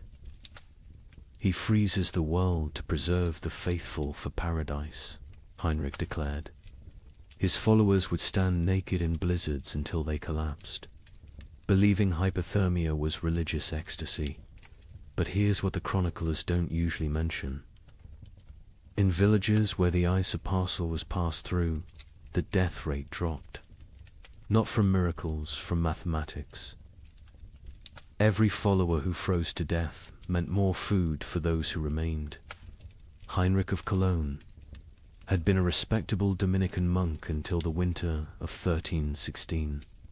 He'd studied theology in Paris, could read Greek and Hebrew, and was known for his reasoned sermons on divine mercy.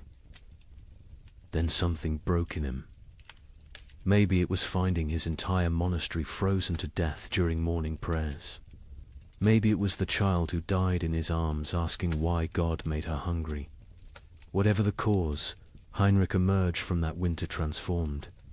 His first sermon as leader of the Ice Apostles was delivered naked in a blizzard outside Mainz Cathedral. You cling to warmth as if warmth is life. You fear cold as if cold is death. But I tell you, the cold is God's own embrace. The frozen are the chosen. This ice age is not ending, but beginning. God is freezing the world to preserve his faithful like saints, relics preserved in crystal. The theology was insane, but internally consistent. Heinrich taught that the great famine was actually the beginning of paradise. The cold was purifying the world. The hunger was freeing souls from flesh. Death by freezing was not death, but transformation, the body becoming one with God's frozen perfection. His followers didn't die. They crystallized into eternal forms.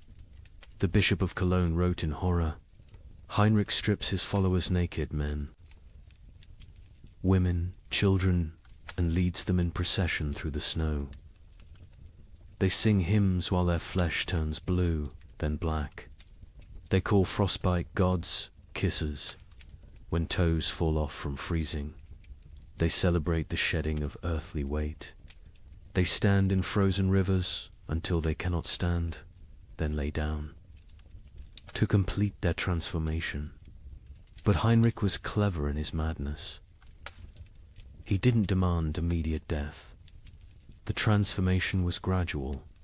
First, initiates gave up cloaks, then shoes, then undergarments. Each stage brought them closer to divine coldness. This gradual exposure meant some survived long enough to spread the movement. Others died at precisely calculated intervals, creating a steady stream of martyrs without eliminating the entire group at once. The rituals were elaborate and horrifying. The baptism of ice involved breaking through frozen rivers and submerging converts until they stopped shivering. Heinrich claimed this was the moment the soul accepted divine cold. The communion of snow had followers eating only snow for days, claiming it was bread from heaven, already blessed by God's frozen touch. A merchant from Nuremberg witnessed their evening prayers. Hundreds of naked bodies kneeling in snow, their skins so blue it looked painted. They whipped themselves. With branches frozen into ice clubs, each strike shattering skin like broken pottery. Blood froze before it could flow. They called it red ice prayer beads. Children among them, babies even, held up by dying mothers, all singing about the warmth of freezing. The movement spread with terrifying speed. By spring 1317, ice apostle groups appeared from Poland to England. Each had their own variation of Heinrich's teachings, but all shared the core belief. The cold was sacred, survival was sin, and freezing to death was the highest form of worship. In France, they called themselves Les Jelly Saints, the frozen saints. They would stand motionless in town squares during blizzards, human statues gradually covered in snow until they died standing. Townspeople would find them in the morning, frozen mid-prayer, and debate whether to move bodies that looked more like ice sculptures than corpses. The English variant. The Frost Brothers added self-cannibalism to their practices. As members froze to death, others would eat their frozen flesh, claiming it was purified by God's cold, and therefore not cannibalism, but communion. The Archbishop of Canterbury banned the movement, but enforcement was impossible for authorities who tried to arrest Frost. Brothers found only frozen corpses arranged in disturbing tableaus. But here's what made the Ice Apostles truly insidious. They targeted the most vulnerable. Heinrich actively recruited the elderly, the sick, the starving, those already near death. He offered them meaning for their suffering. Instead of dying forgotten in some hovel, they could die as martyrs in public spectacles. A widow named Agnes wrote before joining them, "My children are dead. My husband is dead. I will die within days regardless. Heinrich offers me the choice to die for something instead of from something. Is joining madness worse than dying sane but meaningless?" The mathematics of their deaths were coldly practical. A village of 100 people with food for 50 had a problem. If 30 ice apostles achieved transformation, suddenly there was enough for the remaining 70. The movement solved starvation through voluntary mass suicide disguised as religious ecstasy. Some villagers actively encouraged the ice apostles. The mayor of Strasbourg secretly provided Heinrich with lists of the dying poor, suggesting them as ready for transformation. The town council of Basel offered the ice apostles free passage but required them to perform their freezing rituals outside town walls. They wanted the benefits of fewer mouths without the spectacle of public death. Heinrich himself seemed aware of this dynamic. In a letter to a former colleague, he wrote, "They think I'm mad, perhaps, but my madness feeds their children. Every follower who freezes is one less competitor for grain. We are solving the famine through faith. Is it not better to die believing you're achieving paradise than to die knowing you're just starving?" The church struggled to respond. Declaring the movement heretical was easy. Stopping it was impossible.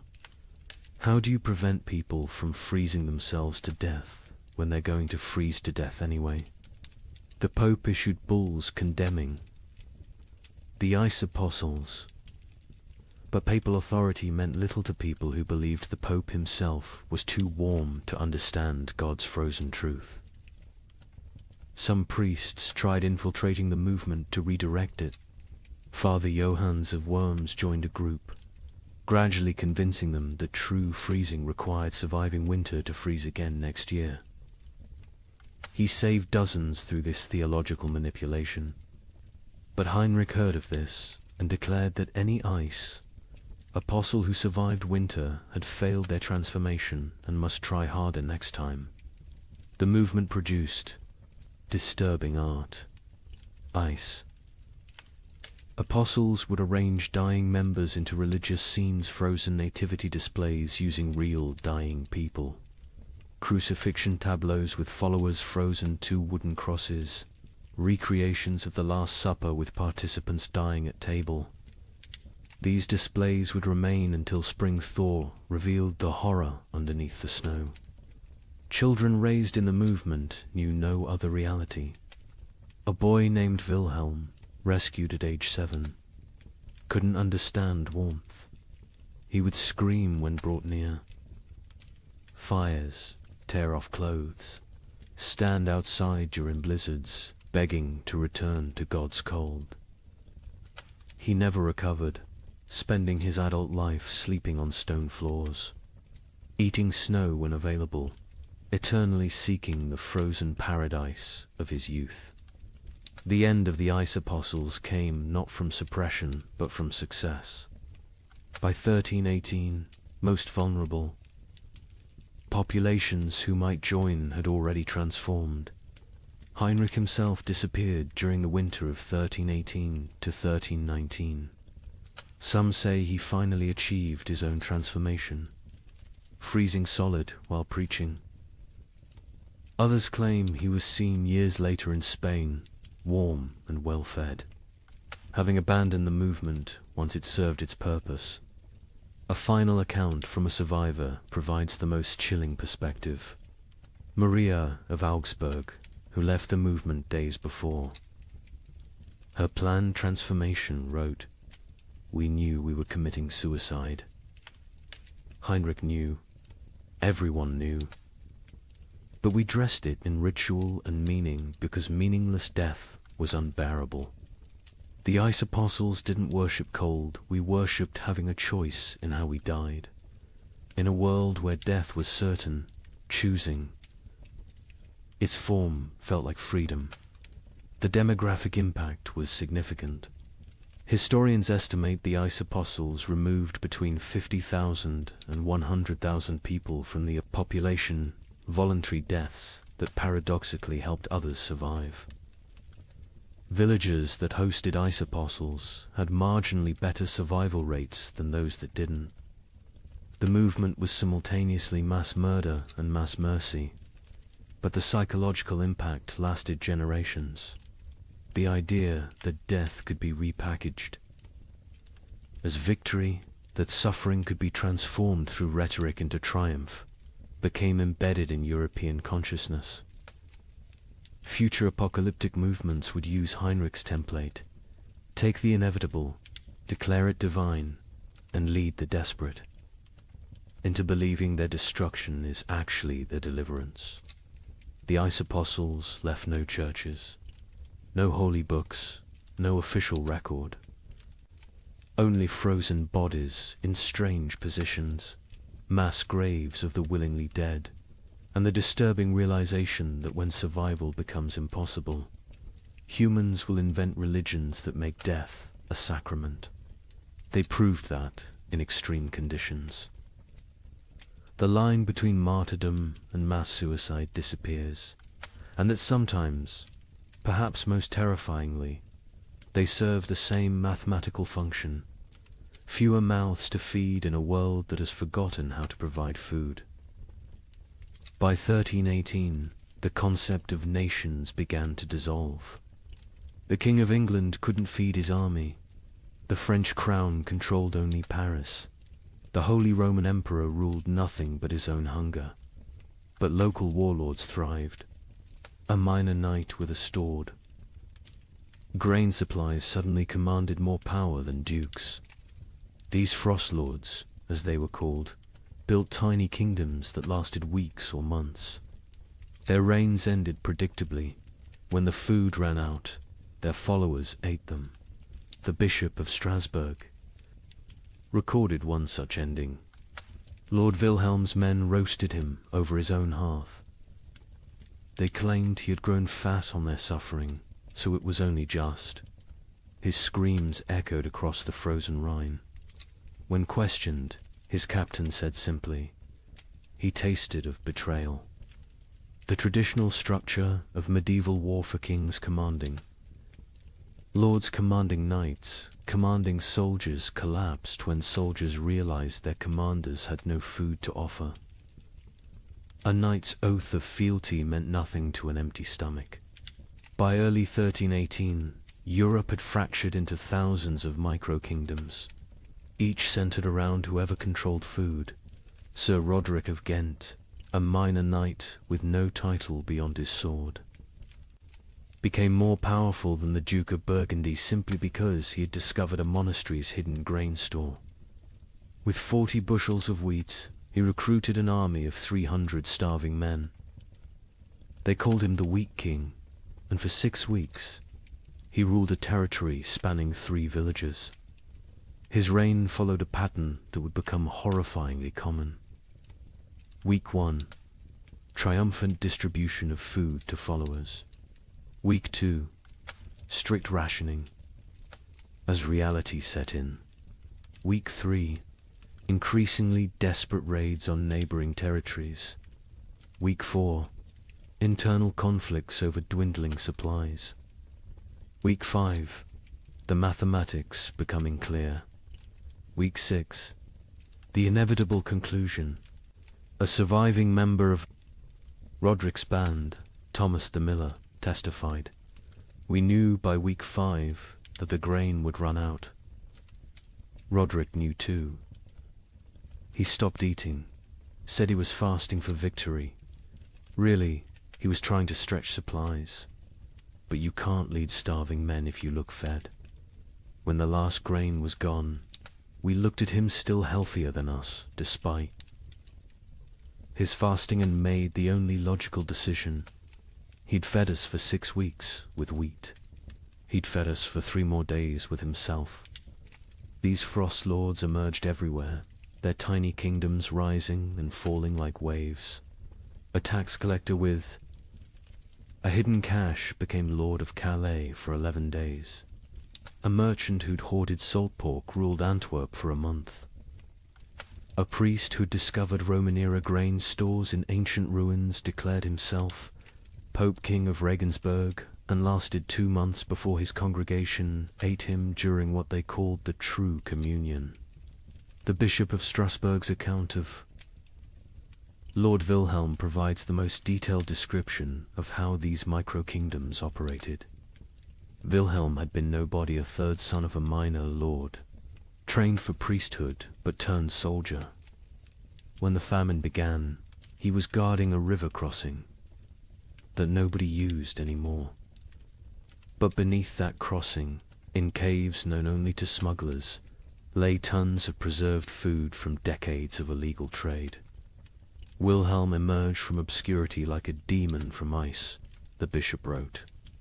One day unknown, the next commanding 500. Men who called him Caesar. He built a frozen empire on dried fish and pickled cabbage, demanding absolute obedience in exchange for daily rations. He held court on a throne made from frozen corpses, dispensing justice measured in mouthfuls of food. Wilhelm's system was sophisticated for a frost lord. He created a complex hierarchy based on usefulness. Soldiers who brought back food from raids received double rations. Craftsmen who could maintain weapons got standard portions. The elderly and weak got quarter rations, enough to keep them alive as emergency food supplies, though this was never stated explicitly. He even minted his own currency, wooden tokens stamped with a wheat symbol. 1 token, 1 meal. The tokens became more valuable than gold in his territory. People murdered for them. Families sold children for them. The tokens were power crystallized into wood. But Wilhelm made the classic Frostlord mistake, he believed. His own mythology. He started eating more, justifying it as maintaining strength for leadership. He took multiple women as wives, claiming he was breeding a new nobility for the post-famine world. He built a palace from commandeered timber, while his followers sheltered in ruins. He grew fat while they grew thinner. The end came in March 1318. His captain, Hans Württemberg, later testified to church authorities. We could see his belly growing while ours shrank. He wore furs while we froze. He spoke of the kingdom we were building while we died building it. When the last preserved meat was distributed, none to us, all to his wives, we knew what had to be done. They didn't just kill Wilhelm, they ritualized it. They held a mock trial where he was accused of hoarding flesh while others had none. They sentenced him to share his flesh as he should have shared his food. They cooked him slowly, keeping him alive as long as possible, making him watch as they ate pieces of him. His screams, the bishop recorded, could be heard in Strasbourg. Across the frozen Rhine, the French crown attempted to reassert control, but found their armies dissolving. Upon contact with frost lords, royal soldiers would desert en masse when offered food by local warlords. The Constable of France reported to King Philip V, "I departed Paris with 2,000 men. I arrived at Orleans with 200. The rest did not desert. They simply found new masters who could feed them. A kingdom cannot compete with a kitchen." The Holy Roman Emperor faced even worse. His imperial army, once the terror of Europe, simply ceased to exist. The Chronicle of Augsburg records, "The emperor sent orders to mobilize his forces. The messengers returned with laughter." What forces? His generals had become frost lords. His soldiers had become bandits. His authority extended exactly as far as his personal guards could walk before collapsing from hunger. England's Edward II tried a different approach, officially recognizing frost lords as legitimate authorities if they swore fealty. The result was chaos. Hundreds of petty warlords claimed royal sanction while fighting each other. The Earl of Lancaster wrote, "The king has legitimized anarchy. Every man with a barn full of turnips now styles himself Lord Protector of something. Some frost lords created elaborate justifications for their rule. Baron Friedrich the Mad claimed God spoke to him through the patterns of frost on windows, dictating who should eat and who should fast.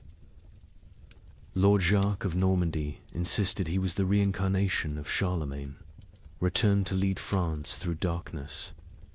Count Stanislaus of Mazovia declared himself the Emperor of Winter and demanded tribute in the form of human flesh, claiming it was the only meat that wouldn't spoil. The battles between frost lords were unlike traditional warfare. They fought not for territory but for carries. Sieges were impossible. The besiegers would starve before the besieged. Cavalry charges were fantaside, the horses had been eaten.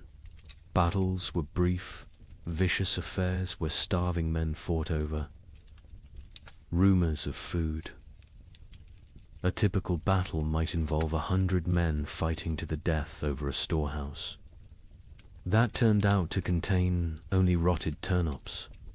The Chronicle of Cologne describes one such conflict. Lord Henrik's men met Lord Dietrich's at the frozen mill. They fought for 6 hours in the snow, men dying from cold as much as combat. The winners found 3 sacks of mouldy barely enough to feed them for the march home. 43 died for perhaps 43 meals. This is the mathematics of the winter wars. Naval warfare ceased entirely. Ships required crews, crews required food, and any ship with food became a target for its own sailors. The entire English fleet in Portsmouth was found in spring 1318 with the officers eaten and the common sailors gone, having sailed to wherever they imagined food might exist. Most likely, they ate each other at sea. The mercenary companies that had plagued Europe for decades transformed into something worse. No longer fighting for pay, they fought for food itself. The Free Company of the Wolf, led by a former priest called Father Fang, became notorious for their practice of recruitment. They would attack villages, eat the weak, and force the strong to join them. Their ranks swelled with the desperate and depleted with the digested. The most successful Frost Lord was arguably Margaret the Terrible, a former abbess who controlled grain stores across 3 monasteries. She ruled for 8 months in eternity in Frost Lord terms by being utterly ruthless. She fed her followers just enough to keep them loyal, but not enough to make them strong. She rotated guards constantly so none could organize rebellion. She had tasters for her food, but the tasters were different each meal. Chosen by lottery, her end came not from rebellion, but from mathematics. She calculated she could survive another month on remaining stores. Her followers calculated she was the only remaining store. They didn't kill her quickly like Wilhelm. They kept her alive, locked in her own granary, taking small pieces when needed. She lived for 3 weeks as a conscious larder, her brilliant mind intact enough to appreciate the irony. By summer 1318, most Frost Lords were dead. They're tiny. Kingdoms dissolved into memory and meat, but they had served a horrific purpose. They had organized the chaos of starvation into structured systems of consumption. They had turned random death into regulated death. They had made the unbearable bearable by giving it hierarchy and meaning. A surviving chronicle summarizes the winter wars perfectly. Nations require shared purpose. Kingdoms need common cause. But in the frozen years, the only shared purpose was survival. The only common cause was calories. Every man became his own nation, every grain store its own kingdom. We didn't have wars between countries, we had wars between kitchens. And in the end, every king became a meal. But nothing compares to what happened in the winter of 1319. In villages across Germany, something unprecedented occurred. The children left, not taken, not sold. They simply walked away into the snow, hundreds of them, following. A 12-year-old girl named Margareta, who claimed she knew where summer was hiding. Parents were too weak to stop them. Some say too relieved. The children marched south, singing hymns, leaving tiny, frozen footprints. They believed if they could reach Rome, they could convince God to bring back the sun. A merchant traveling to Venice reported seeing them, a line of small shadows against the white, moving like sleepwalkers. I offered them bread. They refused. The girl at the front said they were already full of winter and kept walking. They never reached Rome. A woodcutter found them in an alpine pass the following spring. Hundreds of small bodies perfectly preserved in ice, still holding hands. Still walking formation. Still heading south toward a summer that would never come. Margareta of Hamelin. Was nobody special before the winter of 1319? The baker's daughter? Middle child of 7? Known only for her strange habit of speaking to sparrows that no longer existed? But in January 1319, something changed. She began telling other children about dreams where summer lived in a golden palace beyond the mountains, imprisoned by winter demons, waiting for children pure enough to free it. The priest of Hamelin, Father Ernst, recorded the beginning. The girl stands in the square each dawn, speaking of summer as if it were a person. She describes the taste of strawberries to children who have never seen fruit. She tells them about flowers, what colors they were, how they smelled. Children who were born during the famine, who know only grey and white and cold, listen to her like she's describing paradise. At first, adults dismissed it as childhood fantasy, a coping mechanism for horror. Let the children dream of summer while they starved in winter. But Margaretta's stories grew more elaborate, more specific. She claims summer sent her messages through ice patterns on windows. She said she could hear summer crying, trapped behind the wall of winter, begging to be freed. Summer is not gone. She preached to growing crowds of children. Summer is captured. The adults are too heavy with sin to rescue it. But we, children, light with innocence, can slip through winter's fingers and bring summer home. The theology was childish but compelling. Adults had caused the famine through their wars, their greed, their sins. Children were innocent victims. Therefore, children could be innocent saviors. The logic of a 12-year-old mind, but to other 12-year-olds it was revelation. By February, Margaretta had hundreds of followers, all children between the ages of 4 and 14. They met in secret, practicing for their journey. They would walk to Rome, she said, where God's representative lived. They would demand, not ask, demand that the Pope release summer from its prison. If he refused, they would find summer themselves. The preparation was heartbreaking in its innocence.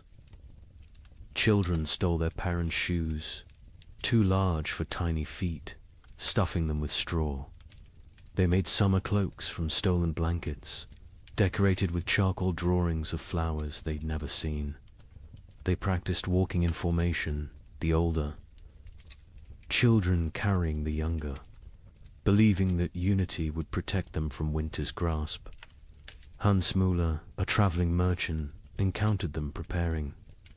They train like an army of ghosts. 8-year-olds teaching 4-year-olds how to walk through snow. They share imaginary food, practicing for when they'll have real food again. The girl Margaretta watches them with eyes too old for her face. She knows, I think. She knows where this leads, but she continues anyway. Parents were paralyzed by impossible mathematics. Stop your children from leaving and watch them starve slowly at home. Let them leave and maybe, possibly, they find food elsewhere. Or at least they die with hope instead of despair. The mayor of Hamelin wrote, "We cannot feed them. We cannot save them. If they wish to walk to their deaths, is that worse than sitting to their deaths? At least walking gives the illusion of agency." Some parents actively encouraged their children to join. Widow Brown pushed her 3 sons toward Margaretta, saying, "Follow her to summer or heaven, whichever comes first." Johann the smith told his daughter, "Better to die seeking warmth than to freeze knowing warmth will never come." On February 28, 1319, they left. 312 children walked out of Hamelin at dawn, singing a hymn Margaretta had taught. Them, summer sleeps beyond the mountain, dreams of green in halls of white. We shall wake it with our walking, turn the darkness into light. They were joined by children from every village they passed. Rothenburg added 50. Wurzburg contributed 70. Nuremberg, despite the mayor's attempts to stop them, lost nearly 200 children in a single night. By the time they reached Augsburg, the procession numbered over 1,000. The Bishop of Augsburg tried to stop them, blocking the road with armed guards.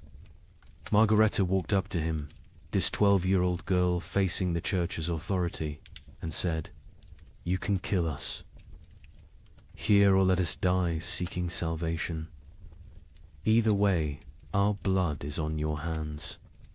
But if we die seeking, at least we die with purpose." The bishop, shamed by a child, let them pass. He later wrote, "I should have stopped them, but stopping them would have meant admitting there was nothing to seek, no hope to find, no summer waiting anywhere.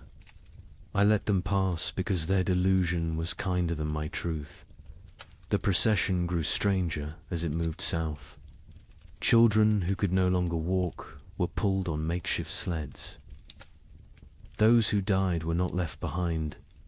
The others carried frozen corpses, believing they would revive when summer was found. They ate snow exclusively, claiming Margareta had blessed it to sustain them. Many believed they were already dead, that this was their soul's journey to paradise. A monk traveling north met them near Innsbruck. They moved like a river of small ghosts, their singing echoing off mountain walls. The girl at the front no longer walks, she floats, carried by older children who believe touching the ground would break the spell. I offered them shelter in our monastery. They refused, saying walls would trap them in winter forever. The merchant, Giuseppe Di Marco, returning to Venice from Germany, provided the last confirmed sighting, a line of shadows against the alpine snow. Still walking, still singing, though the song now sounds like wind through empty houses. The leader, a girl, her lips blue with cold, but still moving in prayer or madness. I offered bread, real bread, not imagination. She looked at me with eyes already seeing another world, and said, "We are already full of winter. We need no earthly food." They walked past me into the mounting storm, and I swear before God they seemed to fade rather than depart, becoming one with the blizzard itself. They never emerged from the Alps. Search parties sent when spring finally came found them in a high pass, preserved perfectly in ice. They had died walking, still in formation, still holding hands. The smaller children carried by the larger, all facing south toward an Italy they would never see, a Rome they would never reach, a summer that had never been imprisoned except in the desperate imagination of a 12-year-old girl. Margareta was found at the front, her face turned skyward, arms outstretched as if embracing something invisible. In her frozen hand, a piece of parchment with a single line. Summer was inside us all along, but winter was stronger. The bodies were left where they lay. The Archbishop of Salzburg declared the site sacred ground, saying, "They died as pilgrims, seeking God's warmth. Let them remain as monuments to faith or folly, no longer know the difference." But the story doesn't end with their deaths. When spring finally came in 1322, when the famine finally broke, wildflowers grew in unusual abundance along the route the children had walked. Skeptics said it was from the organic matter their bodies had left. Believers said it was summer finally answering their call, 3 years too late. Parents who had let their children go lived with mathematical grief.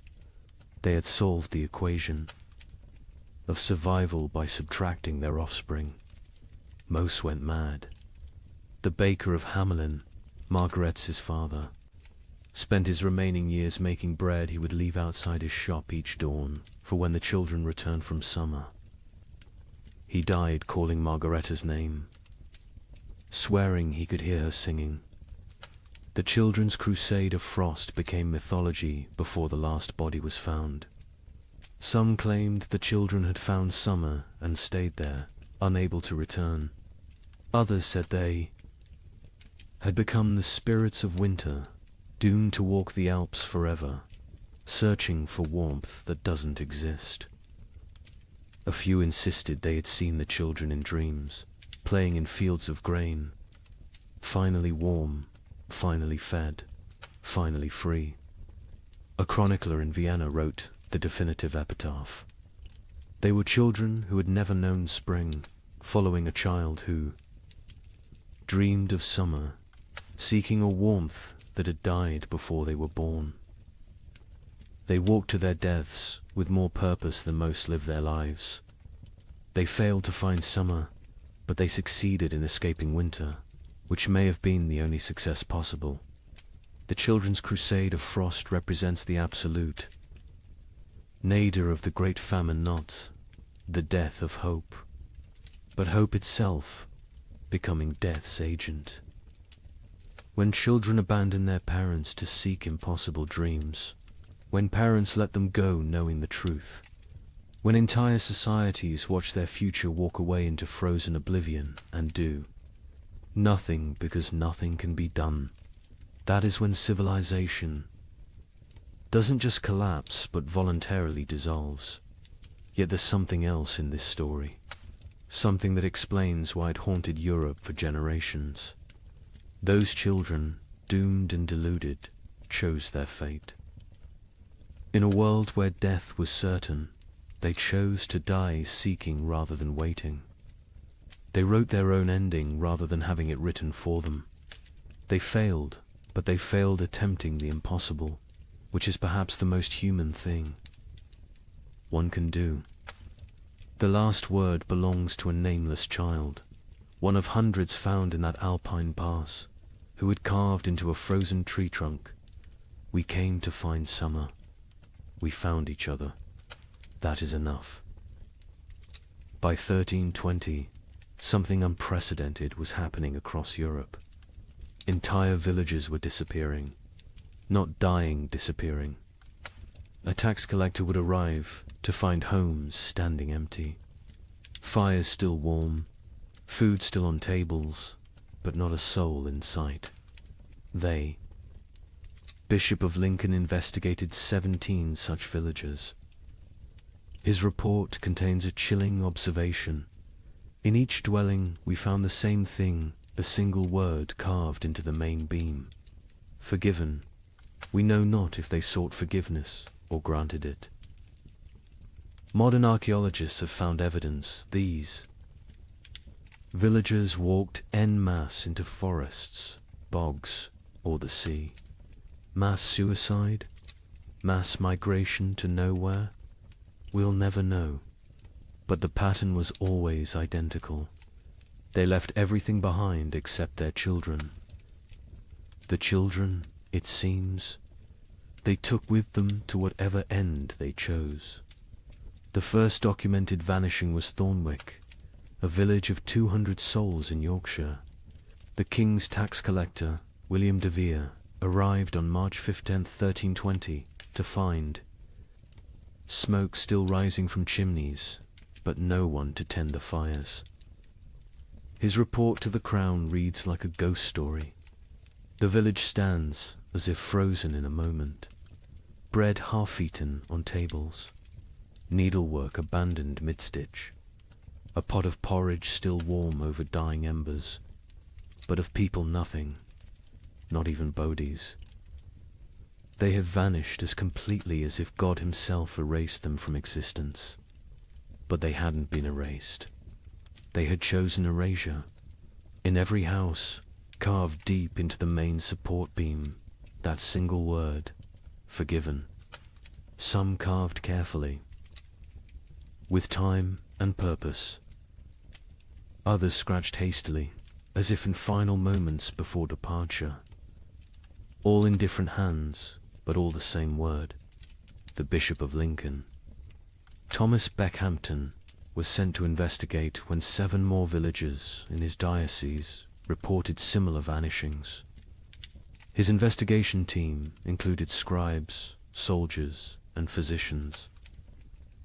What they found challenged their understanding of human behavior. We tracked them, the bishop wrote. 200 people cannot vanish without trace. We found footprints leading from the village, all together, walking in the same direction. Men, women, children, elderly, every soul that could walk had walked. Those who couldn't walk had been carried. The tracks led to Sherwood Forest and then ... stopped. Not scattered, not turned back, simply stopped, as if they had stepped off the earth itself. Deeper investigation revealed planning. These weren't spontaneous disappearances, but coordinated evacuations. In Thornwick, they found evidence of a final feast. Everyone had eaten together one last time, using the last of their stores. In Grimsby, they discovered that villagers had released all livestock, opened all gates, freed all caged birds. They had systematically undone civilization before walking away from it.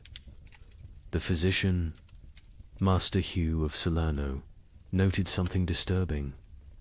No signs of violence, no evidence of force. These people chose to leave. More troubling, they chose together. What conversation, what collective decision leads an entire community to abandon existence itself? The pattern spread across Europe like a plague of absence. In Bavaria, the village of Klinwald vanished, leaving behind a communal letter. We go to find what God has hidden from us. We go together because alone we are nothing. We take our children because they deserve better than this slow death. We leave our homes because homes without hope are merely tombs with windows. Seek us not. We are already farther than you can follow. The French village of Moulambus left more disturbing evidence. Every adult had written their name on the church wall, followed by their sins: murder, theft, adultery, cannibalism. The last entry in the priest's hand: we have all sinned beyond redemption. We go to place ourselves before God's judgment directly, rather than wait for him to find us here. But it was the German village of Hofnungslos that provided the most complete picture. They had left a chronicle, written collectively, each family, contributing a passage.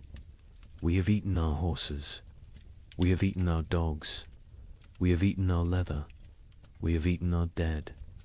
We have eaten hope itself. What remains is not life, but the mockery of life. We choose to end this mockery on our own terms. The Muller family counts 5 souls still breathing. We have survived by unspeakable acts. Our youngest no longer speaks. Our eldest no longer sleeps. We are alive, but not living. Tomorrow we walk toward whatever judgment awaits. I am Klaus the smith. I have beaten plowshares into weapons, weapons into tools, tools into nothing. My hammer has nothing left to strike. My forge has nothing left to burn. I have nothing left to be. We go to become nothing together. The entries continued 4 pages, each family's testament to horror endured and horror committed. The final entry, unsigned: we forgive each other because no one else will. We forgive ourselves because we must. We forgive God because he knows not what he does. The children were always taken. This detail haunted investigators. In villages where adults were found dead from starvation, disease, violence, children's bodies were often present. But in the vanished villages, no children remained. Whatever dark pilgrimage these communities undertook, they brought their young. A woodcutter named Franz claimed to have seen one such procession near the Black Forest. 300 shadows walking into the trees at dusk. No talking, no crying. Even the babes silent in their mother's arms. They walked like they were already dead, just looking for a place to lie down. I called out, but none turned. They walked into the forest, and the forest swallowed them. The church struggled to explain the vanishings. Suicide was mortal sin, but was this suicide? The Archbishop of Canterbury wrote, "If a man throws himself from a cliff, it is suicide. If a village walks into the sea, what is it? Mass suicide? Or something else, a collective return to the nothing from which we came?" In Paris, 1321, while peasants gnawed bark, the nobility held what historians call the most disturbing party in medieval history, the Feast of Fools. Organized by Count Robert of Artois, it was meant as defiance against death. Here's what happened. Nobles dressed as peasants, peasants dressed as nobles. They served courses of elaborately prepared nothing, empty plates dressed with garnishes of straw.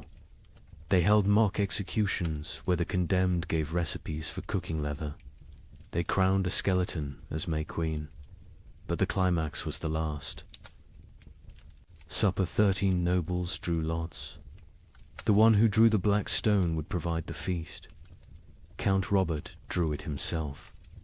He laughed, opened his veins into wine cups, and served his blood to his guests while making toasts. He bled to death. Standing, cup raised, still smiling. The chronicle states, none stopped drinking until the cup was empty.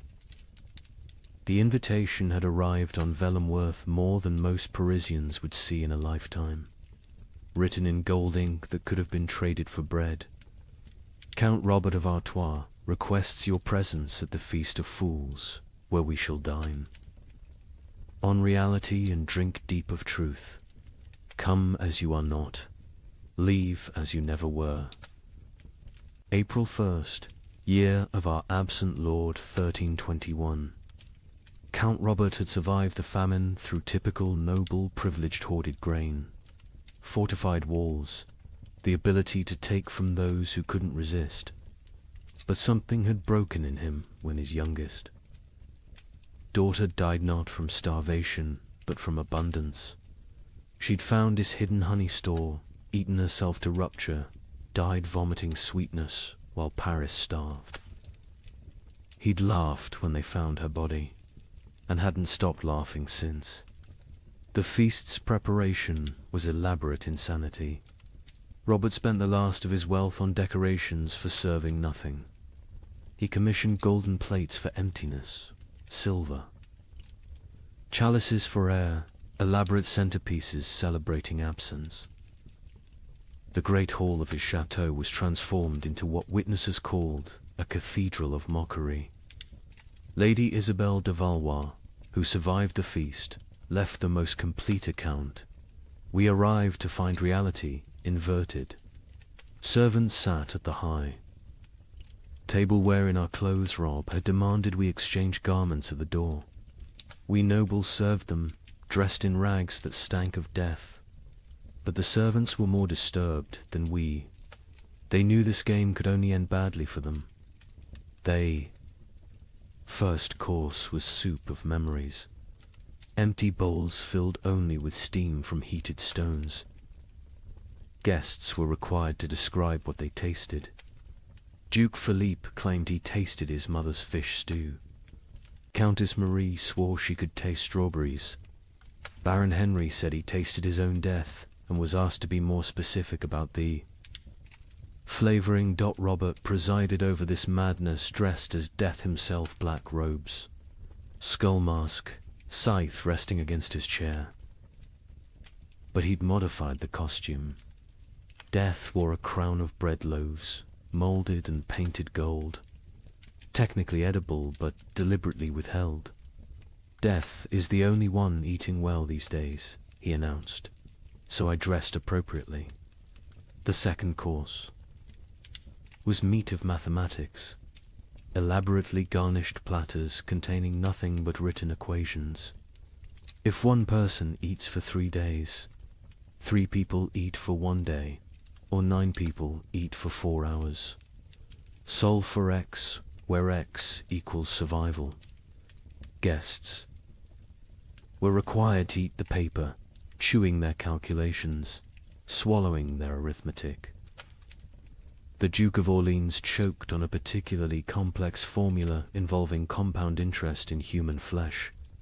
Between courses, entertainment, a troupe of starving actors performed the tragedy of abundance, a play where King Midas starved surrounded by golden food.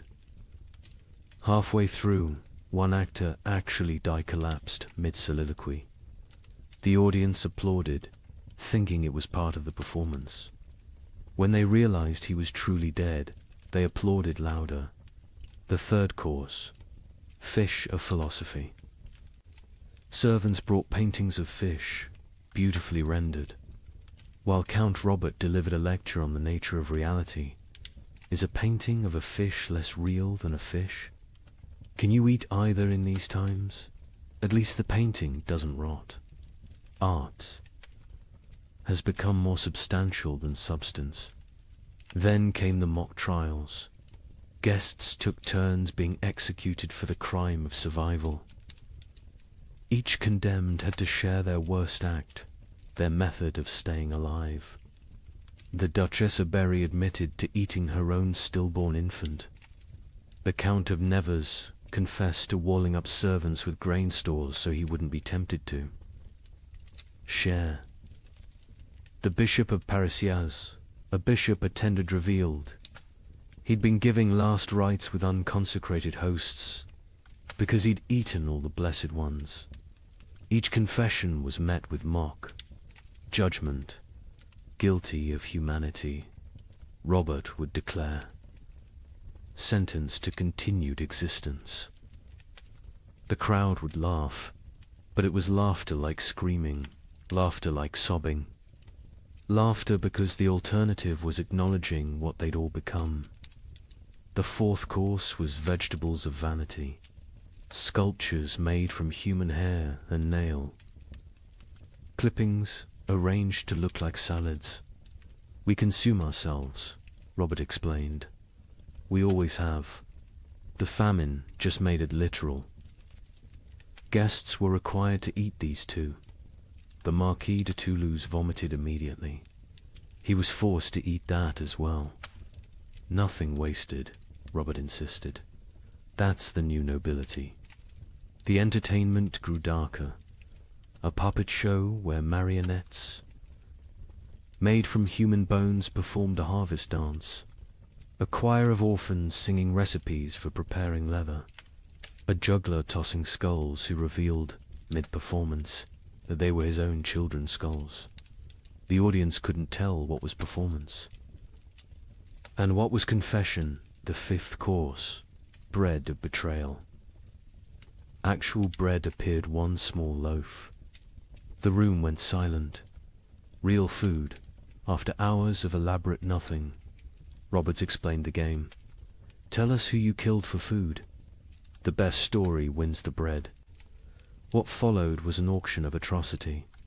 The Baron of Anjou described smothering his elderly mother to inherit her hidden grain. The Countess of Blois explained how she'd poisoned her husband when she discovered he'd been secretly eating while she starved. The Duke of Normandy won with his tale of hosting a dinner party, serving his guests, his own son, then revealing the truth after they'd eaten. He took one bite of the bread and vomited blood. The bread was made from sawdust and painted to look real. The sixth course, wine of wisdom. Empty goblets that guests had to fill with their own fluid stares, saliva, blood, whatever they could produce. We toast to truth, Robert declared. The truth that we are bags of liquid pretending to have purpose. They drank their own essences while Robert laughed and laughed and laughed. Then came the moment that would define the feast in history. Robert announced the Last Supper, 13 volunteers to recreate Christ's final meal. but with a twist. They would draw lots. 12 would feast. 1 would be the feast. The volunteers came forward, 12 nobles, so broken by horror they'd embrace any ending. Robert himself was the 13th. They drew carved bones from a jeweled box. Robert palmed the black bone, ensuring he drew it. Everyone knew. No one spoke. "I am the feast," he announced with genuine joy. "I am bread and wine. I am flesh and blood. I am the only honest noble lefty. Give myself to be consumed." He opened his veins with ceremonial precision, not to die quickly, but to fill 13 cups. He made toasts as his blood flowed, to abundance. Nervous laughter to the feast that never ends. Desperate drinking to the truth that we're all already dead. Silence, except for swallowing. He conducted himself like a summer lay describing vintages. Note the iron undertones, the hint of despair, the full body of wasted life. He grew paler with each toast, but never stopped smiling. Drink deep, friends. I'm a vintage that won't be repeated. The guests drank because stopping would mean acknowledging what they were doing. They drank because Robert was watching, still standing, still bleeding, still insisting this was all a grand joke. They drank because his blood was warm and they'd forgotten warmth. They drank because it was that or scream. Robert's final toast, as his knees began to buckle, to the feast of fools, where fools feast on fools, where wisdom is folly and folly is survival. To the nobility that dies with nobility, leaving only animals wearing crowns. To the joke that God played on us, and the joke we play back. To the end that never ends, and the ending that never he fell forward. Cup still raised, smile still, fixed. Dead before he hit the ground, but somehow still laughing. The guests sat with empty cups, full stomachs, and the knowledge that they'd literally drunk noble blood while dressed as peasants in a world where symbolism had become sustenance. The aftermath was swift and terrible. The servants, Forster, watch nobles drink noble blood, revolted, not politically aside. They stripped off the noble clothes, fled the chateau, most walking directly into the Seine to drown. The nobles, trapped in servant rags, covered in Robert's blood, stumbled into Paris streets where they were attacked by mobs who didn't recognize them or didn't care. Of the 100 guests at the Feast of Fools, 13 survived to Easter. Most died by suicide, unable to process what they'd participated in.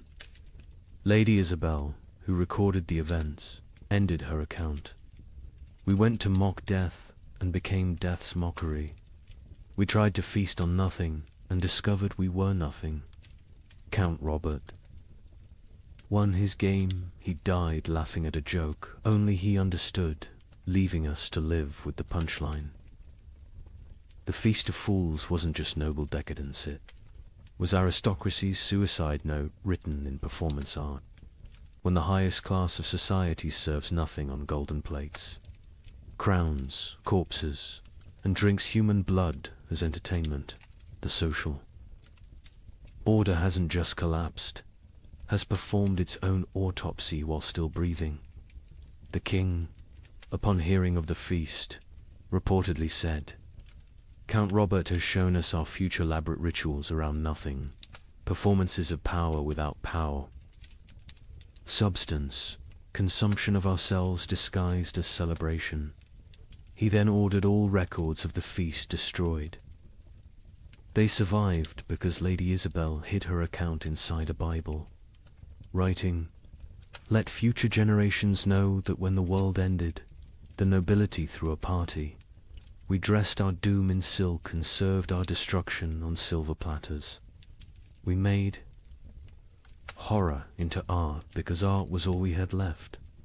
And when the last toast was raised, it was to our own annihilation, delivered with perfect etiquette. Let me share numbers that medieval minds couldn't comprehend.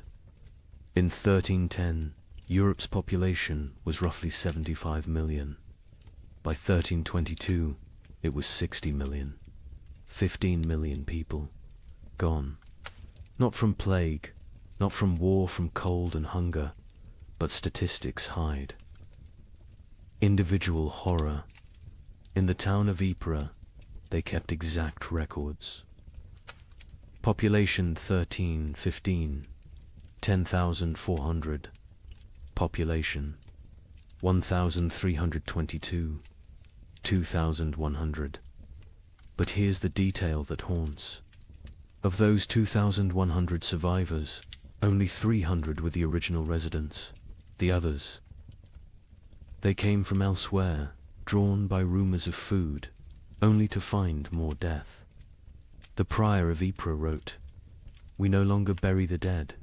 We stack them like cordwood, waiting for spring. But spring never comes warm enough to dig. The numbers tell a story that words cannot."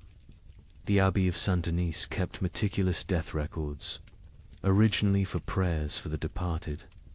By 1318, they'd stopped recording names, just tally marks. 5 marks crossed through. 5 marks crossed through. Pages and pages of groups of 5, like a child learning to count, except each mark was a human soul.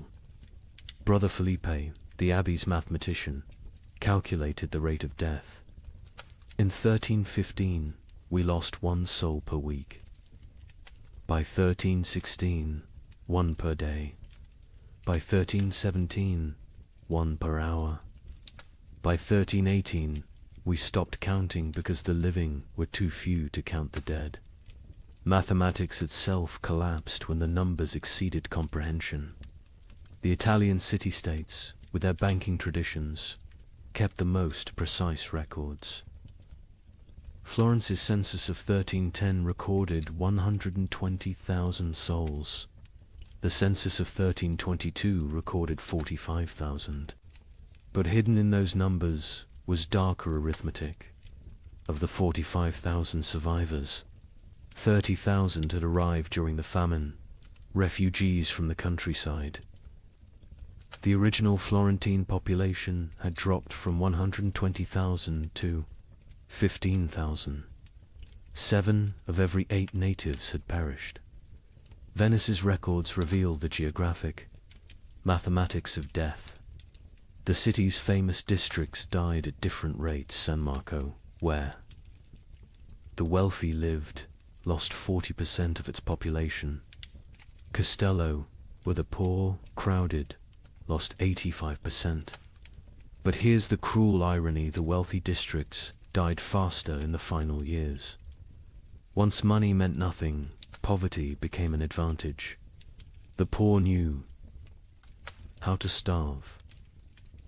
The rich only knew how to eat. In England, the Domesday Book had recorded settlements since 1086. By comparing tax records from 1310 to 1322, we can track village-level devastation. In Norfolk, 40% of villages recorded in 1310 no longer existed. By 1322, not depopulated, erased. The land itself forgot humans had ever lived there.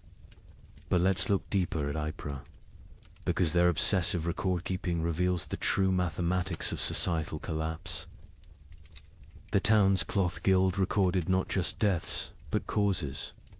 1,315. 500 deaths to 400 starvation. 100 disease 1316. 1,200 deaths to 900 starvation. 200 disease. 100 violence 1317.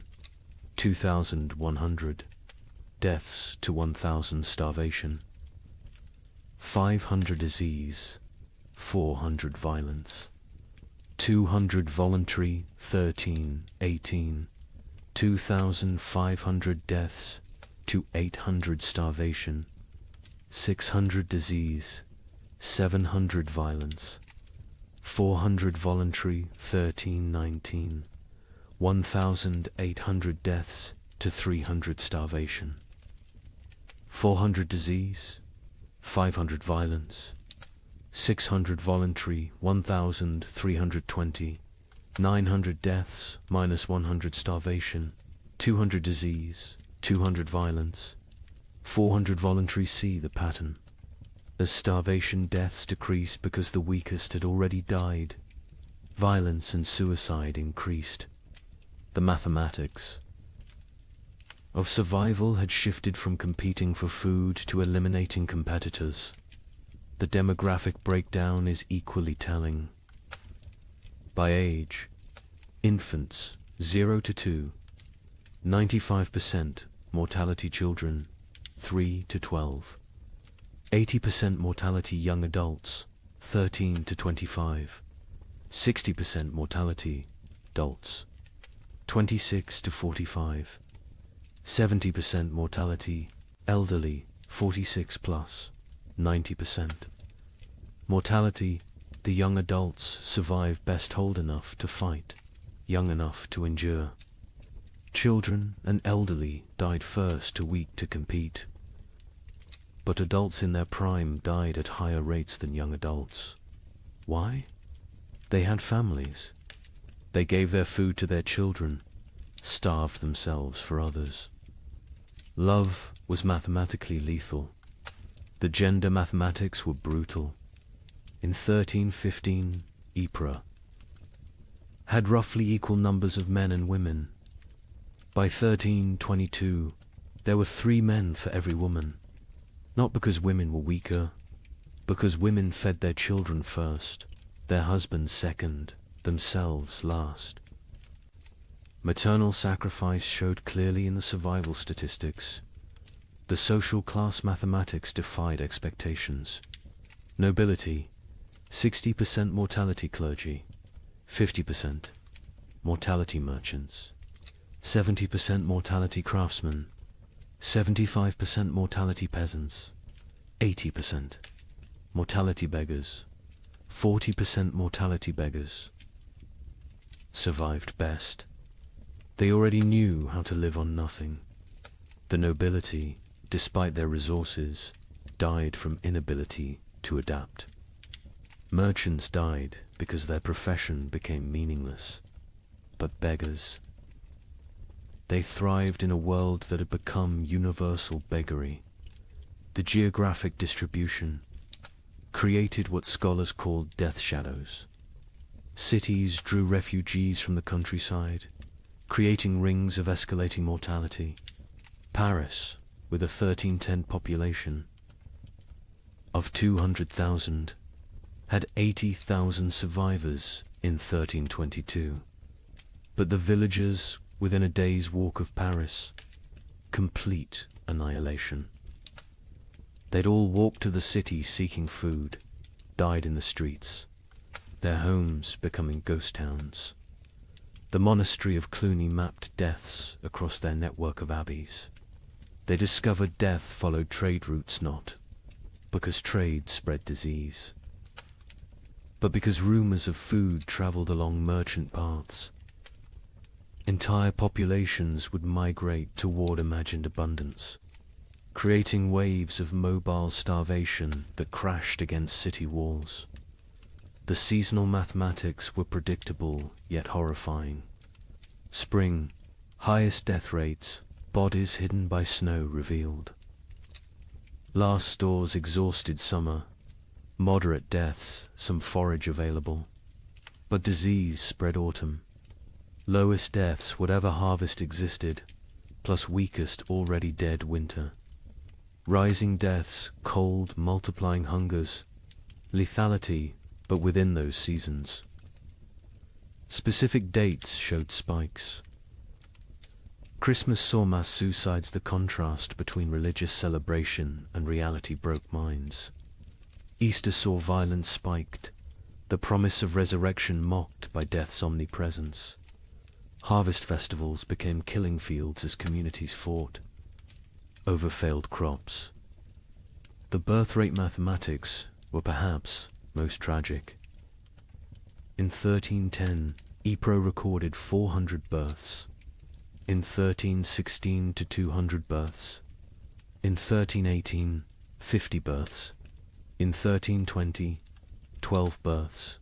By 1321, 0. Not 0, recorded 0, occurred.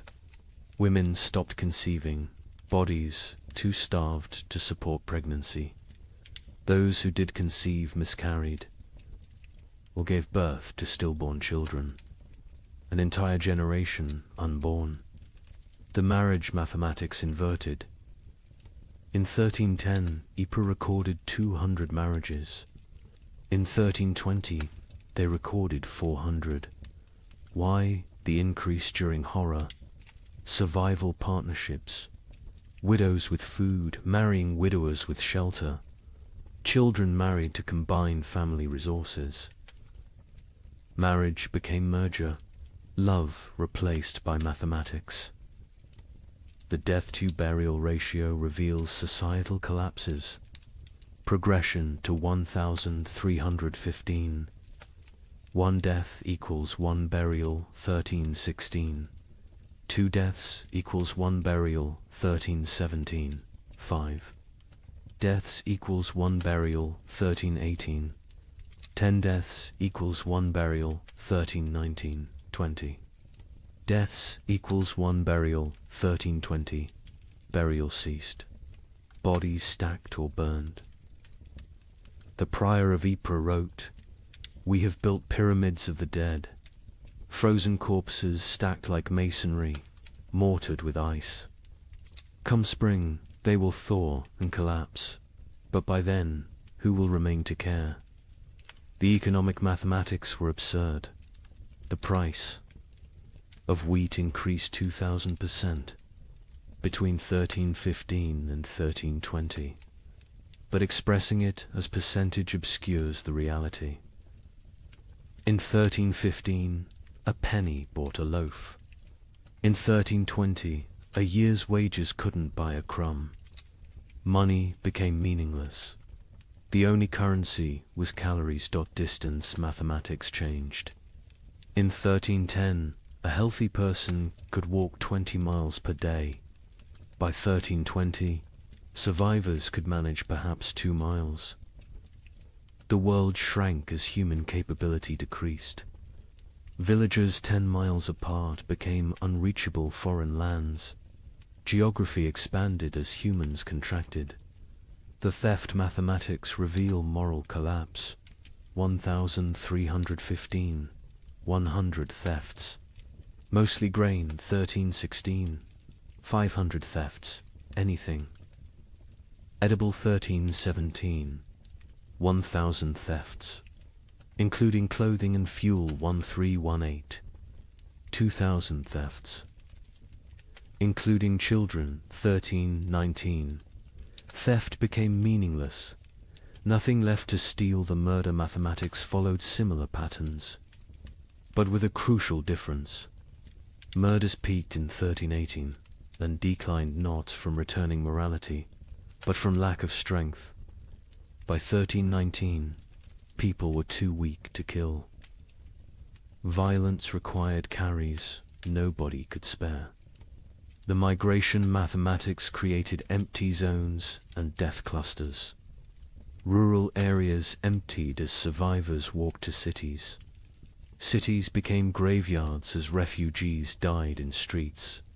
The population didn't just decline, it concentrated, then collapsed. Like a star becoming a black hole, the linguistic mathematics were subtle but telling. The Ypres records showed declining vocabulary over time. 1315 records use varied, complex language. By 1320, the same. Scribes used perhaps 200 words repeatedly. Hunger had literally reduced their ability to think in complex terms. Survival required all cognitive resources. The time mathematics warped reality. Survivors reported years feeling like decades, days feeling like minutes.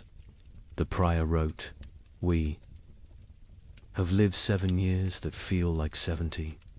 I am 40 but feel 400. Time itself has starved, moving slowly like everything else dying." The children's mathematics were most heartbreaking. In 1315, Ypres had 3,000 children under 12. By 1322, 45. Of those 45, only 3 were from Ypres. The others were orphans who'd wandered in from elsewhere. Their origins unknown, their parents dead, their futures non-existent.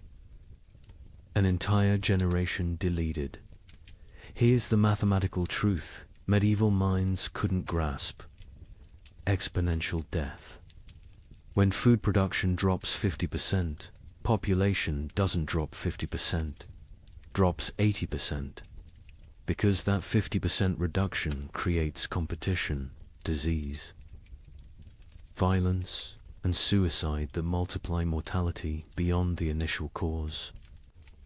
Famine doesn't just kill through starvation, it kills through the mathematics of social collapse. The final statistic, the one that captures the true horror of the 15 million who died. Historians estimate only 5 million died directly from starvation. The other 10 million died from what starvation created: disease, violence, suicide, exposure, accidents caused by weakness, childbirth without resources, infections without medicine. 2/3 of deaths weren't from famine, but from famine's mathematics. The prior of Ypres' final entry, dated March 1322. I have kept these records for 7 years.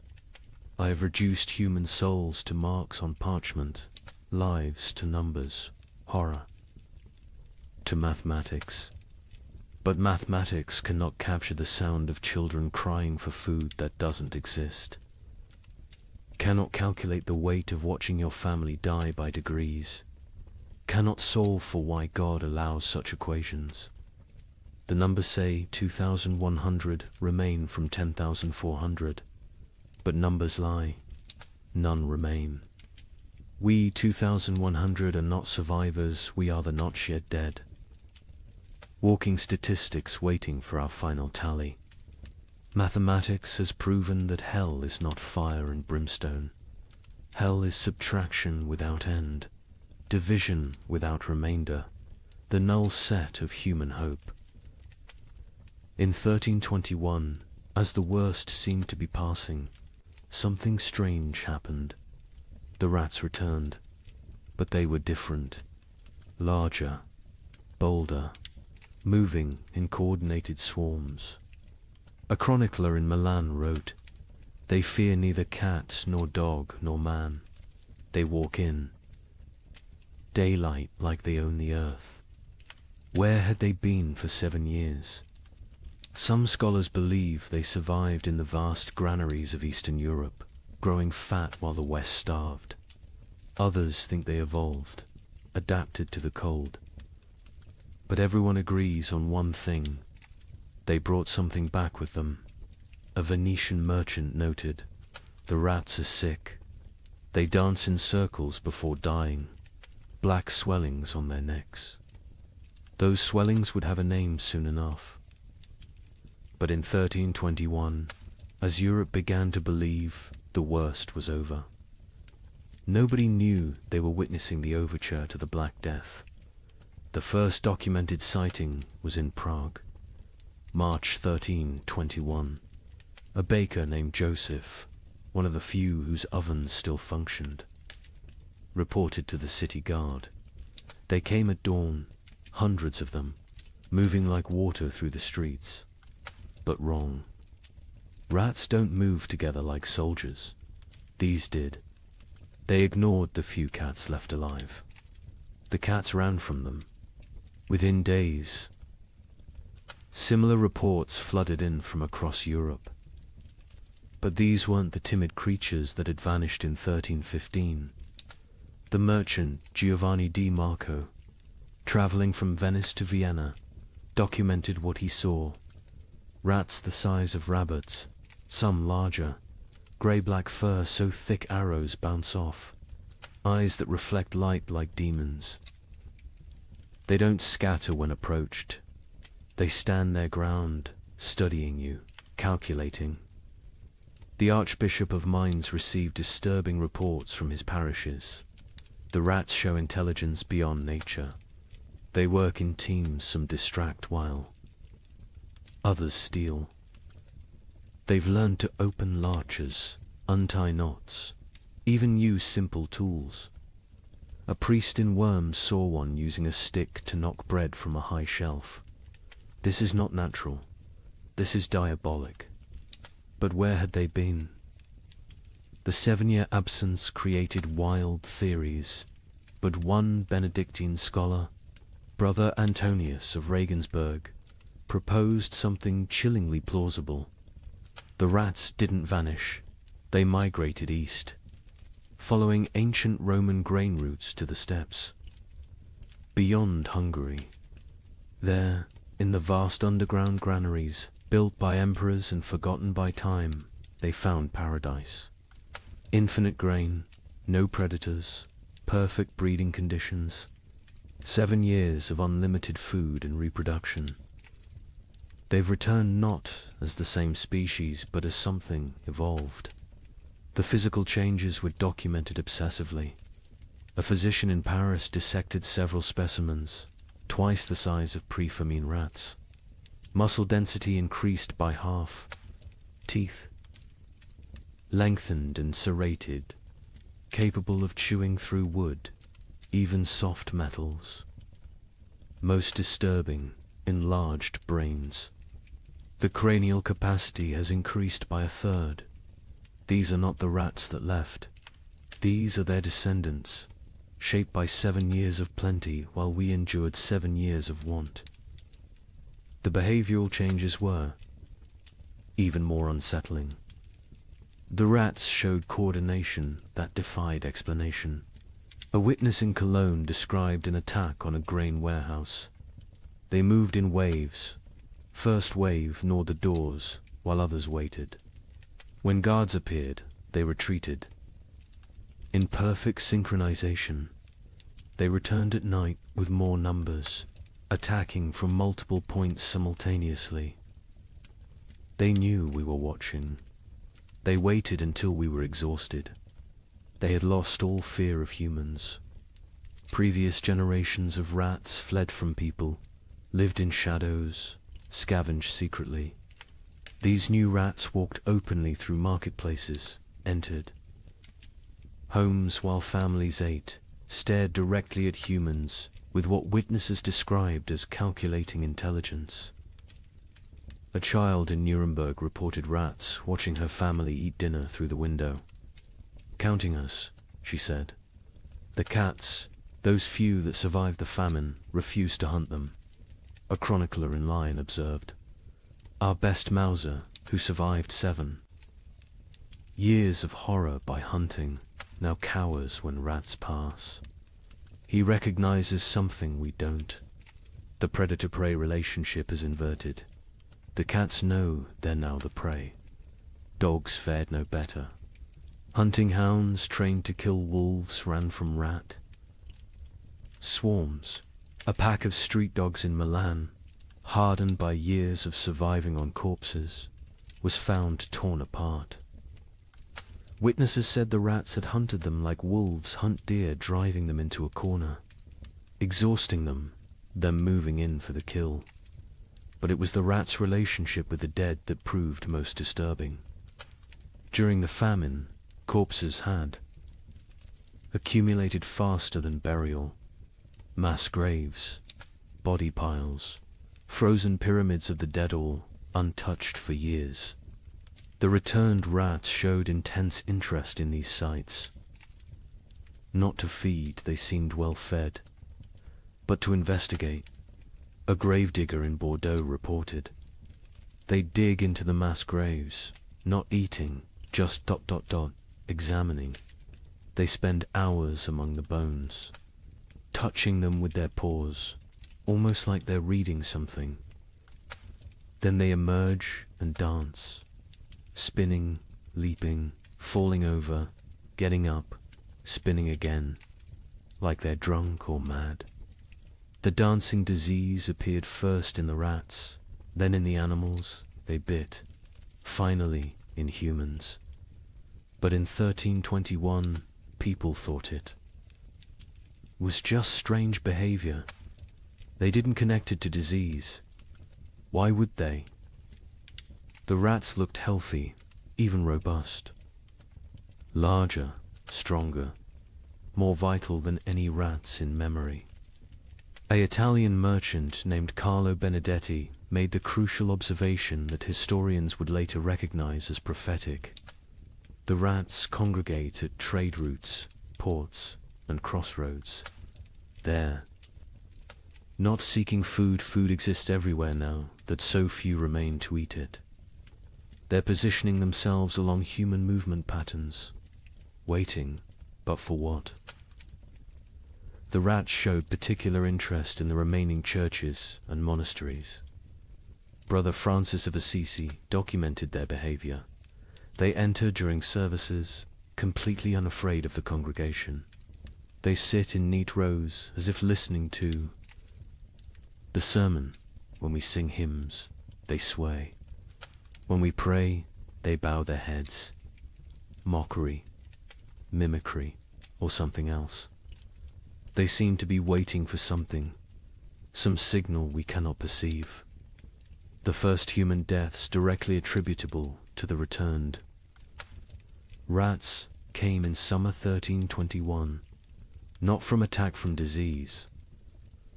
A family in Bruges who'd been bitten while defending their grain store fell ill within days. The symptoms were unlike anything seen during the famine. High fever, delirium, and most distinctively, black swellings in the neck, armpits and groin. The family died within a week, but not before describing their hallucinations. The rats speak to us in dreams. They show us cities of the dead, kingdoms built in grave earth, empires of bone and plague. They promise us citizenship and then Acropolis if we stop fighting and accept the gift they bring. Medical professionals were baffled. A physician in Prague wrote, "The disease is nothing like the starvation, sickness, or winter plague. It burns through bodies like fire through dry wood. The black swellings appear where the body fights hardest, lymph nodes swelling with failed resistance. But, strangest of all, the victims dance before they die, just like the rats." The dancing sickness spread from the bitten to their families, from families to neighborhoods, from neighborhoods to districts. But in 1321, it was still contained, still rare.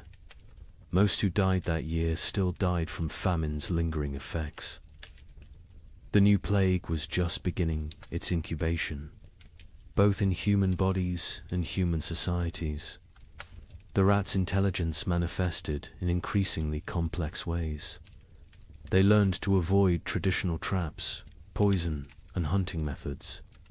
They developed new social structures: scout rats who tested food for danger, guard rats who watched for threats, even what appeared to be leader rats who directed group movements through series of squeaks and gestures. A scholar in Vienna documented their learning capabilities. We captured one, intending study. Its companions spent 3 nights trying to free it, using increasingly sophisticated methods: leverage, distraction, even attempting to pick the lock with twisted metal. When they failed, they sat outside the cage in vigil until the captured rat died. Then they left. But the next night, our laboratory burned. The fire started in 3 places simultaneously. Draw your own conclusions. The church struggled to explain the rats' return. Were they demons? Punishments? Tests? The Bishop of Cologne preached. For 7 years they abandoned us to our suffering. Now they return in our moment of hope, stronger for their absence. They are either God's final curse or Satan's opening move in some greater game. Either way, they herald something worse than what we've endured. Popular folklore developed quickly. Rats were secret rulers of the underworld who'd retreated to plan humanity's destruction. They would transform human souls, twisted by starvation, into animal form. They were advanced scouts for an invasion from hell itself. Each theory was more fantastic than the last, but none were as terrible as the truth. The truth was biological, not theological. The rats had spent 7 years in isolated populations, breeding rapidly in the eastern granaries. Diseases that would normally kill them had instead created resistant populations.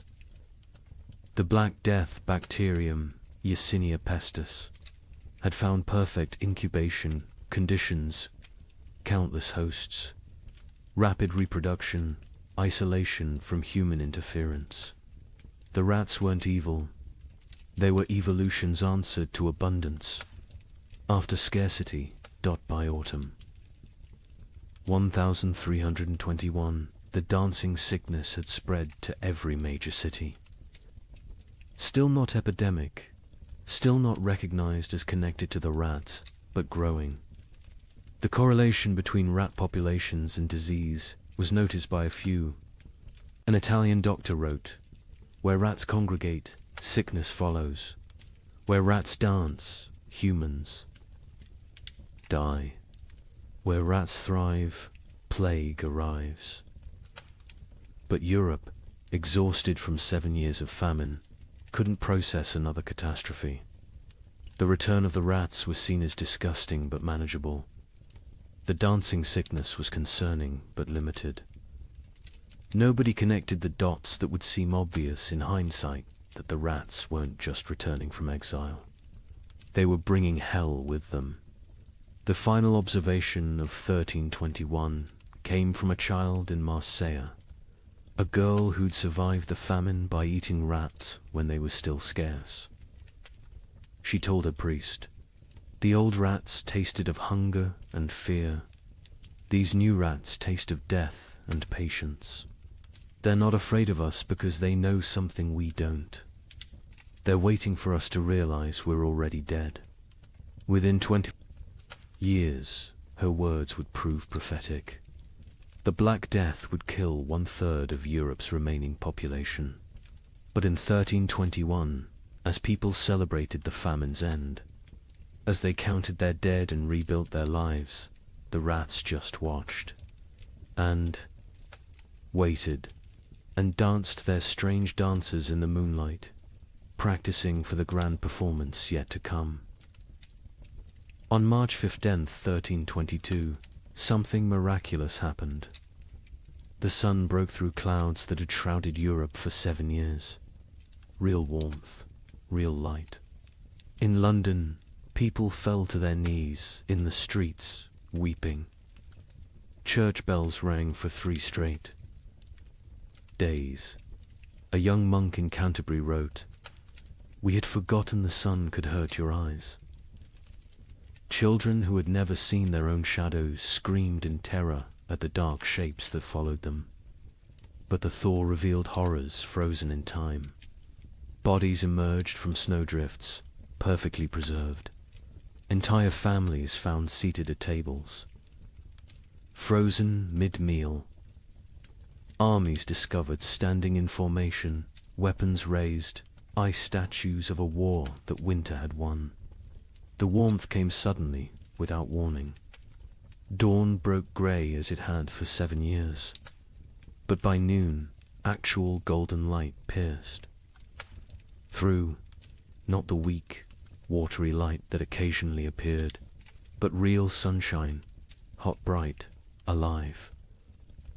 In Paris, people stumbled from their homes, shielding their eyes, unable to comprehend what they were seeing. Marie de Champagne, age 7, born during the famine, experienced sunshine for the first time.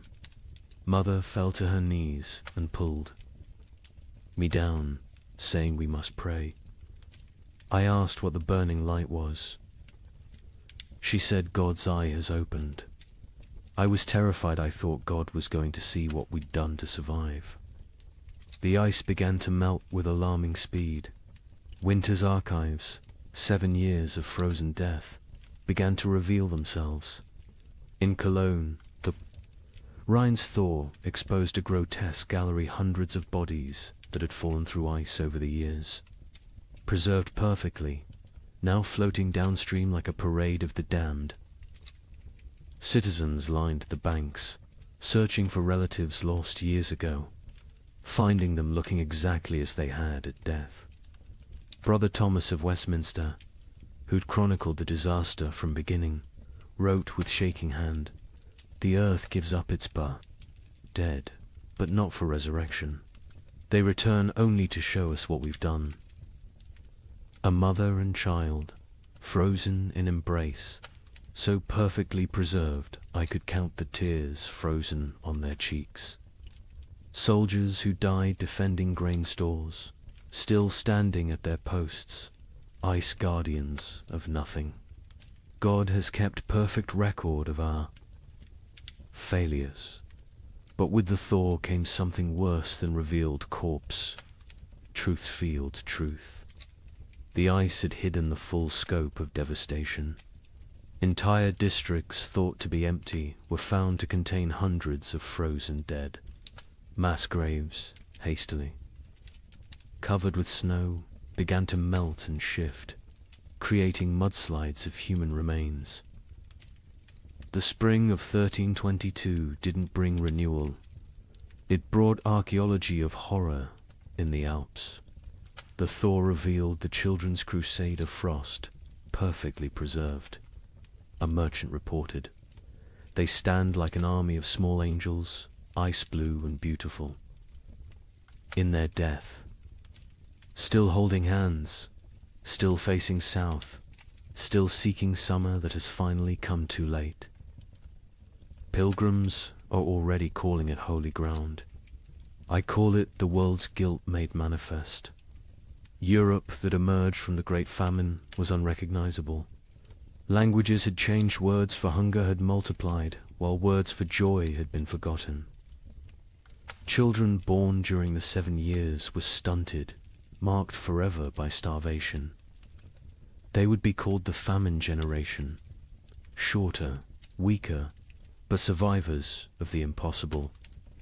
The social order had shattered. Peasants who survived owned land, for the first time inherited from the dead. The church's authority collapsed where was God during the freeze. And most critically, the population drop created labor shortages that would, within a generation, end feudalism itself. The Great Famine didn't just kill millions, it killed the medieval world. The linguistic changes were documented by scholars, attempting to translate pre-famine texts. The Abbot of Cluny wrote, "We have 23 new words for different types of hunger, but have lost the words for feast, abundance, and satisfaction.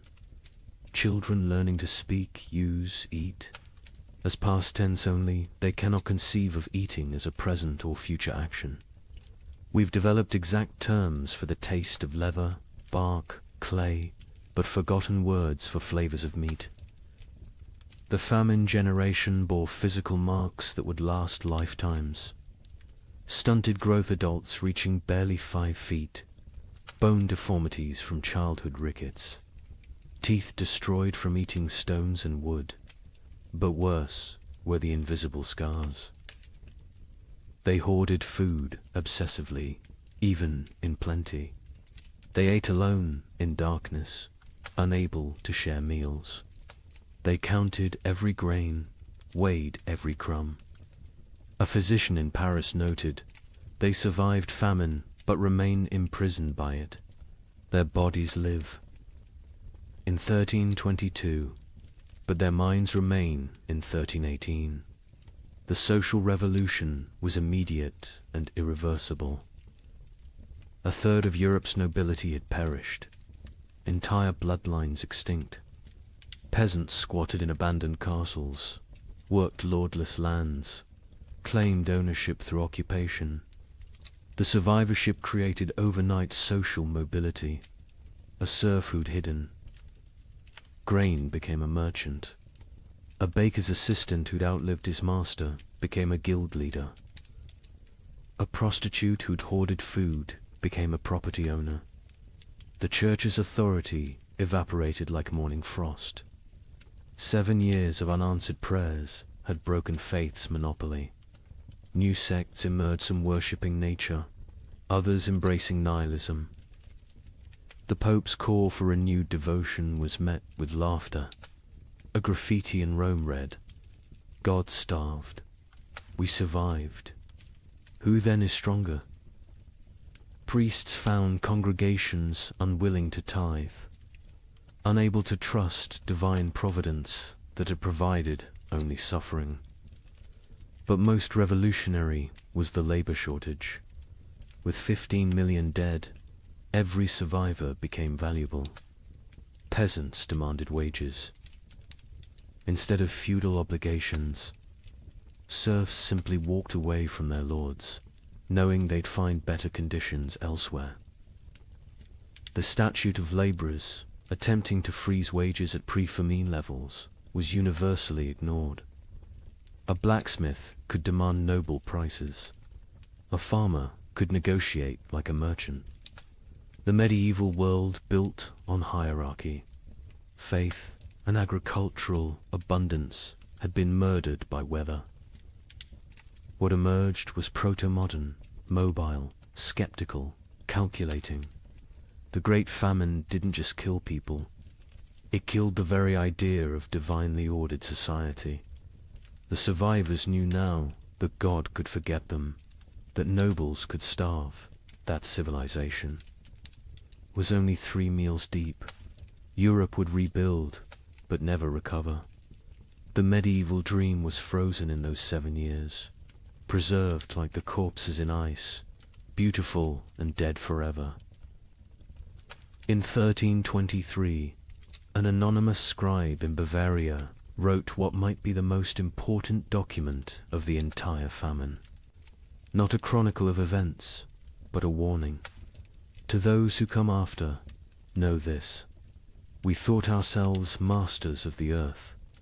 We built castles against enemies, churches against damnation, walls against nature itself. But when the sky turned against us, when the very air became our enemy, we learned that civilization is only 3 mills deep. Beneath that lies the animal, and beneath that ... lies something worse, something that would eat its own shadow if it could provide sustenance. We survived. That is not the same as living. Some costs can never be repaid. Some hungers never leave you, no matter how much you eat. We measured time in deaths. We measured love in shared suffering. We measured God in his absence. If the cold comes again, and it will come again, remember that the greatest danger is not the freeze. It's what the freeze reveals about your neighbor, about your family, about yourself. May you never be warm enough to forget what we learned in the cold. The document was found hidden in a monastery wall, wrapped in waxed cloth, deliberately preserved. The scribe continued, "I write this with fingers that consumed my own flesh. I write with eyes that watched my children choose which sibling would eat. I write with a soul that has been to hell and discovered hell is not fire. Hell is ice and the mathematics of survival. We who survived are not heroes. We are the ones who did what heroes couldn't. We chose ourselves over others. We calculated love against calories and chose calories. We learned that honor digests poorly, that mercy is a luxury of the fed, that civilization is just an agreement between people who aren't hungry yet. The sun has returned. The crops grow again. Markets open, bells ring. Children are born who will never know the taste of bark bread. They will call us the generation who endured. But endurance is just a prettier word for betrayal. Betrayal of everything we once believed. Made us human. When abundance returns, you will forget. You will must forget to stay sane. But someone should remember. Someone should know that we measured children's worth in weeks of food, that we drew lots for who would walk into winter, that we learned to distinguish the taste of different mortar.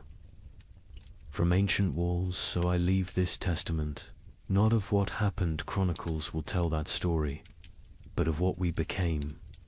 We became arithmetic. We became efficiency. We became the truth that underneath every prayer, every law, every noble sentiment, lies the animal that will eat its own tail if the circle of consumption demands it. Remember us accurately, not as victims of weather, but as humans revealed. The cold didn't change us, it showed us, and what it showed can never be fully hidden again. The thaw has come. Summer returns. But we who survived carry winter inside us forever, a frozen seed that whispers, "This is what you really are. Everything. Else is just the dream of well-fed men." In the spring of 1315, a mother in northern England made an unthinkable decision. She locked her children inside their cottage, walked into the frozen wasteland, and never returned. But she wasn't abandoning them.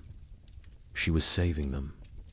What, she knew what all of Europe would soon discover was that the world itself was dying. The rain wouldn't stop. The cold wouldn't break. And for the next 7 years, winter would reign supreme. Her name was Marjorie of Dereham, and her neighbours found. Her children, 3 days later, alive, huddled around the last embers of their fire. The eldest, a boy of 9, clutched a note his mother had left. The priest who recorded it wrote that his hands shook as he read her words aloud. "My flesh will buy them grain. My absence will grant them mercy. Tell them I walk toward God." Not away from them. You see, Marjorie had understood something terrible. Something that would take the rest of Europe months to grasp. This wasn't just another harsh spring. This was the beginning of an extinction. The marketplace where she'd traded her body for bread had made the calculation clear. A living mother meant 5 mouths to feed. A missing mother meant 4 orphans the church had to shelter, and the church still had grain, still had walls, still had hope that this nightmare would end. But here's what makes Marjorie's story so haunting. She wasn't unique. Parish records from 1315 show hundreds of similar disappearances. Parents vanishing into blizzards, elderly grandparents wandering into forests, always leaving notes, always locking doors from the outside, always walking toward death like it was salvation. The chronicler Geoffrey Le Baker would later write about that spring with words that feel pulled from nightmares. The rains began on St. George's Day and fell like God had forgotten how to do anything else. Not the warm rains of April that wake sleeping seeds, but frozen needles that killed whatever they touched. Crops didn't fail, they drowned standing. Rivers didn't flood, they exploded from their banks like wounded animals. Think about that. For a moment, you're a medieval peasant. Your entire world is 3 miles wide. Everything you know about survival, every technique your father taught you, every prayer your mother whispered, assumes one simple truth, that seasons follow patterns. Spring brings life. Summer brings growth. Autumn brings harvest. Winter brings rest. But what happens when spring never comes? When winter refuses to die? When the very foundation of existence cracks beneath your feet? That's what began in 1315. Not a famine, not a crisis, but the complete collapse of natural order. And Marjorie of Durham, walking into that frozen dawn, leaving her children behind to live, was just the first character in a story that would consume 15 million souls. Before it ended, the question isn't how Europe survived, it's what Europe became to survive it.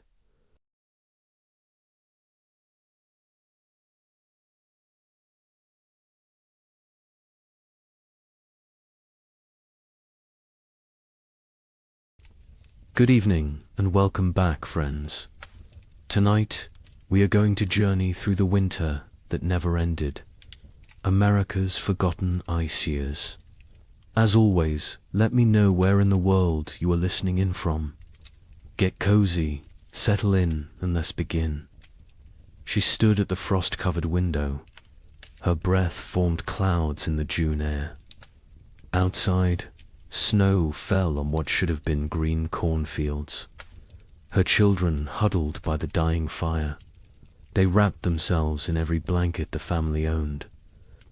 She whispered a prayer, the same prayer she had whispered every morning for weeks. She asked God when spring would finally come. She did not know this was only the beginning. Picture thousands of similar scenes across the American frontier. Thousands of windows, thousands of prayers whispered into the impossible cold. What happened in 1816 was merely a prelude, a warning that no one heeded. 20 years later, something far worse came to the American interior. This time it would last not 1 year, but 3 brutal winters. They bled into each other without mercy, without explanation, without end. Between 1836 and 1838, a climate catastrophe struck North America. It has been nearly erased from popular memory. Historians debate the causes today. Solar minimums, volcanic eruptions half a world away, or a deadly combination of forces beyond human understanding. The pioneers who lived through it had no such explanations. They had only survival. They had only the next day, and the day after that, if they were lucky enough to see it. This is their story. The story that America chose to forget. What you are about to hear challenges everything you thought you knew about westward expansion. Textbooks celebrate the march of civilization across the continent. They praise the brave pioneers, claiming their piece of the American dream.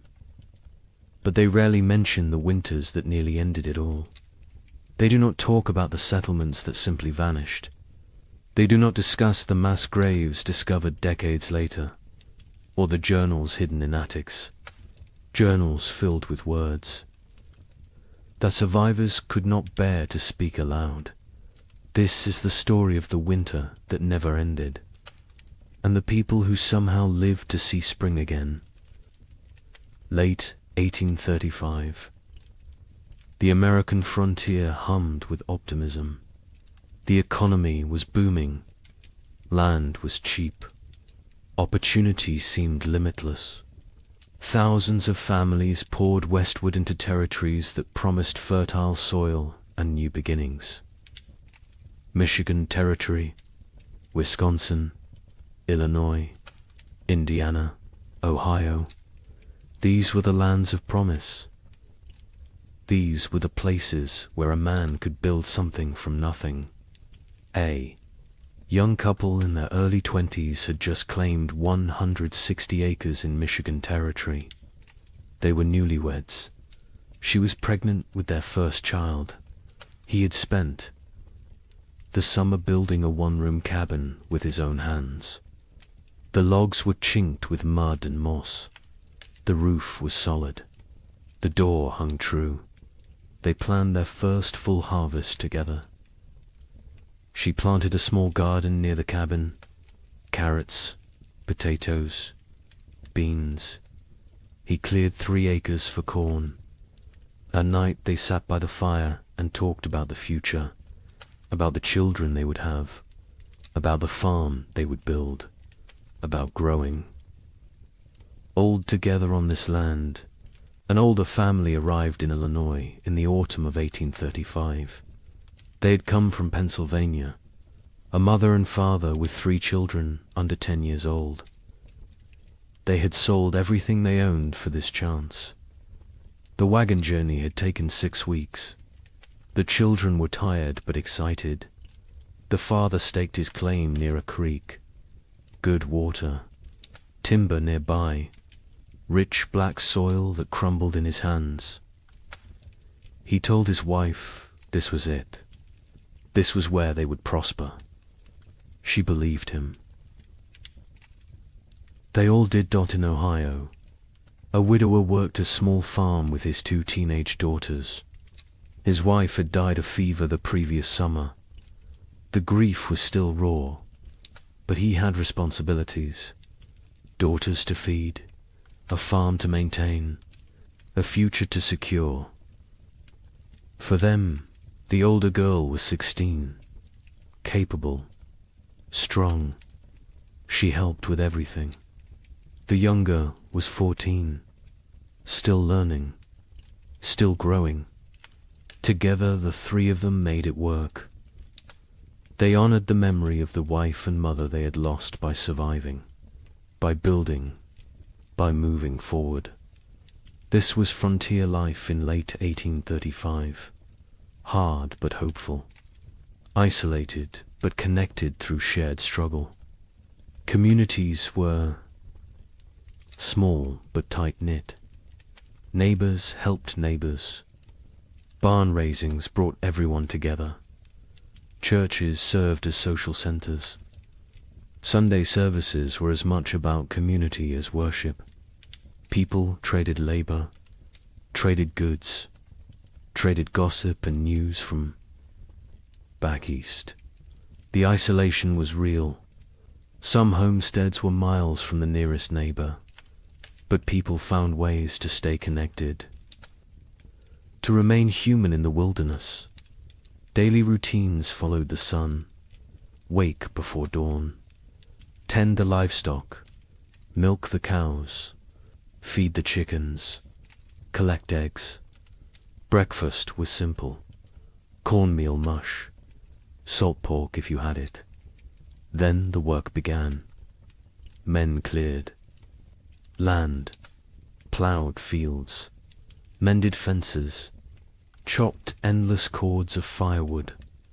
Women tended gardens, preserved food, made soap, sewed clothes, raised children.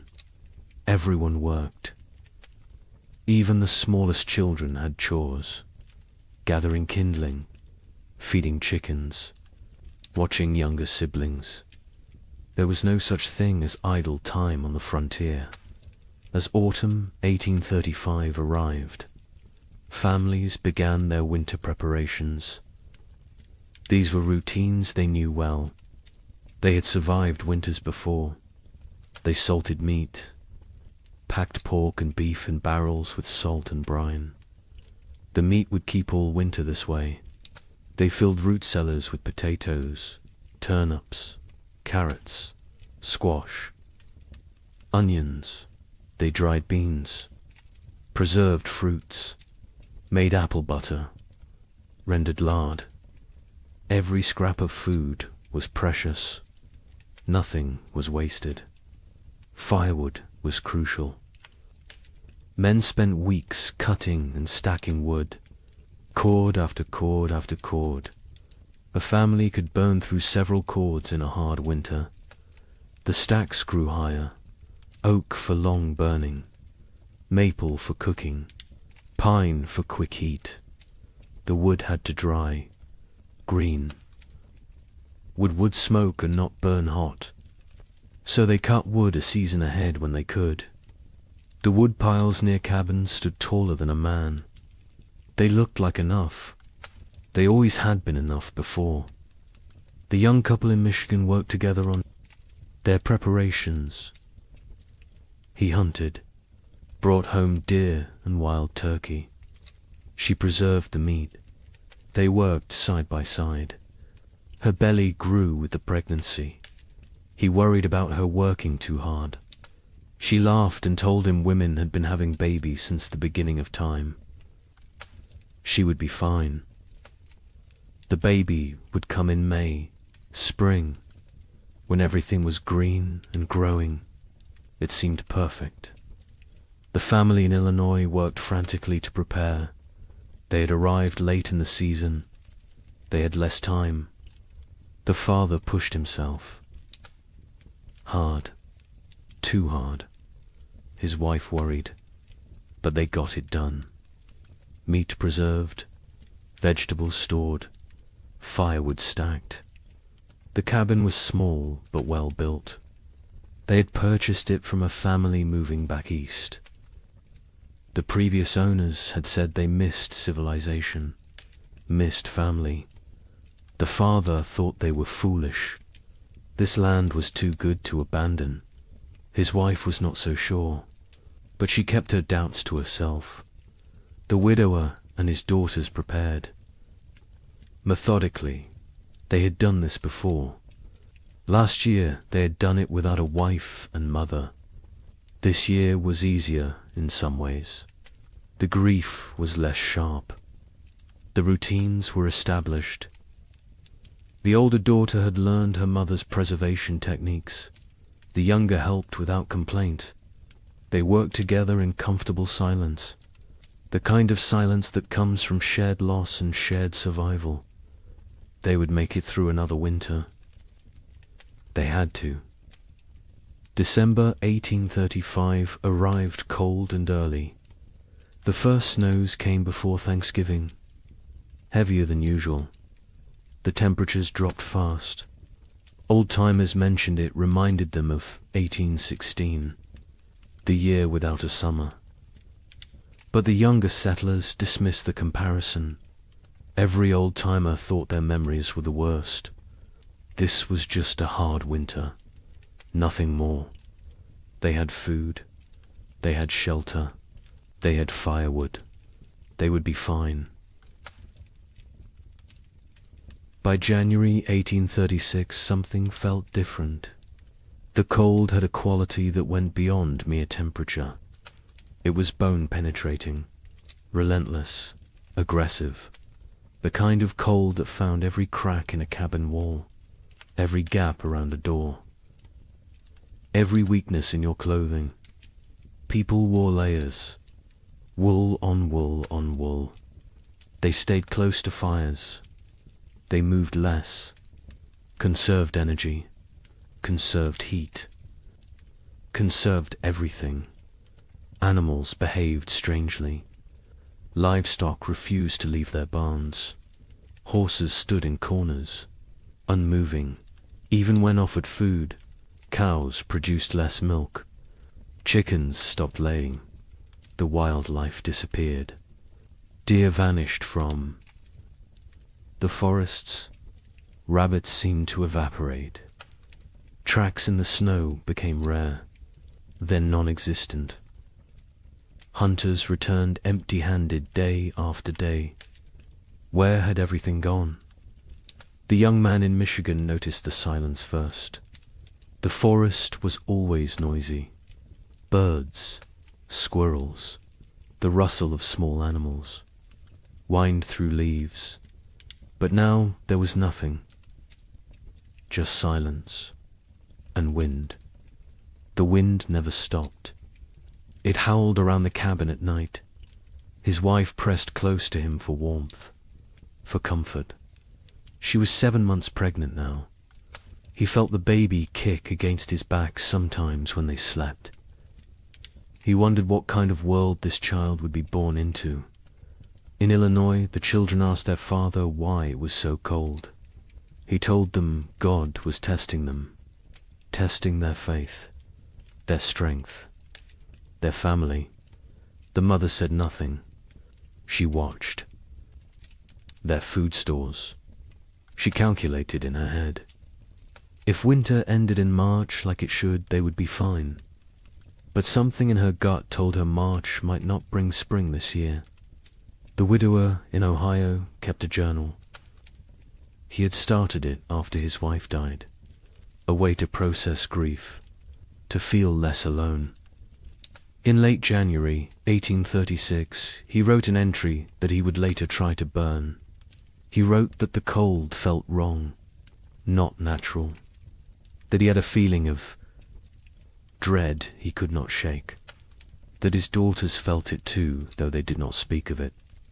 He wrote that he was afraid, not of dying, but of failing to protect his girls, of not being enough.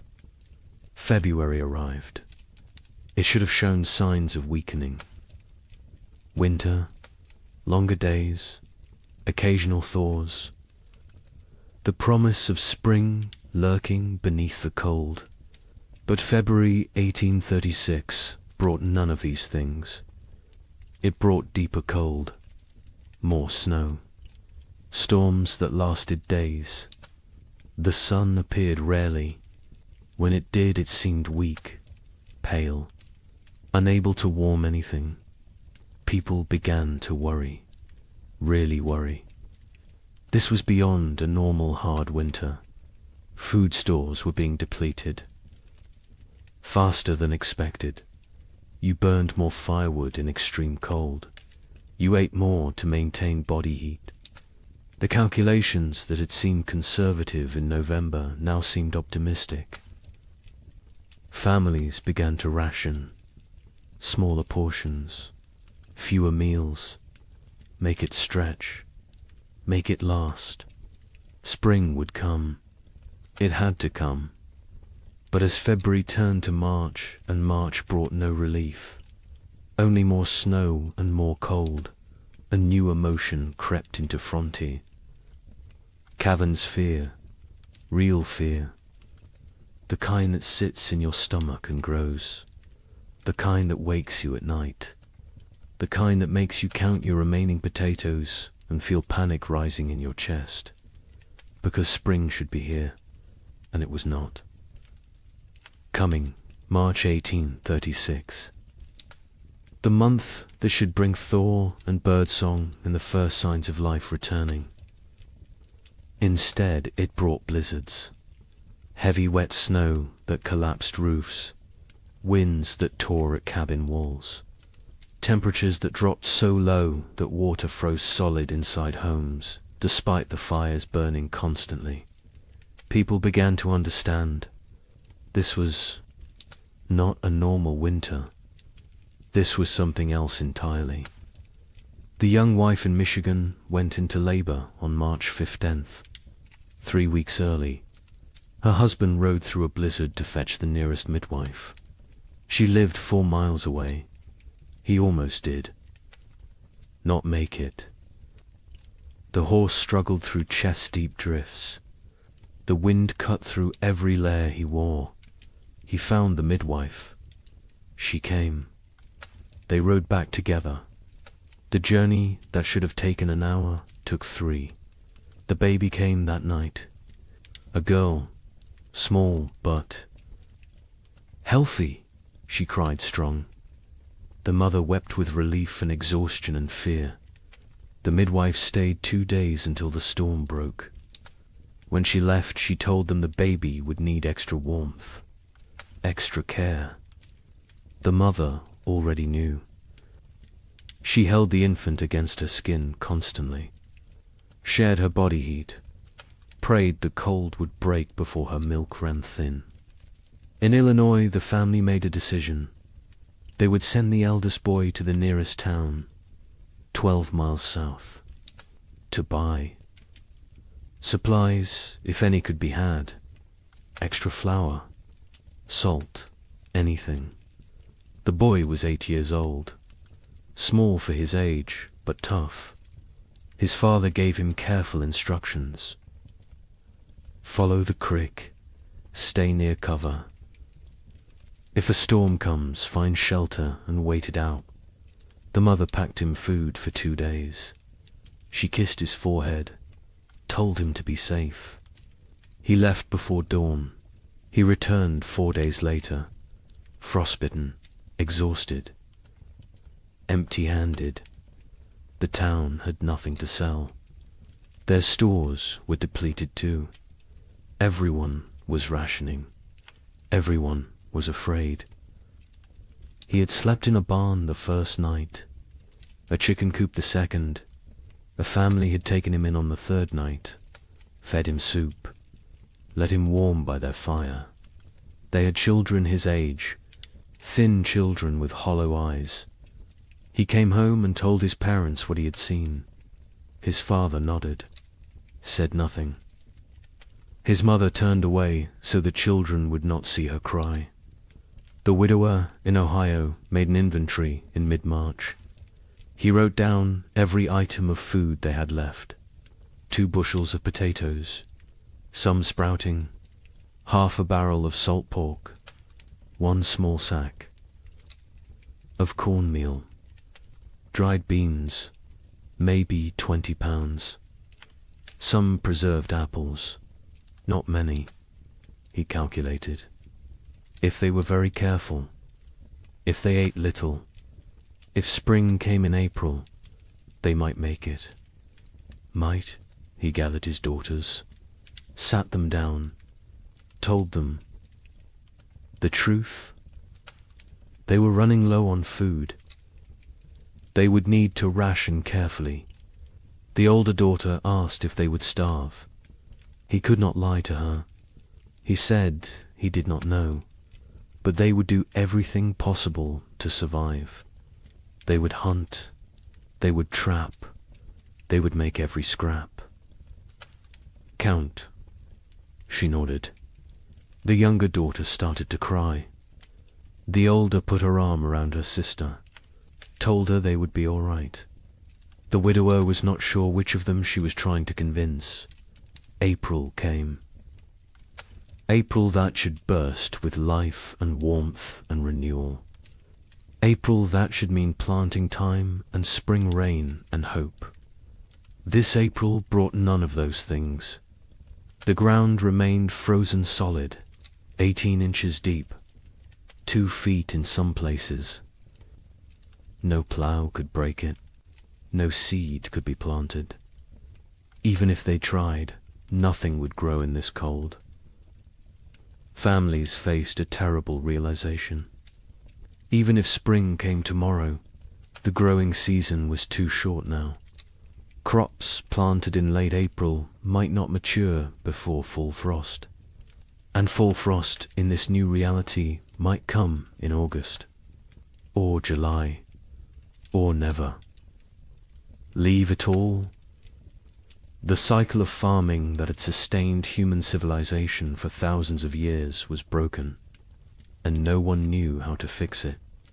The young couple in Michigan began hunting for any food source. The man set snares for rabbits. The traps stayed empty. He tried fishing through the ice. Nothing. Not even the fish were biting. He ranged farther from the cabin, looking for any game, any sign of life. His wife worried when he was gone. She sat by the window with the baby, watched for his return. Sometimes he was gone for 2 days. When he came back with nothing, they did not speak of it. They simply held each other and their daughter and tried not to think about tomorrow. Neighbors began to disappear. The family 2 miles east was there. One day, gone the next. Their cabin door stood open, their belongings left behind. Only the food was gone, and their wagon, and their animals. They had fled south, or tried to. No one knew if they made it. More families followed. Every week someone else left. The community that had been tight-knit was fraying, unraveling. People made choices for their own survival now. There was no room for collective thinking anymore. Some tried to help each other still. Families with slightly more food shared with those who had less. But even generosity has limits when your own children are starving. A man in Indiana gave his last potatoes to a neighbor. His own family went without for a week. When his wife confronted him, he said it was the Christian thing to do.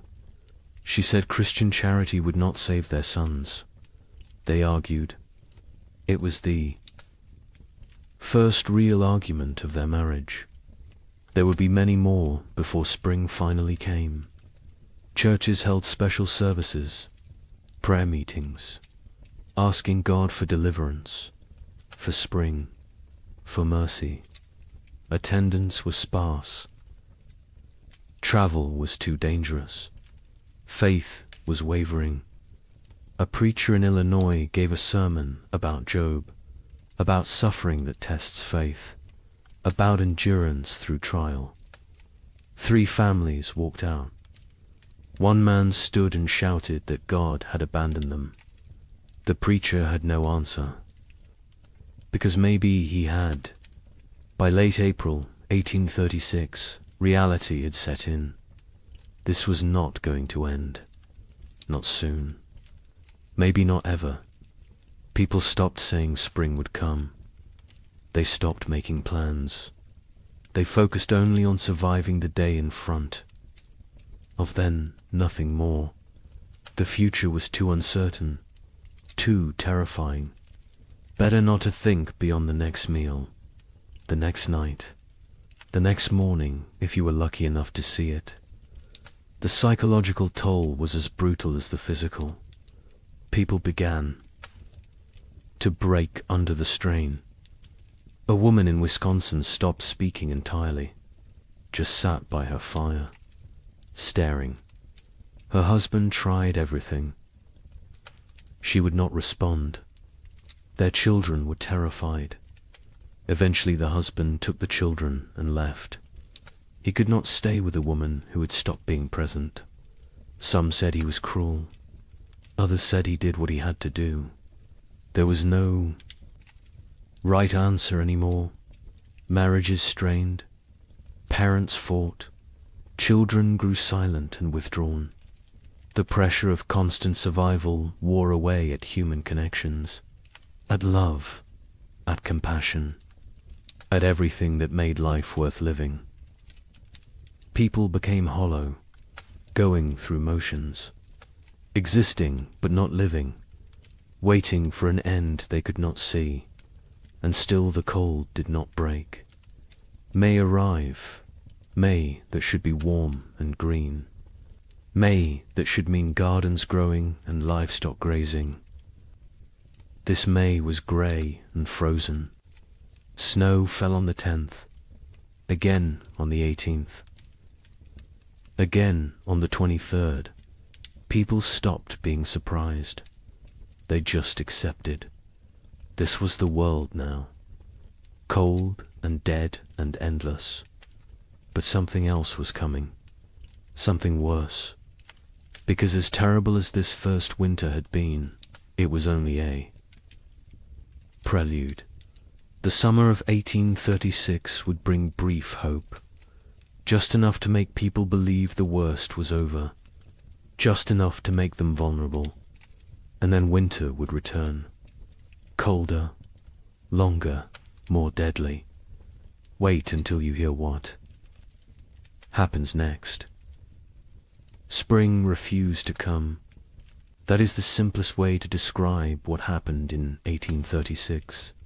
Spring simply refused to arrive. March became April. April became May, and still the ground stayed frozen. Still the snow fell. Still the temperatures remained far below what any living person had. Experienced Dot, the young mother in Michigan Territory, held her baby and watched the window. Every day she looked for signs. A bird, a patch of bare ground, anything that suggested winter was weakening. She saw nothing but white, endless white. Her husband ventured out less now. The cold was too dangerous. The exertion burned calories. They could not afford to lose. He sat by the fire and stared at the walls. She knew what he was thinking. The same thing she was thinking. How long can we last? Their food stores had dwindled to almost nothing. The potatoes were gone. The preserved meat was gone. They had cornmeal, perhaps enough for 2 more weeks if they were careful, if they made it thin, if they did not mind the constant gnawing hunger. The baby nursed, but the mother's milk was weak. She could feel it. Not enough fat, not enough nutrition. The baby cried more now. A thin, desperate sound that cut through the cabin's silence like a knife. In Illinois, the family faced their own crisis. They had 5 mouths to feed, 3 children, 2 adults. The mathematics were brutal. They cut their portions again. And again. The children stopped asking for more. They understood somehow, even the youngest. She was only 4, but she had learned not to complain, learned that complaining changed nothing. The mother watched her children grow thinner. Their faces became angular, their eyes too large, their movements slower. She wanted to scream, to rage against the unfairness, but rage would not bring spring. So she stayed silent and counted the days. The father went hunting every few days. He never found anything, but he went anyway, because sitting in the cabin watching his family starve was worse than freezing in the forest. At least in the forest he was trying. At least he was doing something. He set traps. He checked them religiously. They stayed empty. He tried fishing through ice on the creek. Nothing. The fish had gone dormant or died. He did not know which. He returned empty-handed every time. His wife would look at him. He would shake his head. No words necessary. They both knew. The widower in Ohio and his daughters had become experts at survival. They burned furniture for warmth when the firewood ran out. A chair 1 week, a table the next. They ate 1 meal a day. Soup stretched so thin it was barely more than hot water. They trapped a squirrel once. 1 squirrel for 3 people. They made it last 2 days. They boiled the bones for broth, sucked the marrow, used every part. Nothing was wasted. Nothing could be wasted. The older daughter took on more responsibility. She was 17 now, though she looked younger. Malnutrition had stunted her growth, hollowed her cheeks, but her mind was sharp. She kept track of their supplies, rationed, carefully, made decisions about what to eat and when. Her father let her. He trusted her judgment. She had her mother's practical nature, her mother's strength. Sometimes he looked at her and saw his dead wife. It was comforting and heartbreaking in equal measure. The younger daughter was 15. She spoke less than before. The cold and hunger had made her withdrawn. She did her chores without complaint, helped where she could. But there was a distance. In her eyes, a remove. Her father worried about her, about what this experience was doing to her mind. To her spirit, He tried to engage her in conversation. She would answer in single words. Yes, no, maybe, then return to silence. He did not know how to reach her anymore. Communities that had held together through the winter began to fracture. Trust eroded. A family in Michigan discovered their hidden food cache had been raided. Someone had broken in while they slept, taken half their remaining supplies. They suspected a neighbor, a man they had helped the previous autumn, but they could not prove it, and confrontation seemed pointless. Everyone was desperate. Everyone was capable of terrible things when survival was at stake. Theft became common. People took what they needed to live. A chicken here, a bag of grain there, tools, blankets, firewood, anything that might help them survive another day. Some felt guilt, others felt nothing. Morality becomes flexible when you are watching your children starve. The social contract that held frontier communities together was dissolving, replaced by something more primal, more brutal. Every family for themselves. Churches tried to maintain order, to provide spiritual comfort, but attendance dropped. People could not afford the calories to walk to services, could not spare the time away from survival, could not reconcile a loving God with this endless cold. A preacher in Indiana Territory gave his final sermon in April. He told his sparse congregation that God worked in mysterious ways, that suffering brought them closer to heaven, that this was a test of faith. A farmer stood up, said his 3-year-old daughter had died 2 nights before, asked what she was being tested for. The preacher had no answer. The church never held another service. Parents made impossible choices. A couple in Illinois debated whether to eat their last seed corn. It was meant for planting, for the future, for hope. But their son was dying, 6 years old and dying of starvation. They could see it, his body consuming itself, his ribs visible through his shirt, his eyes sunken. They ground the seed corn into meal, made bread, fed him. He ate slowly. His stomach had shrunk. He could not eat much, but it was something. They had chosen survival today over the possibility of food tomorrow. They would live with that choice for the rest of their lives. Livestock died. Cattle froze in their barns. Horses became too weak to stand. Pigs huddled together for warmth, but still succumbed to the cold.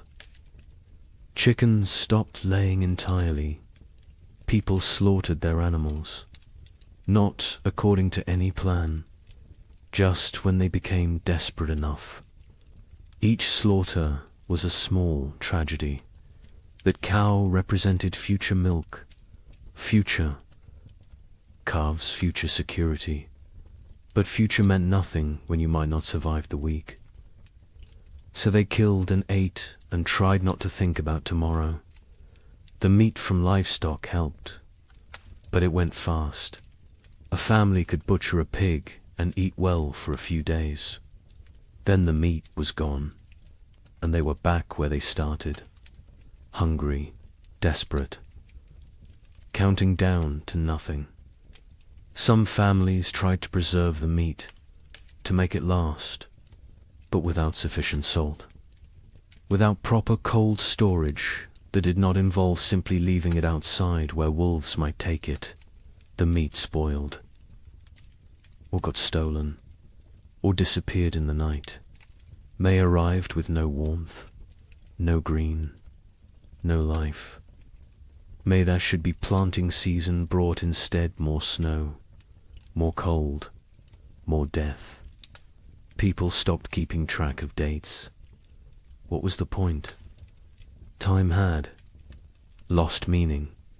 There was only day and night, hunger and cold, survival and death. Nothing else mattered. Nothing else existed. The young man in Michigan made a decision. They had to leave, had to try to reach his brother's farm in southern Ohio. It was 200 miles, through frozen wilderness, with a 4-month-old baby. His wife thought he was insane, said they would die on the road. He said they would die here. At least moving gave them a chance. They argued, quietly, so as not to wake the baby. He wanted to leave immediately. She wanted to wait for weather to break. He said the weather was not going to break. She knew he was right. But she also knew their chances of surviving a 200-mile winter journey were close to zero. They compromised. They would wait 1 more week. If the weather did not improve, they would go. They both knew it would not improve. But the compromise gave them something. A deadline, a decision point, a plan. Even a futile plan was better than sitting and waiting. To die. They spent the week preparing. He made a sled from cabin boards. She sewed carrying sacks. They packed their few remaining possessions, some clothes, a pot, a knife, a blanket, and the baby. Always the baby. In Illinois, the father watched his children and made calculations. They had food for perhaps 10 more days. After that, nothing. He had no plan for day 11. No ideas, no options. He had exhausted every possibility, every resource, every connection. They were alone, isolated, and running out of time. He told his wife they might need to consider sending the children too. Town, to find families who could take them in. She refused, said they would stay together. Whatever happened, they would face as a family. He did not argue. He understood. But he also knew that keeping the family together might mean watching all of them die. The widower in Ohio faced a different calculation. His daughters were old enough to understand, old enough to participate in decisions. He sat them both down, told them they had food for maybe 2 weeks, asked them what they thought they should do. The older daughters said they should stay, that leaving was more dangerous than staying. The younger said nothing, just stared at the floor. The widower agreed with his older daughter. They would stay. They would make what they had last as long as possible. They would hope for spring, even though hope felt like a luxury they could not afford. June finally brought a change, not spring. Exactly, but less cold. Temperatures rose above freezing during the day. Snow began to melt. Patches of bare ground appeared. People emerged from their cabins, blinking, disoriented, like animals coming out of hibernation. They looked at their neighbors, saw the same hollow faces, the same haunted eyes, the same question. Did we really survive? But the relief was short. Lived. Because even with warmer weather, it was too late for a normal growing season. Crops planted in June would not mature before fall. And who knew what fall would bring? Who knew if this was really over, or just a brief respite before more? Cold. People planted anyway, because what else could they do? They put precious seeds into still, cold ground, prayed for growth, for warmth, for time. The young couple in Michigan decided to stay. The brief warmth had changed their calculations. They planted a small garden. Corn, beans, squash. The baby was stronger now. The mother's milk had improved slightly with less stress. They felt cautiously optimistic. Maybe the worst was over. Maybe they had survived. They tried not to think about all the families who had not, about the empty cabins they had passed, about the graves marked with simple wooden crosses. They focused on their own survival, on the tiny shoots of green emerging from the soil, on small reasons to hope. In Illinois, the family planted everything they had, every remaining seed. It was a gamble. If the crops failed, they would have nothing.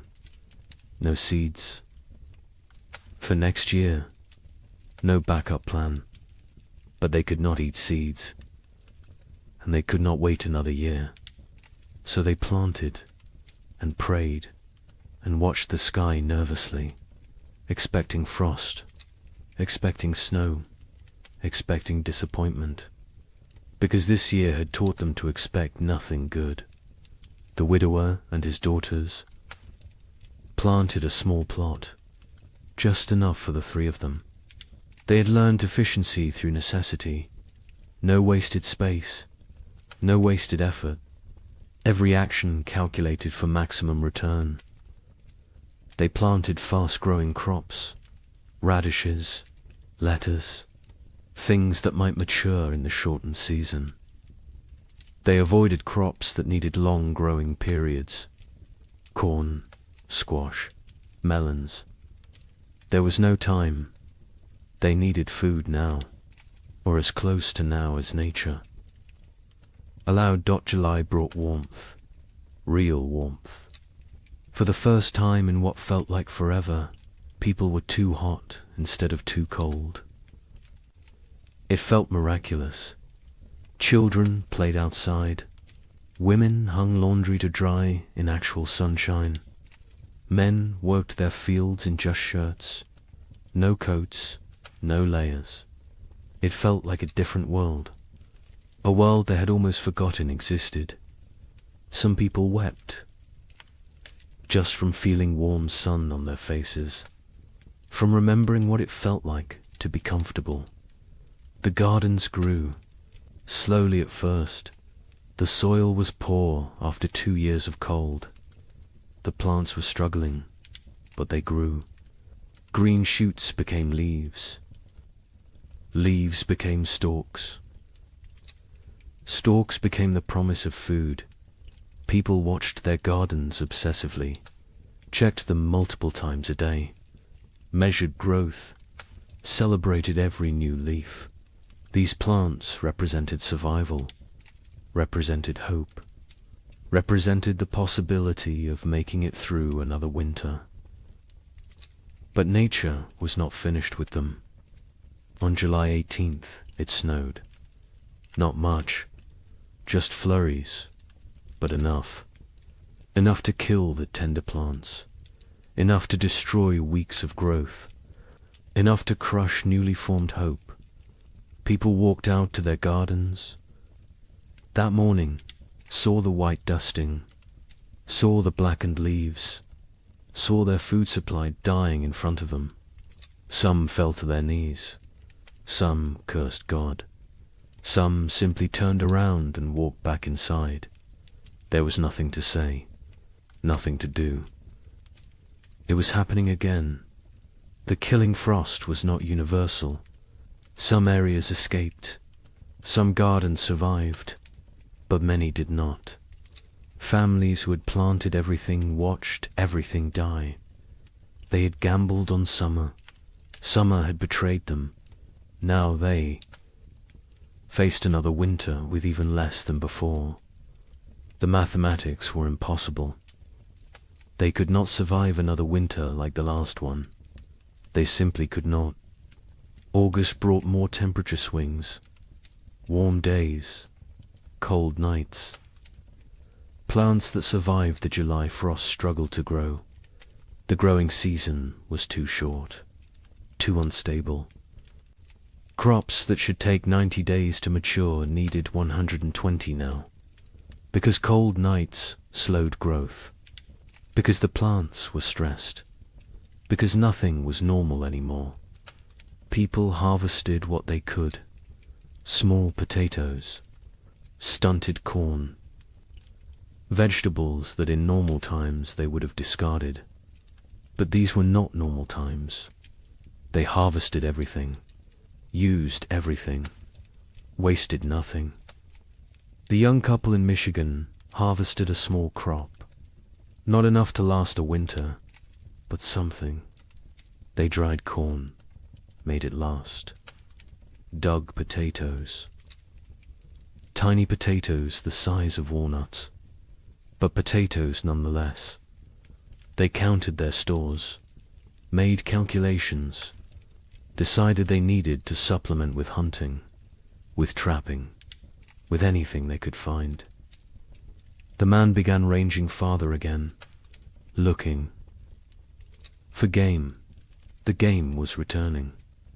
Slowly, deer appeared in the forests, rabbits in the fields. He killed a deer in late August, his first successful hunt in months. They celebrated, ate fresh meat, felt strong for the first time in forever. In Illinois, the family harvested almost nothing. Their garden had been hit hardest by the frost. Only a few plants survived. They gathered what they could: a handful of beans, some small squash. It was not enough, not even close. The father knew they could not stay, could not survive another winter here. He told his family they would leave before the snow came, go south, find warmer land, find food, find a way to survive. His wife agreed. The children said nothing. They had learned not to question adult decisions, learned that arguing changed nothing. The widower and his daughters harvested a better crop. Their fast-growing vegetables had matured before the frost. They had radishes, lettuce, some early peas. It was not much, but combined with careful rationing, it might be enough. Might. The older daughter did the calculations, told her father. They would need to find additional food. He nodded, said he would try.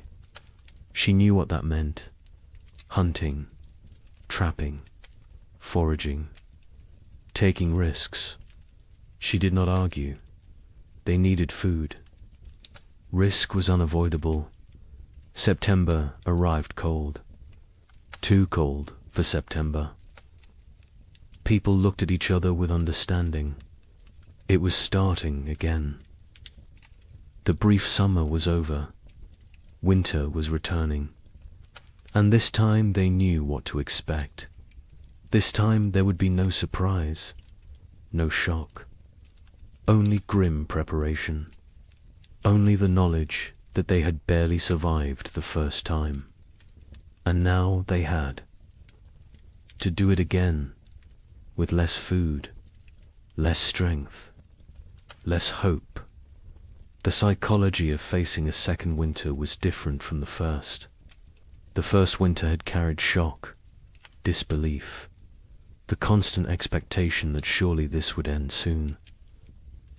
The second winter carried no such illusions. People knew what was coming. They remembered the hunger, the cold, the fear, the losses, and they knew they were weaker now, less prepared, more vulnerable. The knowledge sat heavy on everyone who remained. Many families chose to leave before winter set in. Migration south became a steady stream. Wagons loaded with whatever possessions people could carry. Children wrapped in blankets. Livestock trailing behind. They abandoned cabins. Abandoned land claims. Abandoned dreams. Survival mattered more than property now. More than pride. More than the promise of the frontier. They headed toward Kentucky, Tennessee, places where winter might be survivable. The young couple in Michigan debated leaving daily. Every conversation came back to it. Should they go? Should they stay? He wanted to try one more winter. They had more food this time, more experience, more knowledge of what to expect. She was not convinced. The baby was only 6 months old. Traveling with an infant in winter was suicide. But staying might be too. They went in circles, never deciding, paralyzed by impossible choices. A neighbor stopped by in mid-September, an older man who had lived in Michigan Territory for 10 years. He told them he was leaving, heading to his sister's farm in Kentucky. He offered to take them with him. Safety in numbers, shared resources, shared risk. The young man looked at his wife. She looked at the baby. The neighbor said he was leaving in 3 days, with or without them. Think about it. He left. They thought about it. They thought about nothing else. In the end, they decided to stay. The risks of travel seemed greater than the risks of staying. They had a cabin, firewood, some food, a chance. The journey was hundreds of miles through increasingly hostile weather with a baby. The math did not work, so they stayed. They watched their neighbor's wagon disappear down the trail, wondered if they had made the right choice, knew they would never know until it was too late to change their minds. In Illinois, the family prepared to leave. They sold what they could, traded the rest, packed a wagon with essentials. They left in late September, before the first snow. The father took one last look at their cabin, at the land he had dreamed would make his fortune. His wife put a hand on his arm, told him they would come back someday. He nodded but did not believe her. Neither did she. They climbed onto the wagon. The children huddled in the back. They started south, toward an uncertain future. But at least it was movement. At least it was trying. The journey south was hard. The roads were poor. Mud, ruts, fallen trees. The wagon broke an axle on the 3rd day. The father spent half a day repairing it. They pushed on. Other families traveled the same roads. Sometimes they camped together, shared fires, shared stories. Everyone had the same tale. Cold, hunger, loss, death. The stories became repetitive, became numbing. After a while, people stopped sharing, just nodded at each other, understanding without words. They reached southern Illinois after 2 weeks. The father inquired about land. Prices had dropped. So many people fleeing south had flooded the market.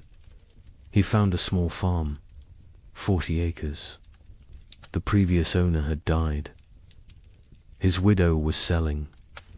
The father offered what he had. It was not much. She accepted anyway.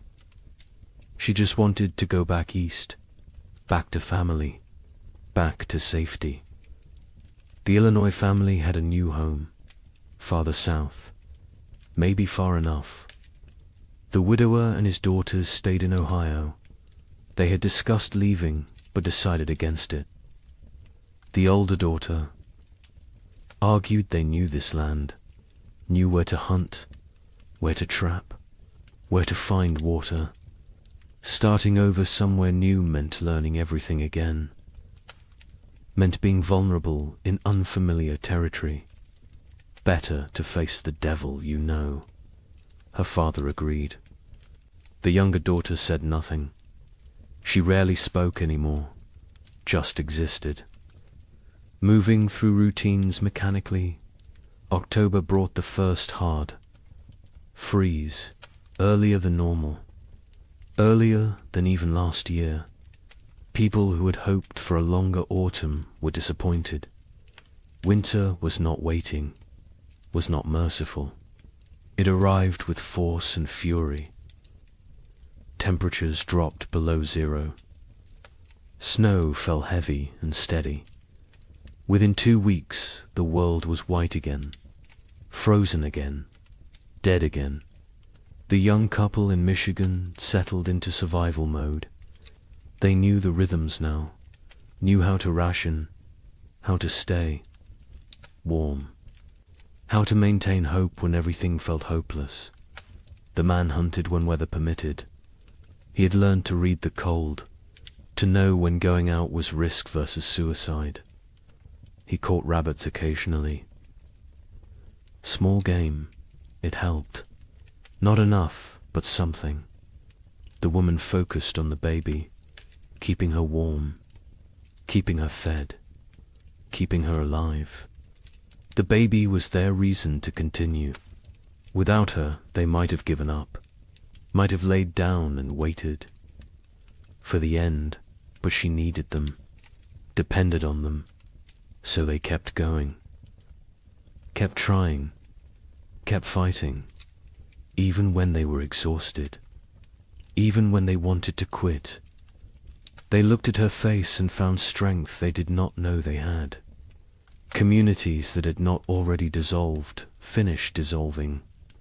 People stopped visiting, stopped checking on neighbors. The isolation became total. Each family alone in their cabin, alone in their struggle, alone in the dark. The only sounds were wind and cold and occasionally wolves. The wolves had returned, hungry, desperate, like everyone else. They came close to cabins at night, howling, looking for weakness, looking for opportunity. A family 3 miles from the young couple disappeared in November. The husband went to check on them after not seeing smoke from their chimney for several days. He found the cabin empty, the door hanging open. Snow drifted inside. No signs of struggle, no blood, no bodies, just absence. They had left, or something had taken them, or they had died and been buried or dragged off.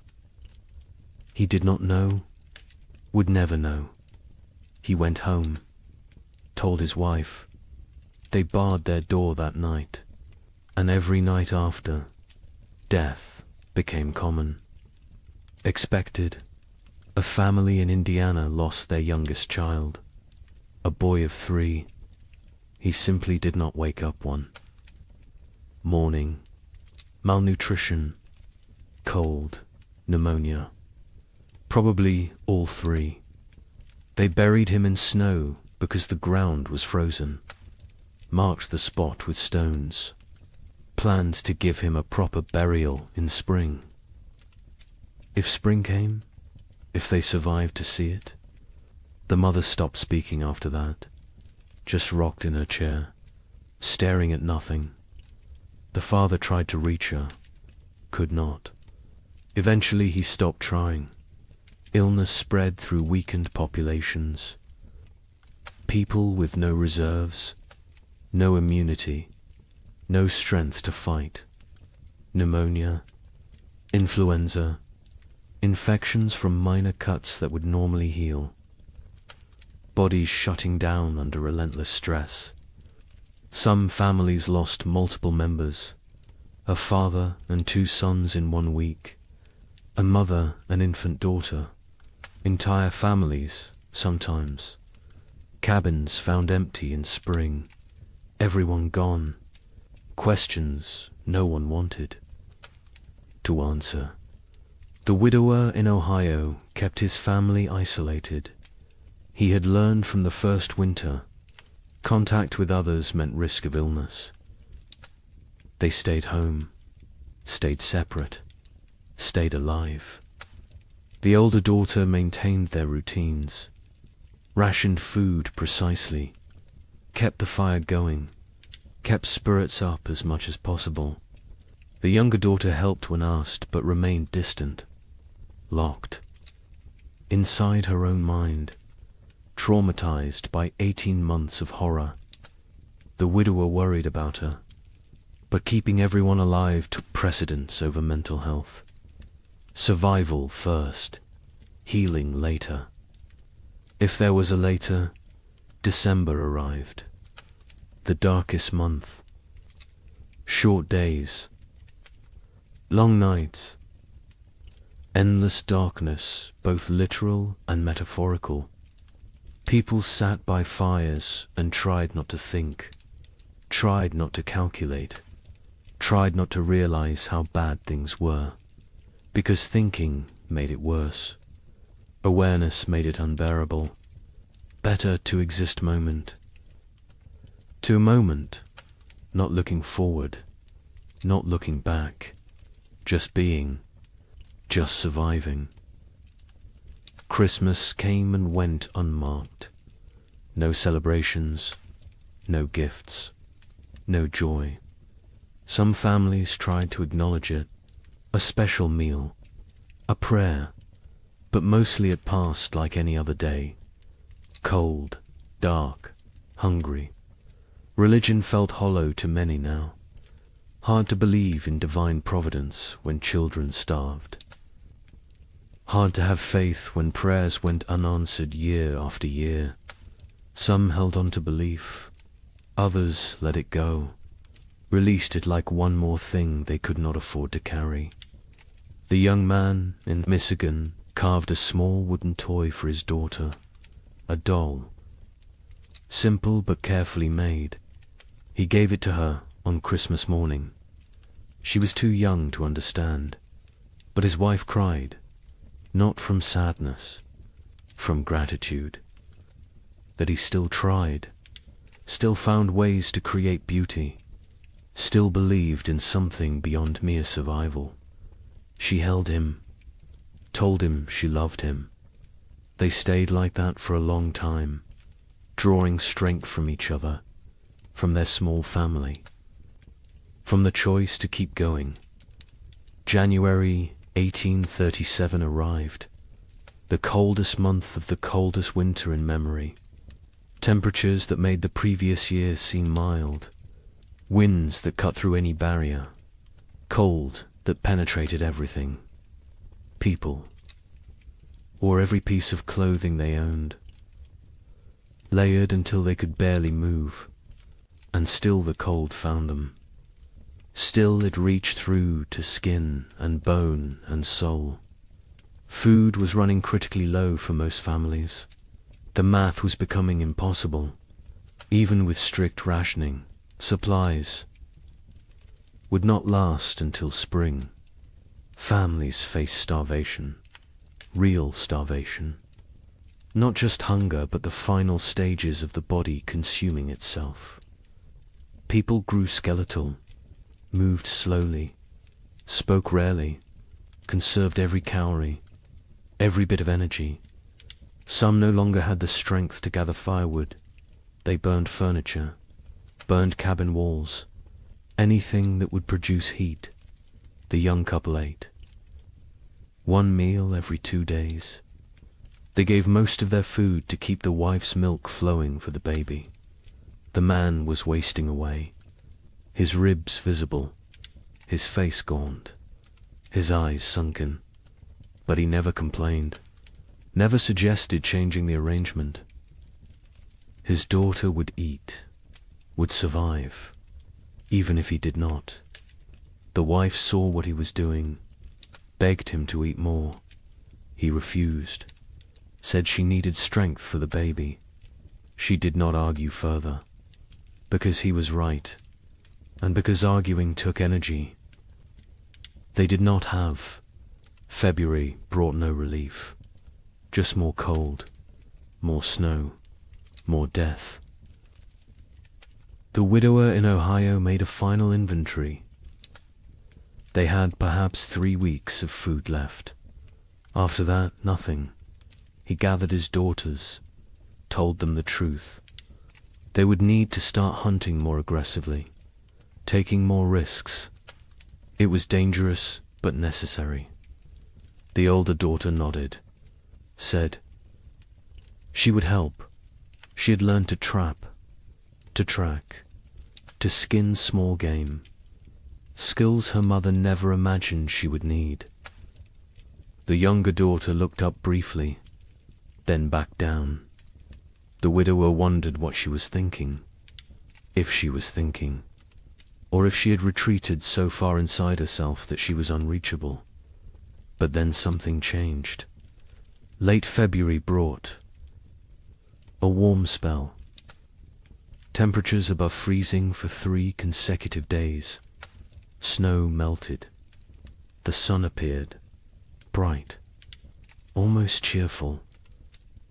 People emerged from cabins, looked around, dared to hope. Maybe this was it. Maybe winter was breaking. Maybe they had made it through. The warmth lasted a week, then ended abruptly. Temperatures plunged again. Snow returned. But something was different. The cold was less aggressive, less absolute. Spring was not here, but it was coming. Finally, actually coming. People could feel it, could sense it. The rhythm of seasons reasserting itself. Nature remembering how things were supposed. To work marsh brought increasing warmth. Real thaw. Ice melting on rivers. Snow receding from fields. Mud appearing. Glorious mud. People celebrated mud like it was gold, because mud meant earth, meant ground, meant the possibility of planting, of growing, of food.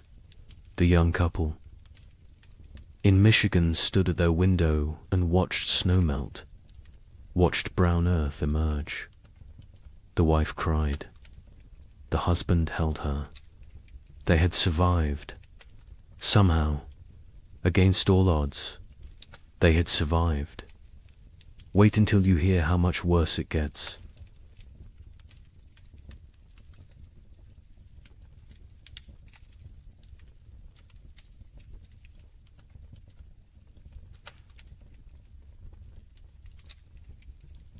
The relief of March 1837 was short-lived. Spring arrived tentatively, weakly, like it was unsure of its own existence. Temperatures rose, but not enough, not consistently. Warm days followed by cold nights. Progress followed by setbacks. Nature could not decide what season it wanted to be.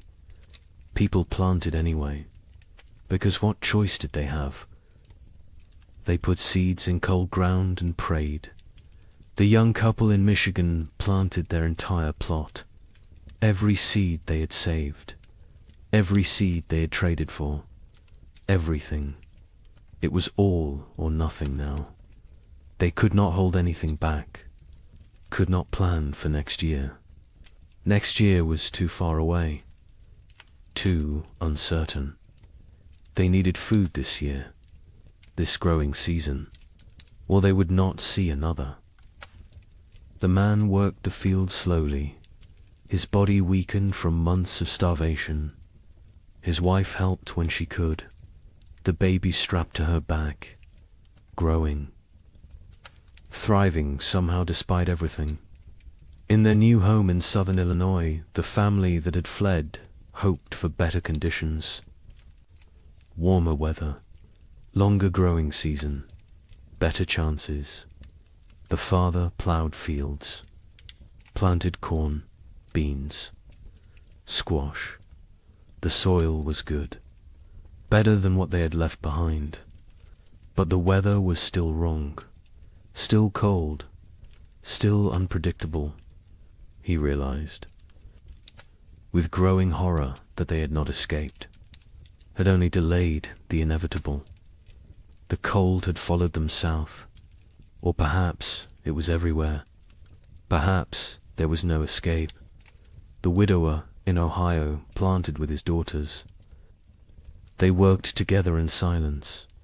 The older daughter had become the de facto head of household. She made decisions, organized work, kept them functioning. Her father followed her lead, grateful for her strength. The younger daughter worked mechanically, planting seeds, covering them with soil, watering. Her face remained blank, empty. The widower had accepted that she might never fully return, that the person she had been before the cold was gone, replaced by this hollow version. He mourned her even though she still lived that.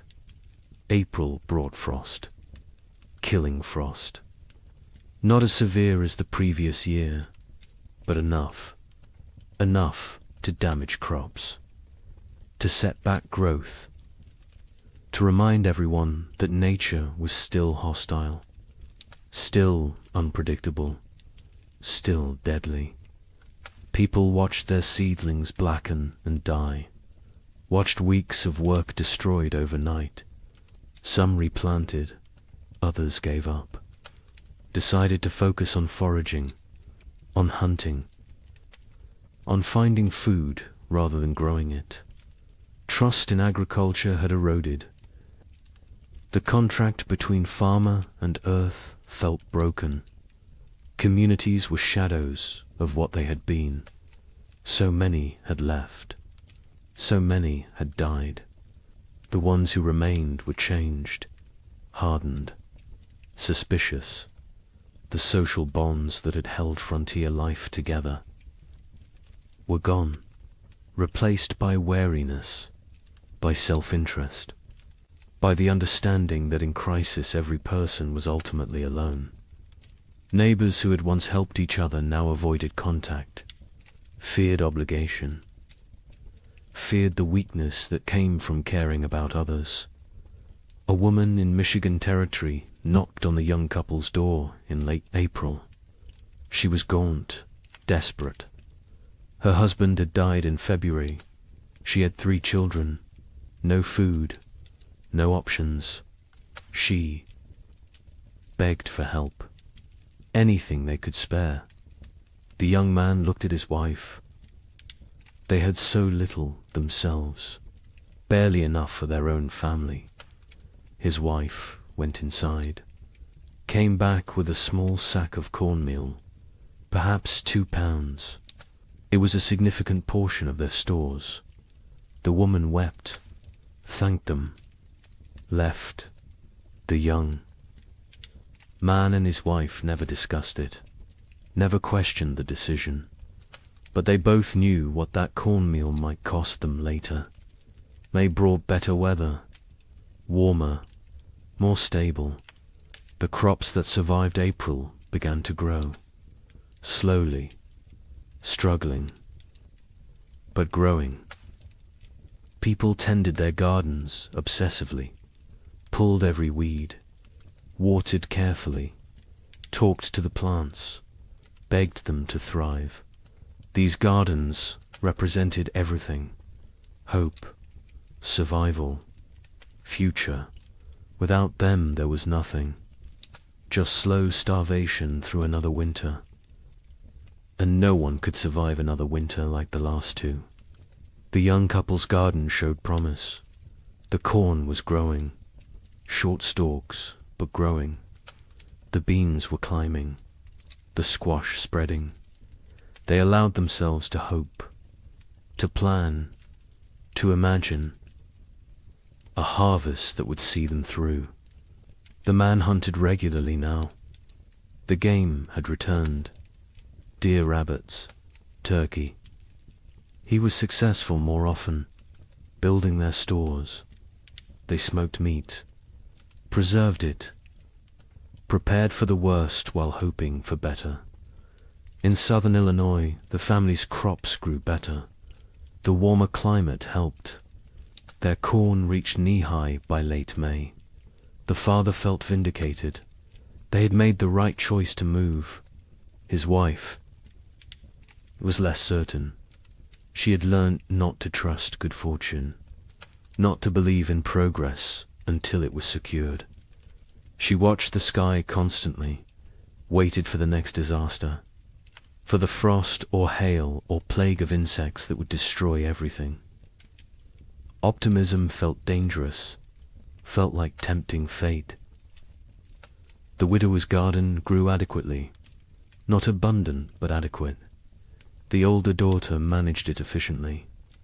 She had learned to maximize every inch of soil, every drop of water, every moment of sunlight. She was 17 now, an adult in all. But names she had lost her youth to these winters, lost her innocence, lost a chance to be young and carefree. She did not mourn these losses. There was no time, no space, no energy. She simply existed in the present, did what needed doing, survived. June arrived warm. Summer finally asserting itself. People shed layers, felt sun on skin, remembered what warmth felt like. Children played outside, really played, not just huddled for warmth, but ran and laughed, and acted like children. Parents watched them with complicated emotions, joy at seeing childhood return, sorrow for all the childhood lost, fear that this reprieve was temporary, that winter would return too soon.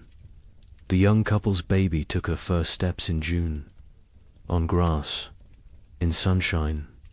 Her mother cried watching her. This tiny person who had known only cold and hunger and fear was walking, growing, living. It felt miraculous. The man picked up his daughter, spun her in the air. She laughed. The sound was pure joy, untainted by the suffering around her. Too young to understand, too young to remember. They both hoped she would never remember these years, never carry the scars they carried. July was hot, genuinely hot. People complained about heat, then laughed at themselves for complaining. Heat was blessing. Heat was life. Heat meant crops growing, meant long days, meant hope. The gardens flourished. Corn grew tall. Beans produced pods. Squash spread across the ground with heavy fruit. For the first time in 2 years, abundance seemed possible. Not guaranteed, but possible. But nature had taught them not to trust. On July 23rd, a hailstorm struck southern Indiana. Hail the size of eggs. It shredded crops, destroyed gardens, killed livestock. Families who had been preparing for harvest lost everything in 20 minutes. The storm passed, left devastation. People walked through destroyed fields in shock, corn beaten into the ground, beans stripped from vines, squash smashed. Months of work, all their hope, gone. The Eloy family was spared. The storm passed north of them, but they heard about it. Heard about families losing everything. The father thanked God. The mother said nothing. She had stopped thanking God, stopped blaming God. God was absent from this struggle. They were alone. They survived or died based on luck and effort. Nothing more, no divine plan, no greater purpose, just random chance and brutal nature. August brought the harvest. For those whose crops survived, it was a time of desperate work, gathering everything before weather could destroy it, before animals could take it, before anything else could go wrong. People worked dawn until dark, harvesting, preserving, storing, building supplies for the winter they knew was coming, because winter always came, and it came early, and it stayed late, and it tried to kill you. The young couple in Michigan harvested a reasonable crop, not abundant, but enough. Combined with the meat the man had preserved in careful rationing, they might have enough, might make it through. The woman calculated and recalculated, added numbers, divided portions, tried to make the math work. Her husband told her they would be fine. She wanted to believe him, but she had learned not to believe in fine. Fine was a luxury. Fine was an assumption they could not afford. The widower and his daughters harvested their garden methodically. The older daughter kept precise records, weight of every potato, count of every ear of corn, number of beans. She created an inventory, made a plan, calculated daily rations for each of them. Her father was impressed, told her so. She shrugged, said it was just practical. Someone had to do it. He realized she had become the leader of their family. Somewhere during these terrible years she had taken control. He was grateful and sad. No 17-year-old should have to be this responsible, this hard. This adult September came cool, cooler than it should be. People noticed, worried, hoped. They were imagining it, hoped it was just normal September weather. But they knew better. They had learned to read the signs, to feel the wrongness in the air. Winter was coming early again. The second winter in a row. The third overall in this nightmare cycle. And they were tired. So tired. Tired of fighting. Tired of surviving. Tired of being afraid. October brought the first snow. 6 weeks early.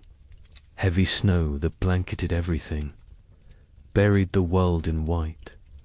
People watched from windows with dead eyes.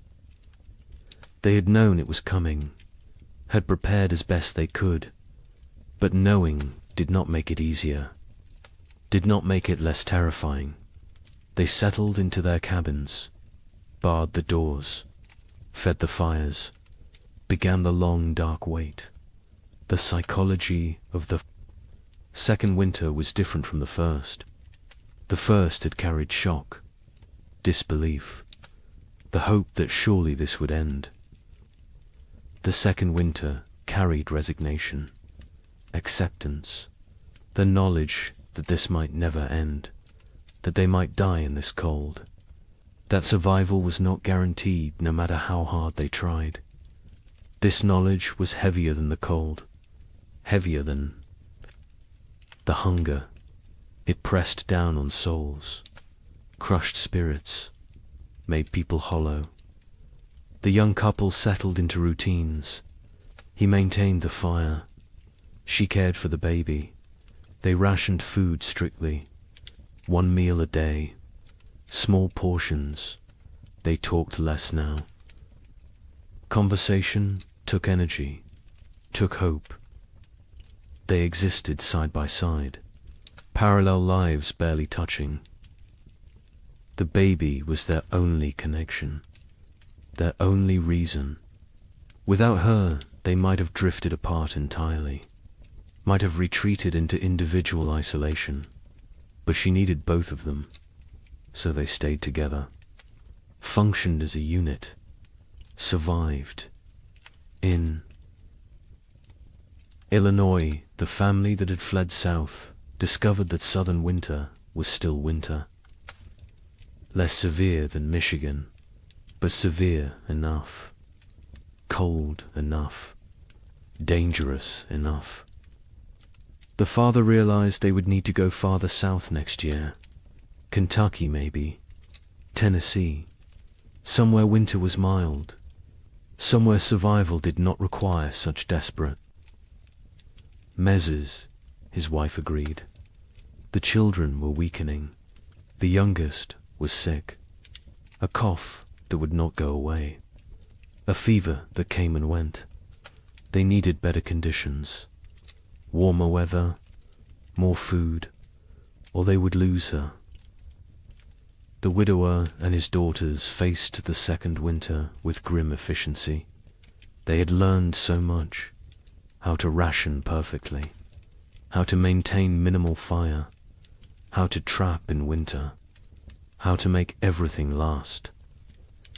The older daughter ran the household. Her father followed orders. The younger daughter existed. That was all. She ate when told, slept when told, worked when told, but there was nothing behind her eyes.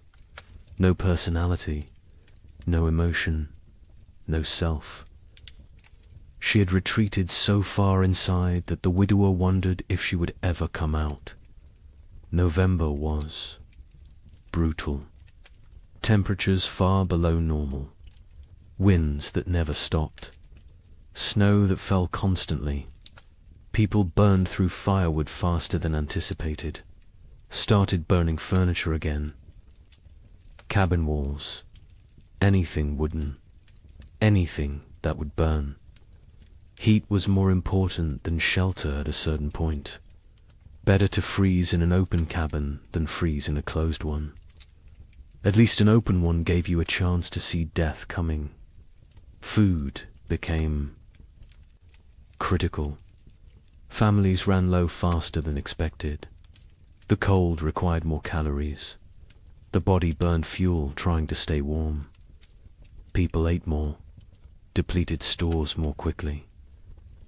By mid-November, some families were already rationing desperately, making soup with water and a single potato, boiling bones multiple times to extract every bit of nutrition, eating things that would normally be considered inedible, tree bark, leather, anything that might contain some caloric value. A family 4 miles from the young couple knocked on their door in late November. A father with 2 sons.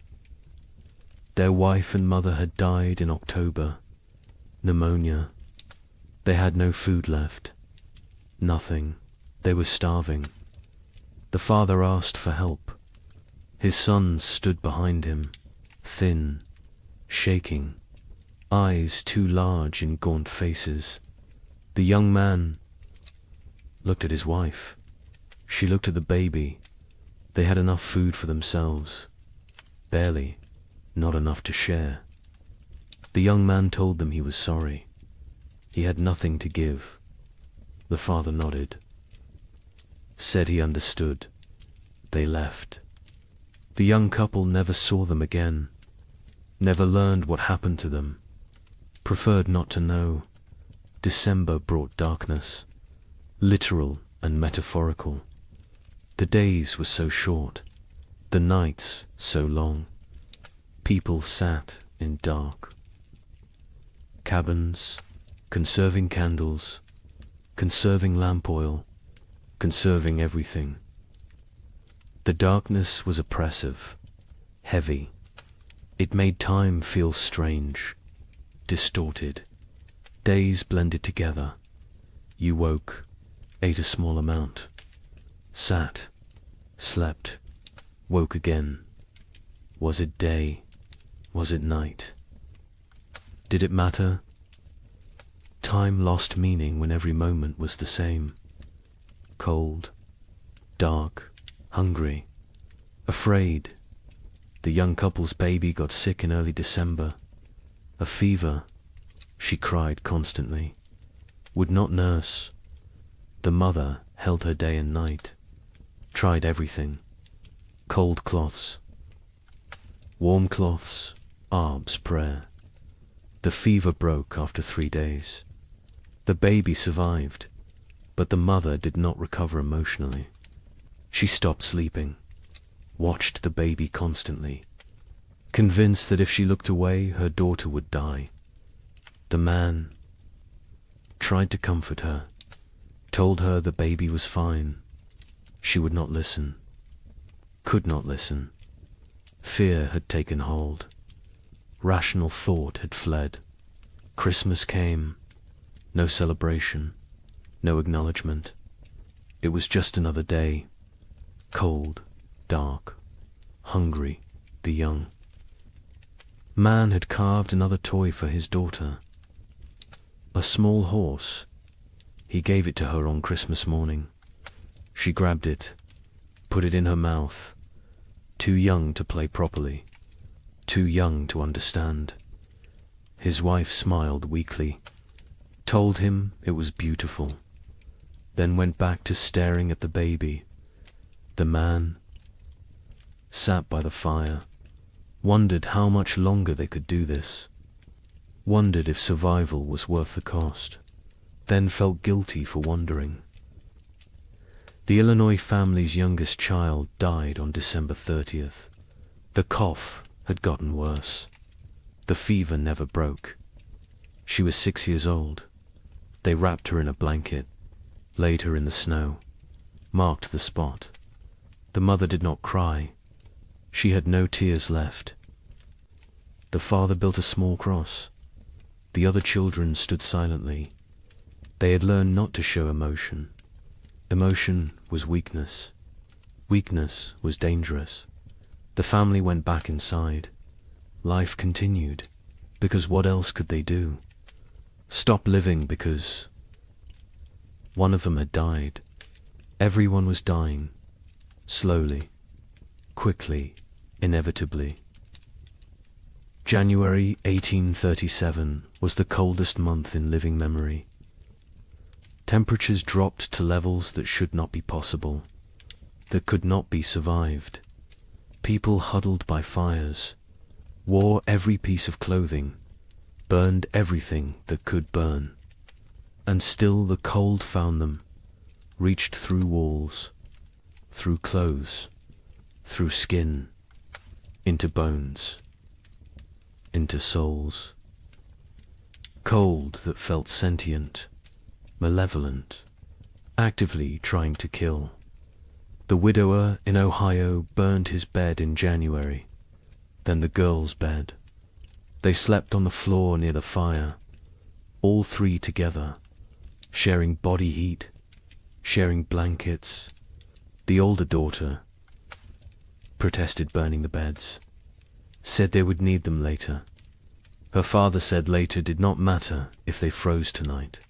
She understood, helped him break up the bed frames, fed them to the fire, watched the wood burn, wondered what they would burn next, what they would sacrifice tomorrow. People stopped moving unless necessary.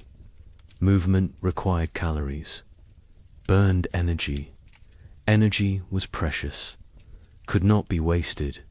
Families sat still for hours, days, only moving to tend fire, to prepare food, to use the chamber pot. Everything else was eliminated. Conversation, work, activity, all gone, replaced by stillness, by conservation, by the desperate attempt to make their bodies last until spring. Food was running out everywhere. People were starving, really starving. The body consuming itself, muscle wasting, organs beginning to fail. People became skeletal, their faces gaunt, eyes sunken, teeth loose, hair falling out. The physical signs of advanced starvation. Some went mad. The hunger drove them insane. They talked to people who were not there, saw things that did not exist, lost touch with reality. Others became violent, desperate, dangerous. The young man in Michigan was starving himself to keep his wife and daughter fed. He ate almost nothing, claimed he was not hungry. His wife knew what he was doing, begged him to eat. He refused. Said she needed strength to nurse. She needed food to make milk. The baby needed milk to survive. Therefore, the baby and wife ate. He did not. The math was simple, brutal, but simple. He was dying. They both knew it. Neither spoke of it, because speaking made it real, made it unbearable. February brought no relief, just more cold, more hunger, more death. Bodies were found frozen in cabins. Entire families sometimes. They had run out of firewood, run out of food, run out of strength. They had simply stopped, laid down, let the cold take them. It was easier than continuing, easier than fighting every single day with no end in sight. Some people judged them, called them weak. Others understood, envied them even, because at least their suffering was over. The young couple reached their breaking point in late February. They had no food left, nothing. The man was too weak to hunt, too weak to trap, too weak to move. His wife was still nursing, but her milk was almost gone. The baby cried constantly, starving, dying. They sat together, held each other, held their daughter, waited for the end. They did not speak, did not cry, did not pray. They had moved beyond all that. They simply existed in the moment, waiting for it to be over. Then a neighbor appeared, the same neighbor who had offered to take them south. He had returned. His sister's farm had been no better. He had come back to his land, to his cabin. He knocked on their door. The young man opened it, could barely stand. The neighbor saw the situation immediately, went to his wagon, brought back food, salt pork, cornmeal, dried beans. Not much, but something. He told them he would check on them weekly, share what he had. The young man tried to thank him, could not find words. The neighbor nodded, said they were neighbors. That was enough. He left. The food saved them. They rationed it carefully, made it last. The wife's milk returned. The baby stopped crying, started nursing properly. The man ate small amounts, regained some strength. Not much, but enough to function, enough to survive. They knew they owed their lives to the neighbor, knew they could never repay him, but they would try, someday, if they lived that long. March finally brought real thaw. Not false hope this time, real warmth, sustained warmth. Snow melted, ice broke up on rivers, mud appeared everywhere, glorious mud. People emerged from cabins, looked around, counted who was left. So many were gone, dead or fled. The survivors looked at each other with hollow eyes. They had made it, somehow, through a second winter, through horror that should not be survivable. They had made it, but at what cost? Wait until you hear about the third winter. Asterisk. Spring 1837 arrived broken, not absent like before, but damaged, wounded, like nature itself was exhausted from the struggle. The warmth came, but felt fragile, tentative, as if it might retreat at any moment. People planted again, because they had to, because there was no alternative. But the hope that had sustained them through previous plantings was gone. replaced by grim determination, by obligation, by the mechanical act of putting seeds in ground without believing. Anything good would come from it. The young couple in Michigan planted their field. The man was skeletal now. His body had not recovered from February, probably never would, but he moved through the motions, ploughing, planting. His wife helped, the baby on her back, growing despite everything, thriving in ways that defied logic. Children were resilient, more resilient than adults. She embodied hope even when her parents had none. They worked for her, survived for her, continued for her. The neighbor who had saved them helped with planting. He had lost his own family in the first winter. Wife and 2 daughters. He never spoke of them, never explained what happened, but the grief lived in his eyes, in his movements, in the way he threw himself into work. Helping others was how he survived, how he found meaning. The young couple became his purpose, his reason to continue. He checked on them weekly, shared food when he had extra, fixed things around their cabin, asked for nothing in return. In Illinois, the family that had lost their youngest daughter planted in silence. The mother moved mechanically, planting, watering, weeding, but her spirit was elsewhere, with her dead child, with the life they should have had. The father tried to engage her. She responded in single words. Yes, no, maybe. Their remaining children watched their parents fracture, watched the marriage dissolve under the weight of grief. The oldest boy, now 9, took on more responsibility, helped his father, tried to shield his younger siblings, became an adult too soon.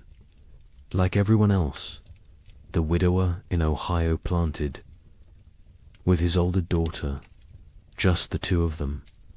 The younger daughter had stopped functioning entirely. She sat in the cabin, stared at walls, did not speak, did not respond, had retreated so far inside herself that she was unreachable. They had tried everything, talking to her, holding her, leaving her alone. Nothing worked. She was alive but not living, present but absent. The older daughter cried about it sometimes, late at night, when she thought no one could hear. Her father heard, said nothing, because what could he say? They were all broken. Some breaks just showed more than others. April brought adequate weather. Not warm, not cold, just neutral. The crops grew slowly, struggling. The soil was depleted after years of abnormal cold. Nutrients locked away. The plants were pale, weak, but growing. People tended them obsessively, talked to them, prayed over them, begged them to thrive. These gardens represented final chances, last hopes. If the crops failed this year, there would be no next year, no more attempts. This was it. May arrived cooler than normal, not catastrophically cold, but not warm either. The growing season was compromised again, shortened. Plants that needed 100 days to mature might only get 80, maybe less. People did what they could, fertilized with anything available. Manure, ash, compost, watered constantly. Protected seedlings from cold nights, fought for every plant, every stalk, every leaf. Communities barely existed now. The population had dropped so dramatically, that calling them communities felt generous. Collections of isolated families, strangers occupying the same general area. No cooperation, no shared resources, no collective identity, just individuals fighting separate battles.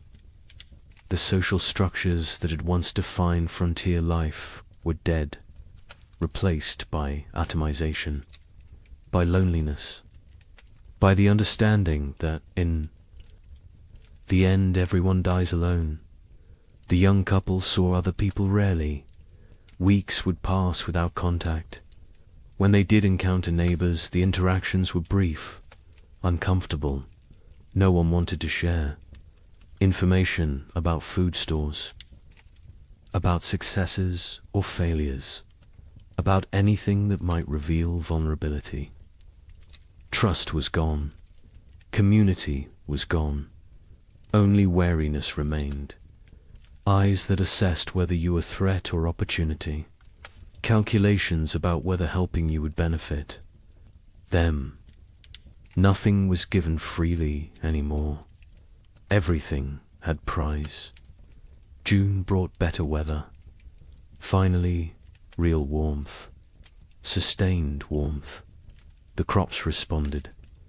Grew with vigor they had lacked before. Corn shot up. Beans produced. Squash spread. For the first time in 3 years, gardens looked healthy, looked productive, looked like they might actually yield harvests. People allowed themselves to feel something close to hope, not real hope. That was too dangerous, but cautious optimism. The possibility that maybe, possibly, they might have enough food. The young man hunted successfully in June. Deer were abundant again.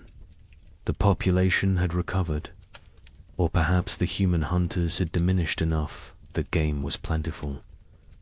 He killed 2 deer in 3 weeks. They smoked the meat, stored it carefully, added it to their supplies. The wife calculated, recalculated. If the garden produced even half of what it promised, combined with the smoked meat, careful rationing, they would make it. Would survive another winter. The math finally worked. But the wife had learnt not to trust good fortune. She waited for disaster, for the frost, the hail, the blight. Something would go wrong. Something always went wrong.